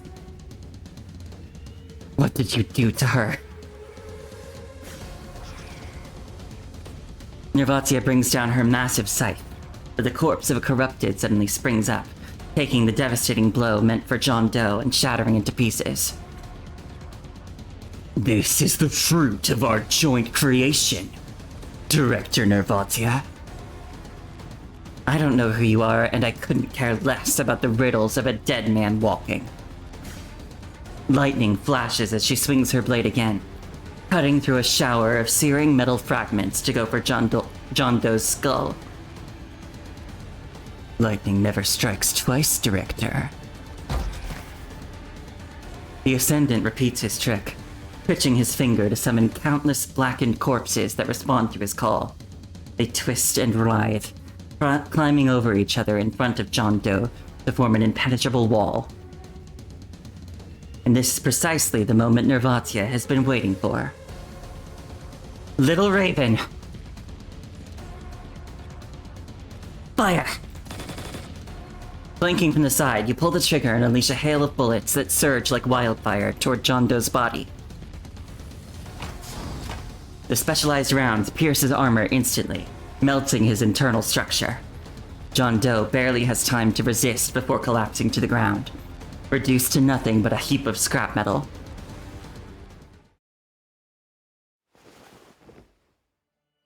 That thing on the ground. Is it dead? Sensing the battle has ended, the refugees hiding in the corner slowly peek their heads out. The Ascendant is dead? He has multiple vessels, so we haven't seen the last of him. But we're safe here for now.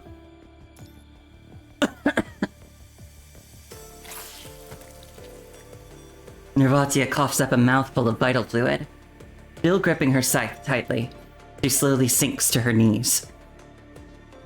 Are you hurt? The Ascendant can control the red mist. You maneuvered me just now. Her brow furrows as she struggles to hide her exhaustion in front of everyone.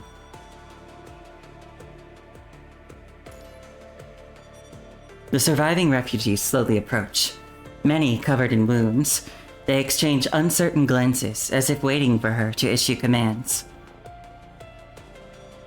Nervatia, protecting civilians is my first priority. We need to evacuate the radiation zone and move them somewhere safe. Can you stand? Lean on my shoulder. She doesn't respond to your assessment, only releases a long breath before quietly closing her eyes. After a prolonged silence, Nervatia slowly raises one arm. She leans her entire weight against you, as if silently retaliating for her frustration at you. My terminal just received a message saying there's a satellite city to the south of the river with a CPF. It might be safe there. It was the broadcast from the military. I was captured near there. The Ascendant disguised himself as my friend, and then... The blocker at Nervatia's waist issues a warning, signaling that the dispersed red mist is returning soon. The purification system can't completely eliminate the red mist, but it can suppress it to some extent. If the CPF in the satellite city is still operational. She pauses, as if it takes her tremendous effort to continue speaking. That is indeed the closest safe zone in theory right now. I still remember the way we came. The Ascendant left a small boat by the riverbank. We should all be able to squeeze in somehow. On hearing this news, several haggard faces, still reeling from shock, slowly lift. They look toward you, their eyes flickering with faint hope as they wait for your final decision. Understood. We'll evacuate to that location. I'm Luke, the Grey Raven Commandant. I will lead you to safety. The situation deteriorating rapidly. There's no time to linger. For now, you have to abandon your plan to venture deeper into the radiation zone and evacuate with the refugees immediately. Everyone, prepare to move out.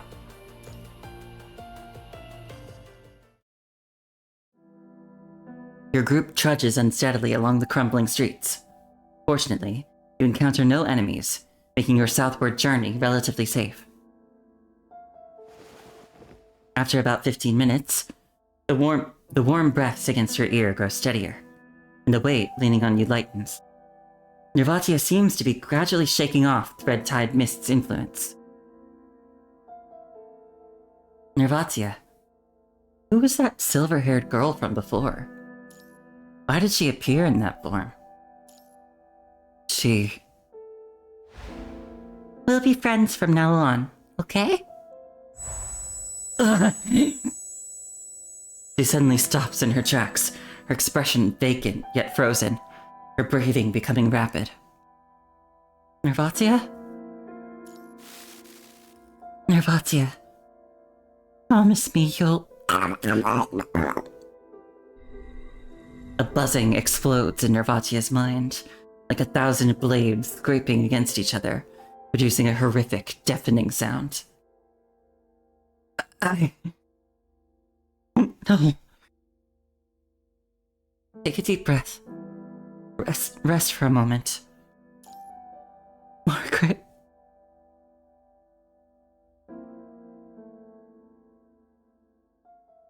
Condensation liquid drips down her cheeks as she clutches her chest tightly. Something within seems to be fighting to break free. It tears at her flesh, threatening to devour her from the inside out. Pain that has lain dormant for decades spreads like a tide to her waist. Countless blurred names and faces merge together, relentlessly pressuring her neural network. Calm down, Nervatia. In that moment of falling, a familiar warmth silently arrives beside her, gripping her hand tightly and pulling her out from the mire.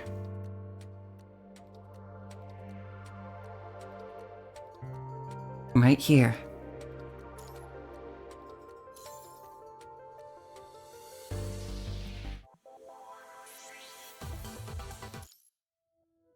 In Okay, I'll do this last one. And then I think I'll call it for the night. The tree! It grows! It grows! And that's probably bad. Rescue mission. The two girls step forward in different directions at the same time.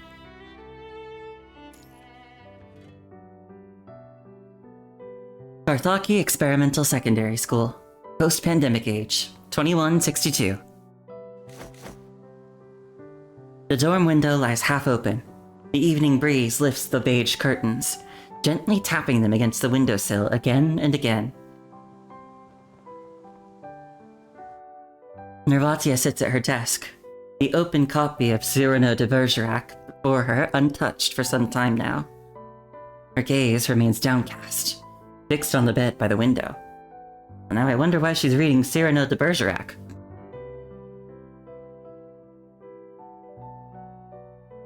What narrative significance could that story have?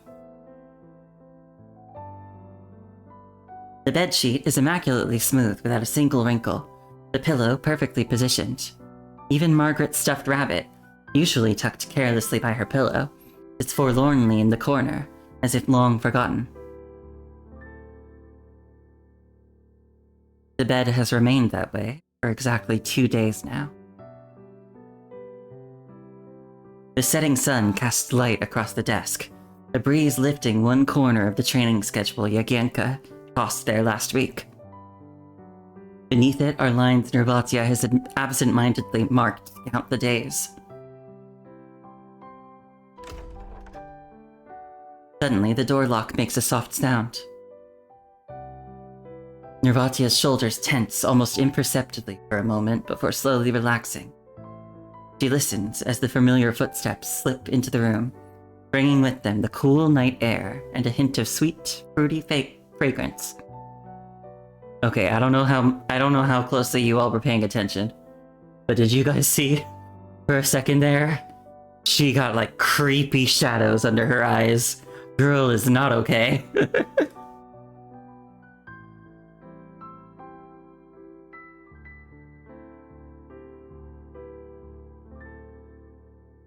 Nervatia, I'm back.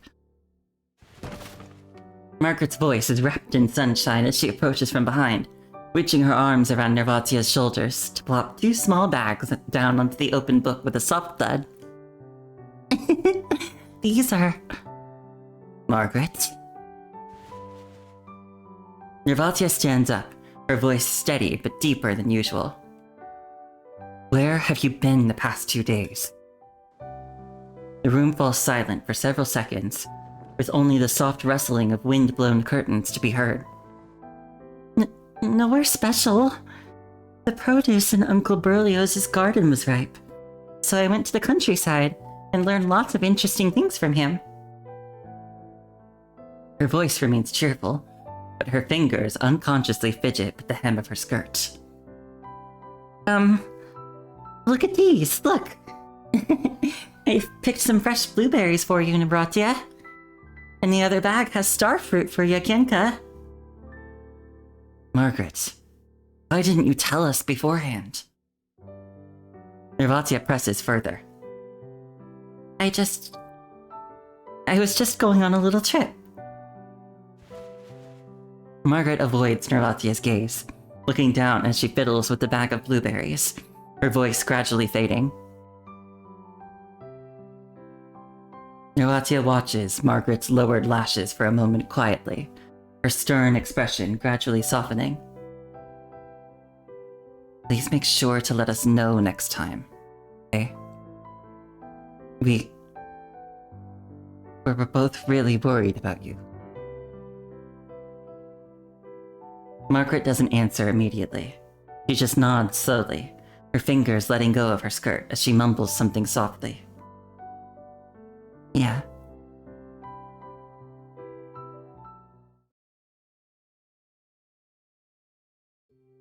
A month has passed since the end of the battle to defend Karthaki, where the trio claimed the Dominic Patrol title.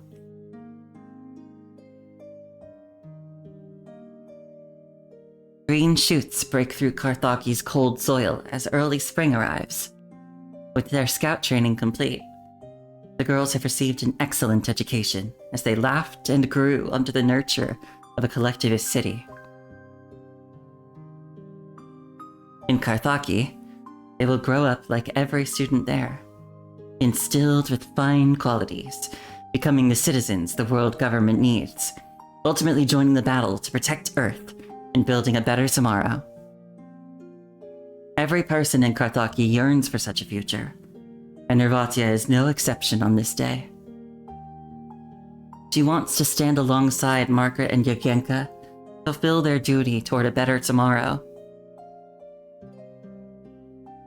But then, Margaret begins disappearing intermittently, seemingly out of nowhere.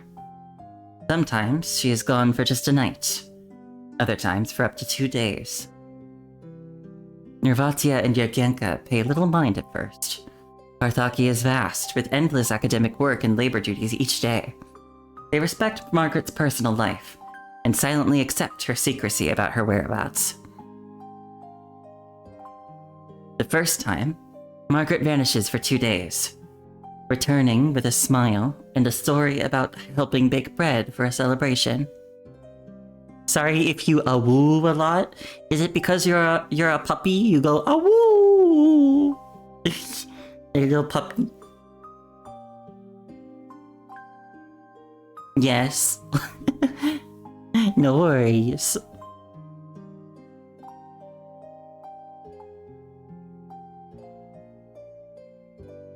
The second time, she misses 2 consecutive days of training, returning pale-faced yet insisting she has merely caught a cold.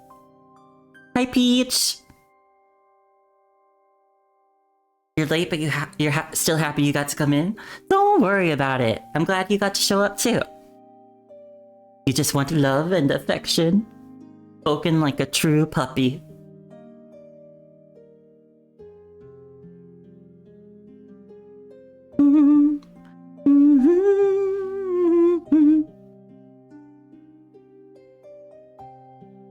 The third time.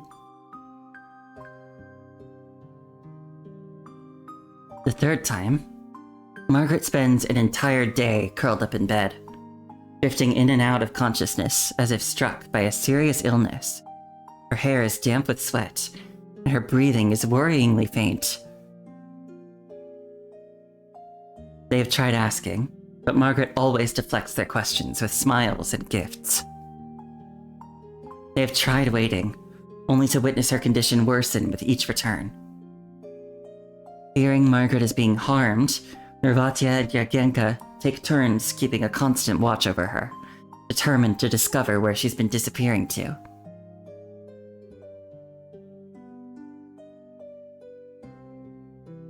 One afternoon, Yevgenka witnesses someone in a sedan, parked outside the school, roll down the window to speak with Margaret, who's been waiting there. She sees the person inside the vehicle clearly. Major Lee.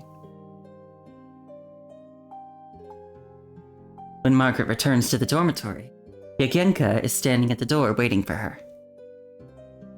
Yevgenka, Auntie Anna asked me to help her bake cakes for children in other conservation areas. I might be gone longer this time, but I'll bring back presents for you both. Who's Auntie Anna? She's a friend of Uncle Berlioz. I met her at the farm last time. She's quite nice. I checked. Berlioz Karamazov left Carthage 6 months ago and boarded the Eternal Engine. Margaret, I saw the instructor speaking with you. Yevgenka takes a deep breath, her eyes betraying her unease. Margaret purses her lips, clearly caught off guard. Yes. Only the instructor has the clearance to take me to certain faraway places. She hesitates for a long while before finally speaking in a faltering voice. Margaret, where the hell have you been going? Yagenka's voice trembles, her brow suddenly creased with urgency and anxiety. She steps forward and firmly grips Margaret's wrist. Yagenka, you're hurting me. What could be so important that you need to hide it from me and Nervatia? Aren't we supposed to be family? Is someone hurting you? Give me a name and I'll knock their teeth out. That's not it, Yagenka. Margaret reaches out with her other hand, gently placing it on Yagenka's wrist with the bracelet. You and Nervatia both have your own talents. Things only each of you can do, right? It's the same for me, but I need a little more time. Margaret, please, I'm begging you. Be straight with me. Yagenka speaks with an almost pleading sincerity. I made promises to many people to keep this secret. Margaret shakes her head. But I promise you, I made that decision so that I can stay with you and Nervatia. We're family, so please trust me and give me some time, okay?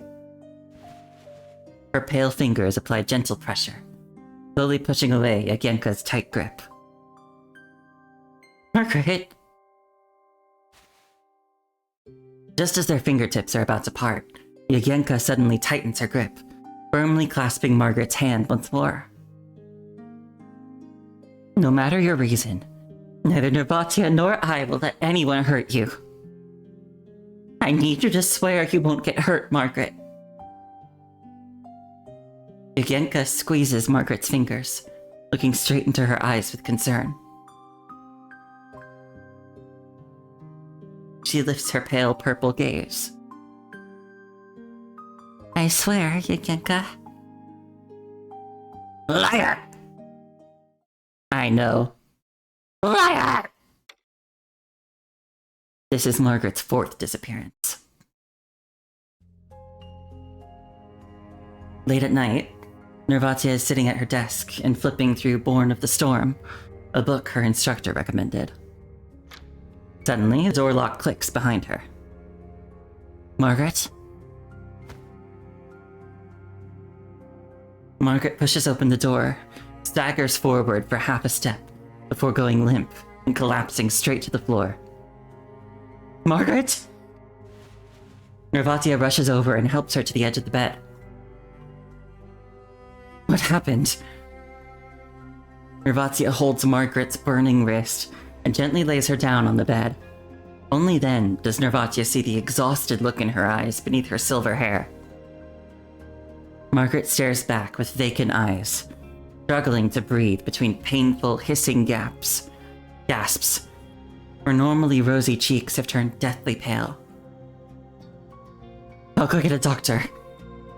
Nervatia. She grabs Nervatia's hand. Then, with great effort, she shakes her head. I'm just a little tired, that's all. I'll be fine after some sleep. She forces a smile through the pain as sweat trickles down her face, dampening the pillow beneath her. What did they make you do? How could they put you through something like this? Don't you realize you're... She bites down on her words, refusing to let the rest of her sentence escape. Look, Nervatia.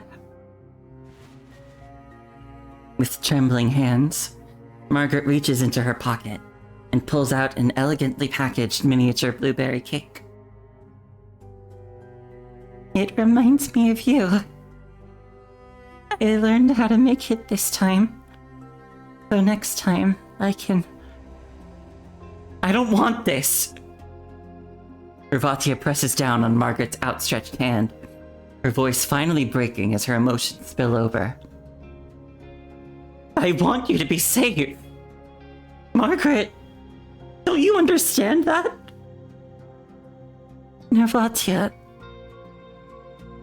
Stunned by Nervatia's rare display of intensity, Margaret falls silent for a moment. Seemingly realizing how harsh her outburst is, Nervatia reins in her emotions and takes a deep breath, trying her best to contain the worry that threatens to overflow from her heart. Sorry. She pauses briefly, her voice becoming gentle. It's alright, Nervatia. Margaret manages to force another smile. You still can't tell us anything about this, can you? The time is almost here. She closes her eyes and speaks softly, her voice barely above a whisper. Katya, can you turn the light off for me? I need to rest a little.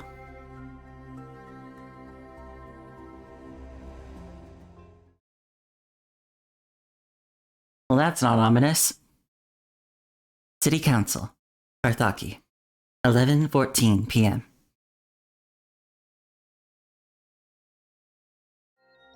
Deep into the night, most of the administrative building has melded with Carthage's darkness, save for a single window on the 4th floor in the eastern wing, which still glows with warm light.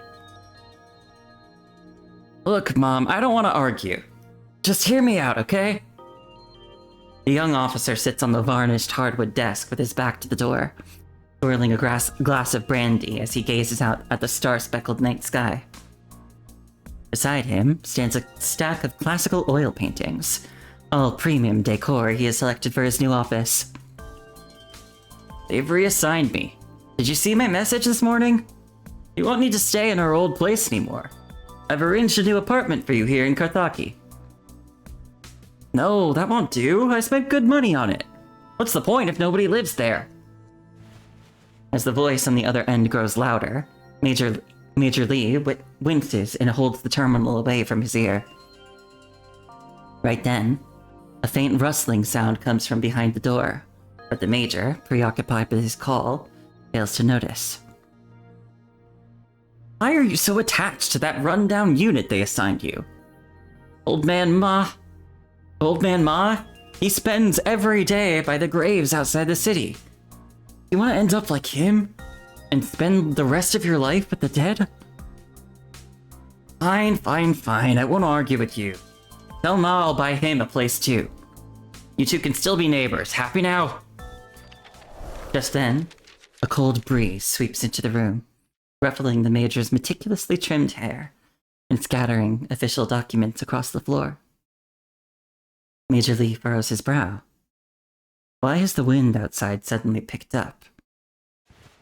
Suddenly, a hand shoots out from behind him, clamping over his mouth and nose. His combat-hardened muscles react before his mind can process. His right arm instantly tenses as he drives his elbow back into his attacker. The assailant lets out a dull grunt of pain, loosening the grip just enough for the Major to seize his chance and violently wrench the attacker's arm away. Who are you?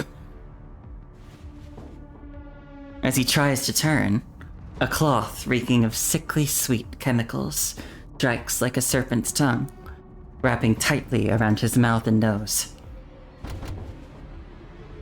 The Major clutches desperately at the arm holding the cloth, bending his knee to kick at the desk.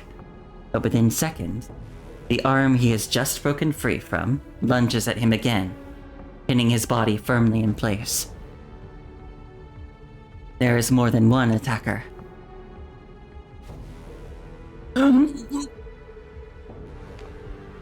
The acrid chemicals flood his system through his nostrils, his vision gradually blurring as everything around him warps into abstract, indistinct patches of color.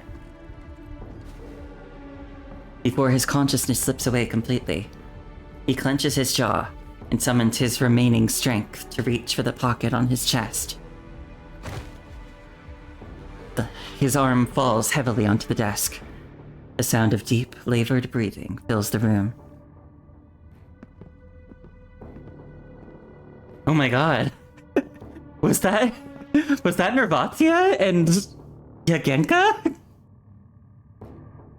My god.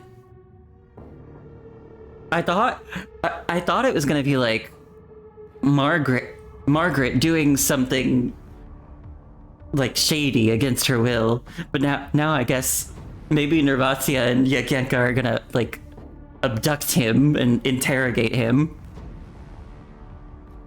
Okay, good night, lap puppy. Have a wonderful night too. The two assailants close the window, turn off the lights, and carry the unconscious Major Lee out before slowly closing the heavy door behind them. Then, everything returns to stillness. They're about to fuck this man up. Wait, are they the reason why he's got those scars on his face? Was that not just from the battle? Did they like fuck him up?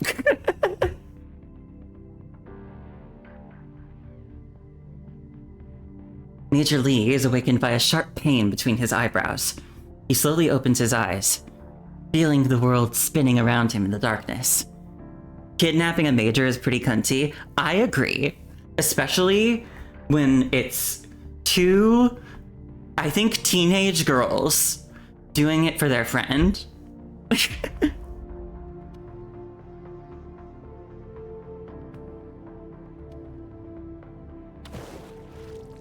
Ice cold water hits his face.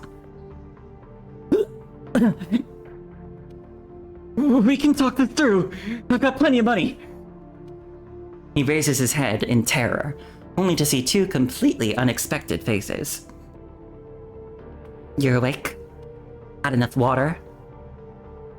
Sir, we'd like to have a word with you. Have you both lost your fucking minds? Major Lee struggles to stand, but the ropes binding his body keep him firmly in place. Nervatia! Yagenka! Do you have any idea what you're doing? Can you just listen to what we have to... I am a decorated major of the world government! The newly appointed instructor of the Karthaki Corps! If anything happens to me, you're both finished! We want to know if you were the one who took Margaret away on those days. Where did you take her? What did you do? Nervatia crouches down, looking him straight in the eyes. Help! Is anyone... Yagenka kicks him and shoves a rag into his mouth. This is the command center of the underground bunker. No one's coming to help you, even if you were Trillard himself. I took counter-interrogation courses at the Fight Club. Do you know how the Actolek people used to treat enemy pilots? Yeah. They're both like... He's like, I'm a decorated military officer. You two are finished if anything happens to me. And they're both just like...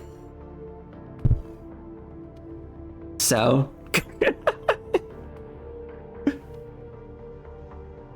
And wow, Yagenka's really just like... I may be a teenage girl in a maid uniform, but I know how to fuck people up.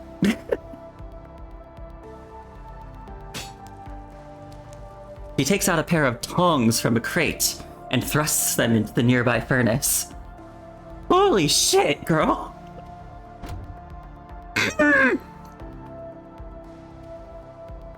Major Lee's pupils constrict in fear. From what he knows of Yagenka, the unpredictable girl might actually torture him out of vengeance. He looks anxiously toward Nervatia, hoping she will talk some sense into Yagenka. Be careful. Don't make him go into shock.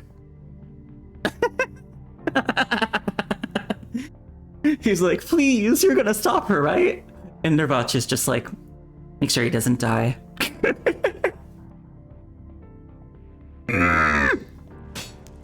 Yagenka smirks coldly as she pulls the glowing red tongs from the furnace and waves them back and forth in front of Major Lee's face. We just want to know what you did to Margaret. Can you promise to answer our questions honestly?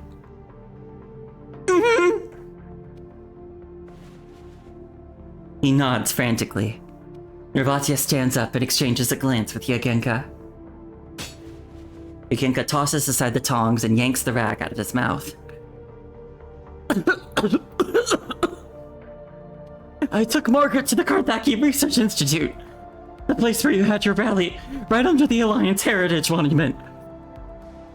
The Research Institute? What were you doing there? The Karthaki Research Institute is under the world government's direct control. Everyone there works with Babylonia, and only the Colonel knows what they're really doing. She used to just go once a month, but lately their demands have become more frequent.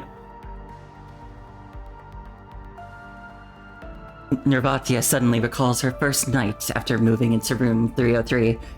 Yeah, Margaret didn't come home that night either. And then the next day, even though she knew that Nervatia was her roommate, she didn't recognize her. Also, damn, look at that glare.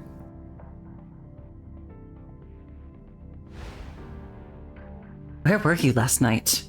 You didn't come back to the dorm. Oh, it's been happening all this time. Are they hurting Margaret? Why is she always so unwell when she returns? This isn't one of your movies. The Institute's work is all supervised by the Control Court. There aren't any twisted human experiments happening there. I don't know the specifics, and honestly, I don't care what she's been through.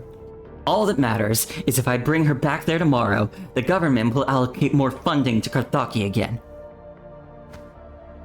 Tomorrow? She was just there for 2 days! Yagenka rushes forward and grabs the Major by his collar.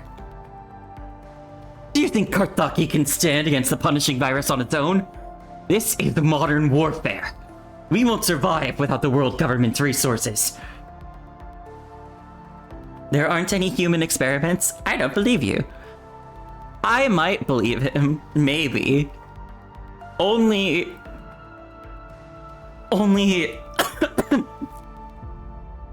because I feel like he might be speaking with a technicality. I've been wondering, what if Margaret never was human? Nervatia, she's a construct now, but she was a human to start with. What if Margaret wasn't?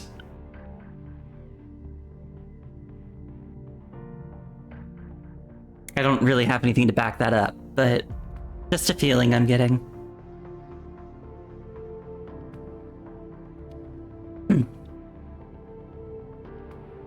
She's hurting right now.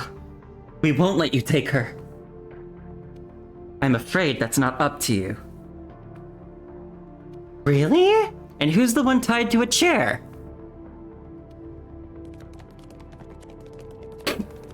Hurried footsteps echo from the hallway outside. The Major tilts his head back, a smug smile slowly spreading across his face. Ah, damn it, he managed to call back up. Instead of worrying about her, you should be worrying about yourselves. The door behind Nervatia is kicked open as several fully armed soldiers rush in, training their weapons on the pair. Don't move! Get down or we'll open fire! How did they get here so fast? The soldiers quickly untie Major Lee as he works his neck and wrists. He looks down with smug superiority at Yagenka and Nervatia, who are now pinned to the ground. What did you do? He leisurely pulls a golden pocket watch from his breast pocket. It's installed with a tracker that's meant to protect me from assassins. But you two brats gave me a reason to use it. I'm paranoid. Scouts Margaret and Nervatia have openly attacked a military officer. Don't you mean Yagenka? Is that a typo? According to the disciplinary regulations in the Scout Handbook, they are hereby temporarily sentenced to detention, pending a formal Scout tribunal. Take them to the detention cell. But you know what? I stand by these girls. Detention cell, 6:10 a.m. The morning light filters through the air vent, prying open a small bright spot in the gloomy detention cell. The smell of rust and disinfectant permeates the cramped space. Yagyenka leans against the iron bars, sniffles, and wears an expression that screams, "Just our rotten luck." Exactly. My clients did nothing wrong. In fact, Your Honor, they slayed. They served. They were mothering.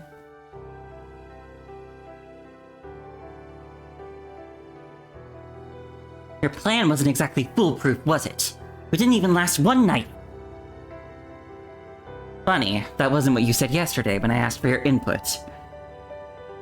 How could we be so stupid and not search him? God, I could kick myself right now. They did in fact stunt on them hoes, even though they kind of failed in the end.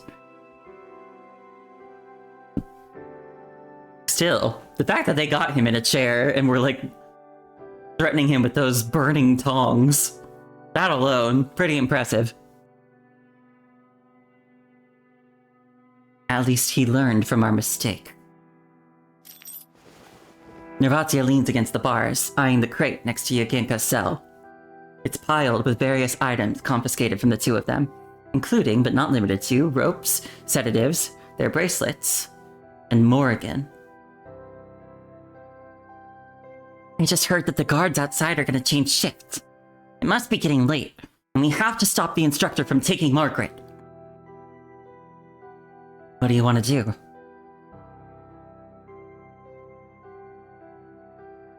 This lock is a piece of old junk. No one's watching right now, so this is our chance. Yagyenka reaches out through the cell bars, grips the padlock, and smashes it hard against the bars. Keep it down, will you? It's like the rocket factory's up and running again. This damn thing is too tough! The piece of old junk proves more resilient than Yagyenka has anticipated. Nervatia crouches down, carefully examining the mechanism on her own cell door. If I have a metal strip or wire, I can pick this. Huh? You know how to pick locks? It was in one of the elective course textbooks. I read it once and committed it to memory. It's irritating when you talk like that. Yagyenka rests her hands on the bars and clicks her tongue in displeasure. Seeing this, Nervatia's eyes widen as if struck by inspiration. Yagyenka, can you reach that box over there? I can try. What are you up to? Hand me Morrigan. Yagyenka freezes for a moment. Are you trying to break it open to pick the lock? Are you sure? You nearly bit my head off last time I just held it in my hand. It was the only thing by my side when I woke up.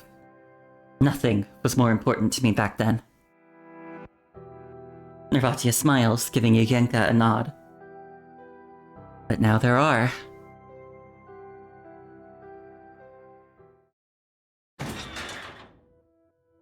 For those not in the know from earlier, Morrigan is a handheld game console.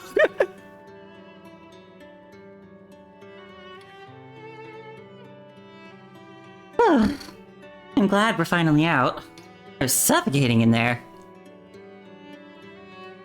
Yagyenka pushes open the creaky iron door, stands in the sunlight that is streaming through the vent, and stretches her body. Yeah, like a Switch or a DS. And I think I remember reading in, like, side material, because, weird fact, in the 29 intervening years between this flashback and the present day, Morrigan is reconstructed into a fully combat-ready, AI-equipped companion for her. But in reading Morrigan's little background thing, I believe it was originally something like a Tamagotchi.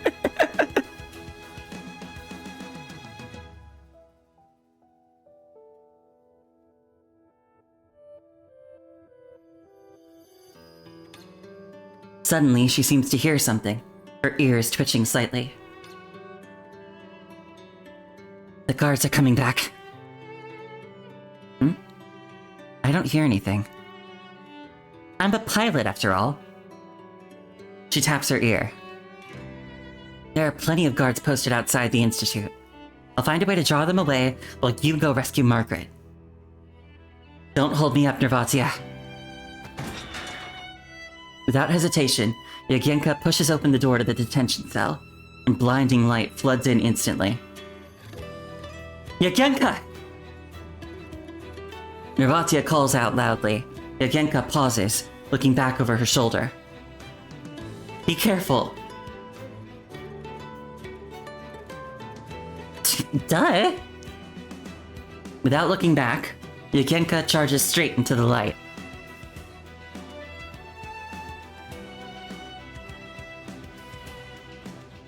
Nervatia turns around and picks up the bracelets Margaret gave both of them, putting them all on her wrists. Wait for me, Margaret. To protect the one they call family, two girls step forward in different directions at the same time. Yes! Mothers protecting mothers.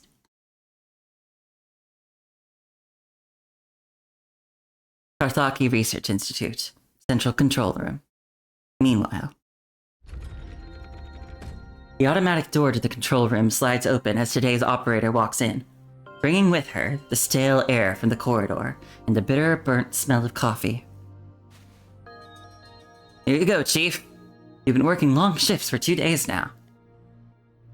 Ugh. Thanks.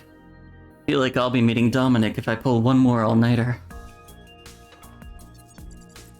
The operator places the steaming coffee next to the main console.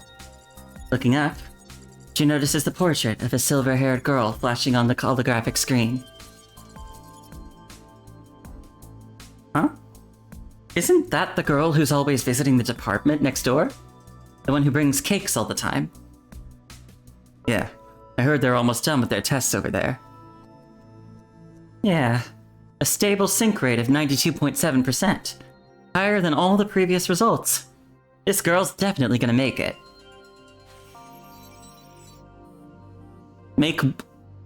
She's gonna make it? What do you mean by that? The operator leans in curiously, her fingers unconsciously swiping through the screen.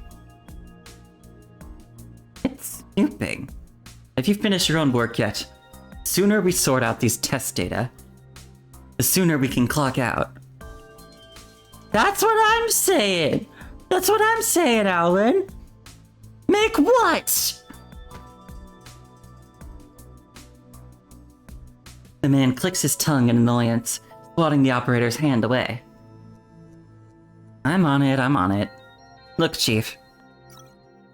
The woman presses her fingers against the control panel, and the massive arc-shaped screen that covers half the wall suddenly lights up. At the center of the display is a massive, glowing golden core that is pulsating rhythmically within layers of structural encasements. This is Karthaki Reactor Number 4, the eternal beating steel heart of the city. Countless streams of brilliant light extend outward from the core, resembling blood vessels and neural networks. They fill the entire screen and continue to branch out until they reach the dotted lines marking the screen's edges. These connections reach every corner of Carthage, channeling energy produced by the harmonic reactions of the mind, the city's power grid, central water system, CPF, and factories, containing tens of thousands. Oh no. I just realized what's going on. Margaret's powering the entire city.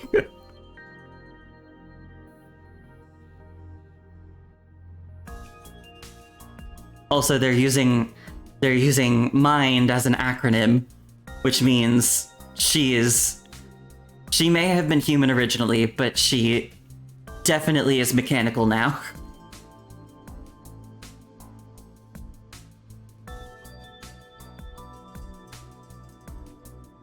Oh boy. Yep. This is not what I expected. I thought they were gonna be using her in, like, combat trials or something. But no, I guess they're just using her to power the entire city. Which is also crazy. Crazy in a different way, but still crazy.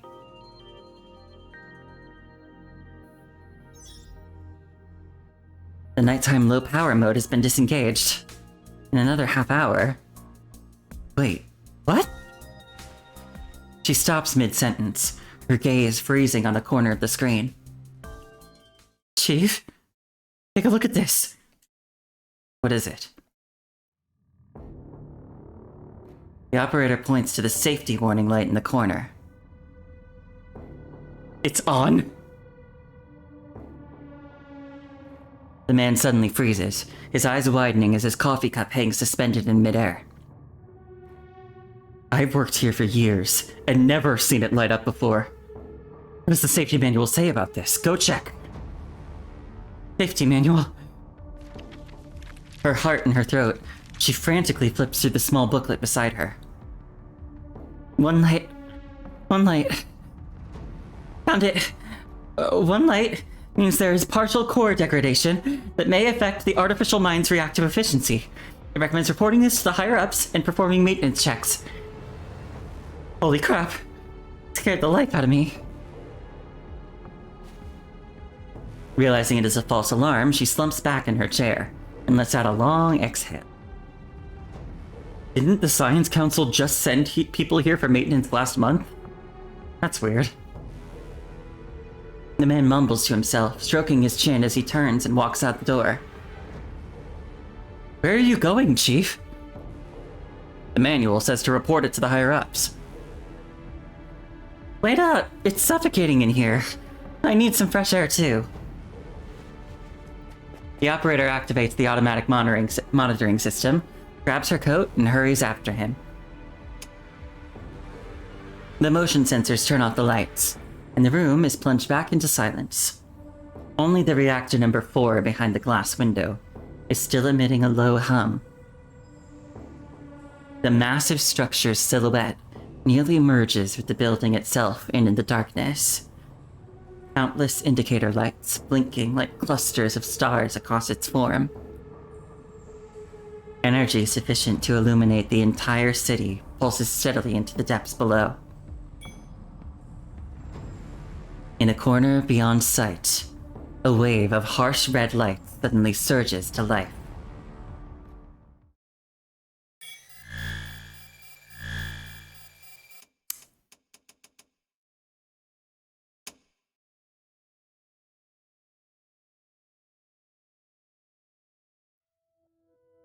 That's probably fine.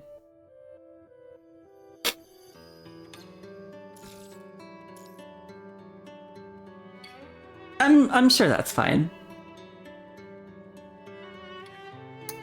Ooh. Okay, I got some theories now. So, Margaret's powering the entire city through Carthage reactor number 4. And we know from the very first stage that the reason why Carthage is the way it is today is because there was a punishing virus outbreak from Carthage reactor number 4.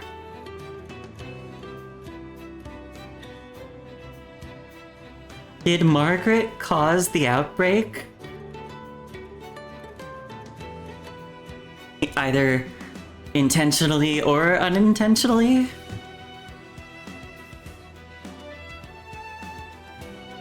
Oh boy. This is getting pretty interesting. Also, I gotta say that that last shot with the warning lights is pretty creepy. I liked it. Yeah, that's a cliffhanger to leave on, isn't it? But it's getting pretty late. I should stop here.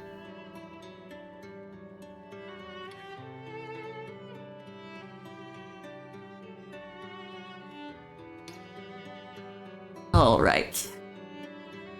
Yeah. So I think I'll continue with this. Maybe do the whole second half if I can. I don't know if I'll do it tomorrow night. I have my post-surgery checkup on Tuesday morning, so I don't know if I want to stay up too late tomorrow night. But if I don't do it tomorrow night, I'll definitely come back on Wednesday night and maybe finish this? We'll see.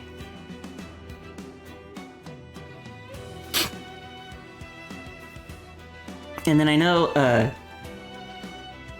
regardless of what happens with this, on Thursday night, there'll be a new Wuthering Waves main story interlude quest. So I'm gonna do that on Thursday night.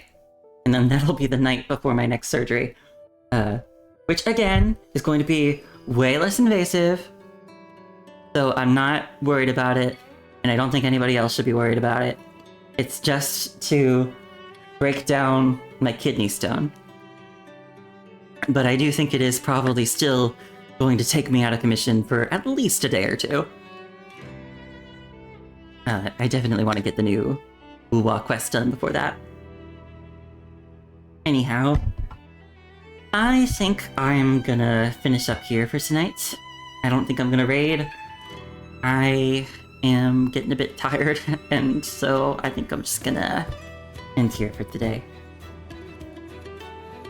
Alright. Thanks everybody for coming by. I hope you all had a nice time. This new chapter's been very interesting so far. I said at the beginning, I didn't have high hopes for Nervatia's patch, but so far, this has been going pretty well. Thank you, Alan. Yes, I hope everything goes alright too. I'm sure it will. And the good thing is, the thing that really freaked me out about the surgery that I already had for the appendectomy, what really freaked me out about that was, you know, like, that they had to cut in and take something out. But at least with the surgery I'm getting on Friday, they don't have to do any incisions or anything like that. They're just gonna, I guess in the delicate way, I guess this is the most delicate way to put it, they're gonna use what pathways are already there. They're gonna use the passages that the human body is born with, and they're gonna deal with it through that. So I'm at the very least not really that anxious about this upcoming surgery, because I know they're not gonna be like cutting me open, and they're not gonna be taking anything out of me that isn't already supposed to be in there. Or that they're not gonna be taking anything out of me that wasn't supposed to be there. Or no, that was supposed to be there. The only thing they're removing is something that should go. Something that should not be there. So I'm gonna be fine. At the very least, I'm not feeling very anxious about it. I think it's more just like a, you know, like, I'm just kind of waiting for it. And hopefully, once it's over, I'll feel better. So it'll all be good. But thank you. Thank you for coming. I hope you had a nice time. I'm having a lot of fun. I'm excited to see where the rest of this chapter goes. And I will see you all next time. Bye-bye. Thank you. Bye-bye.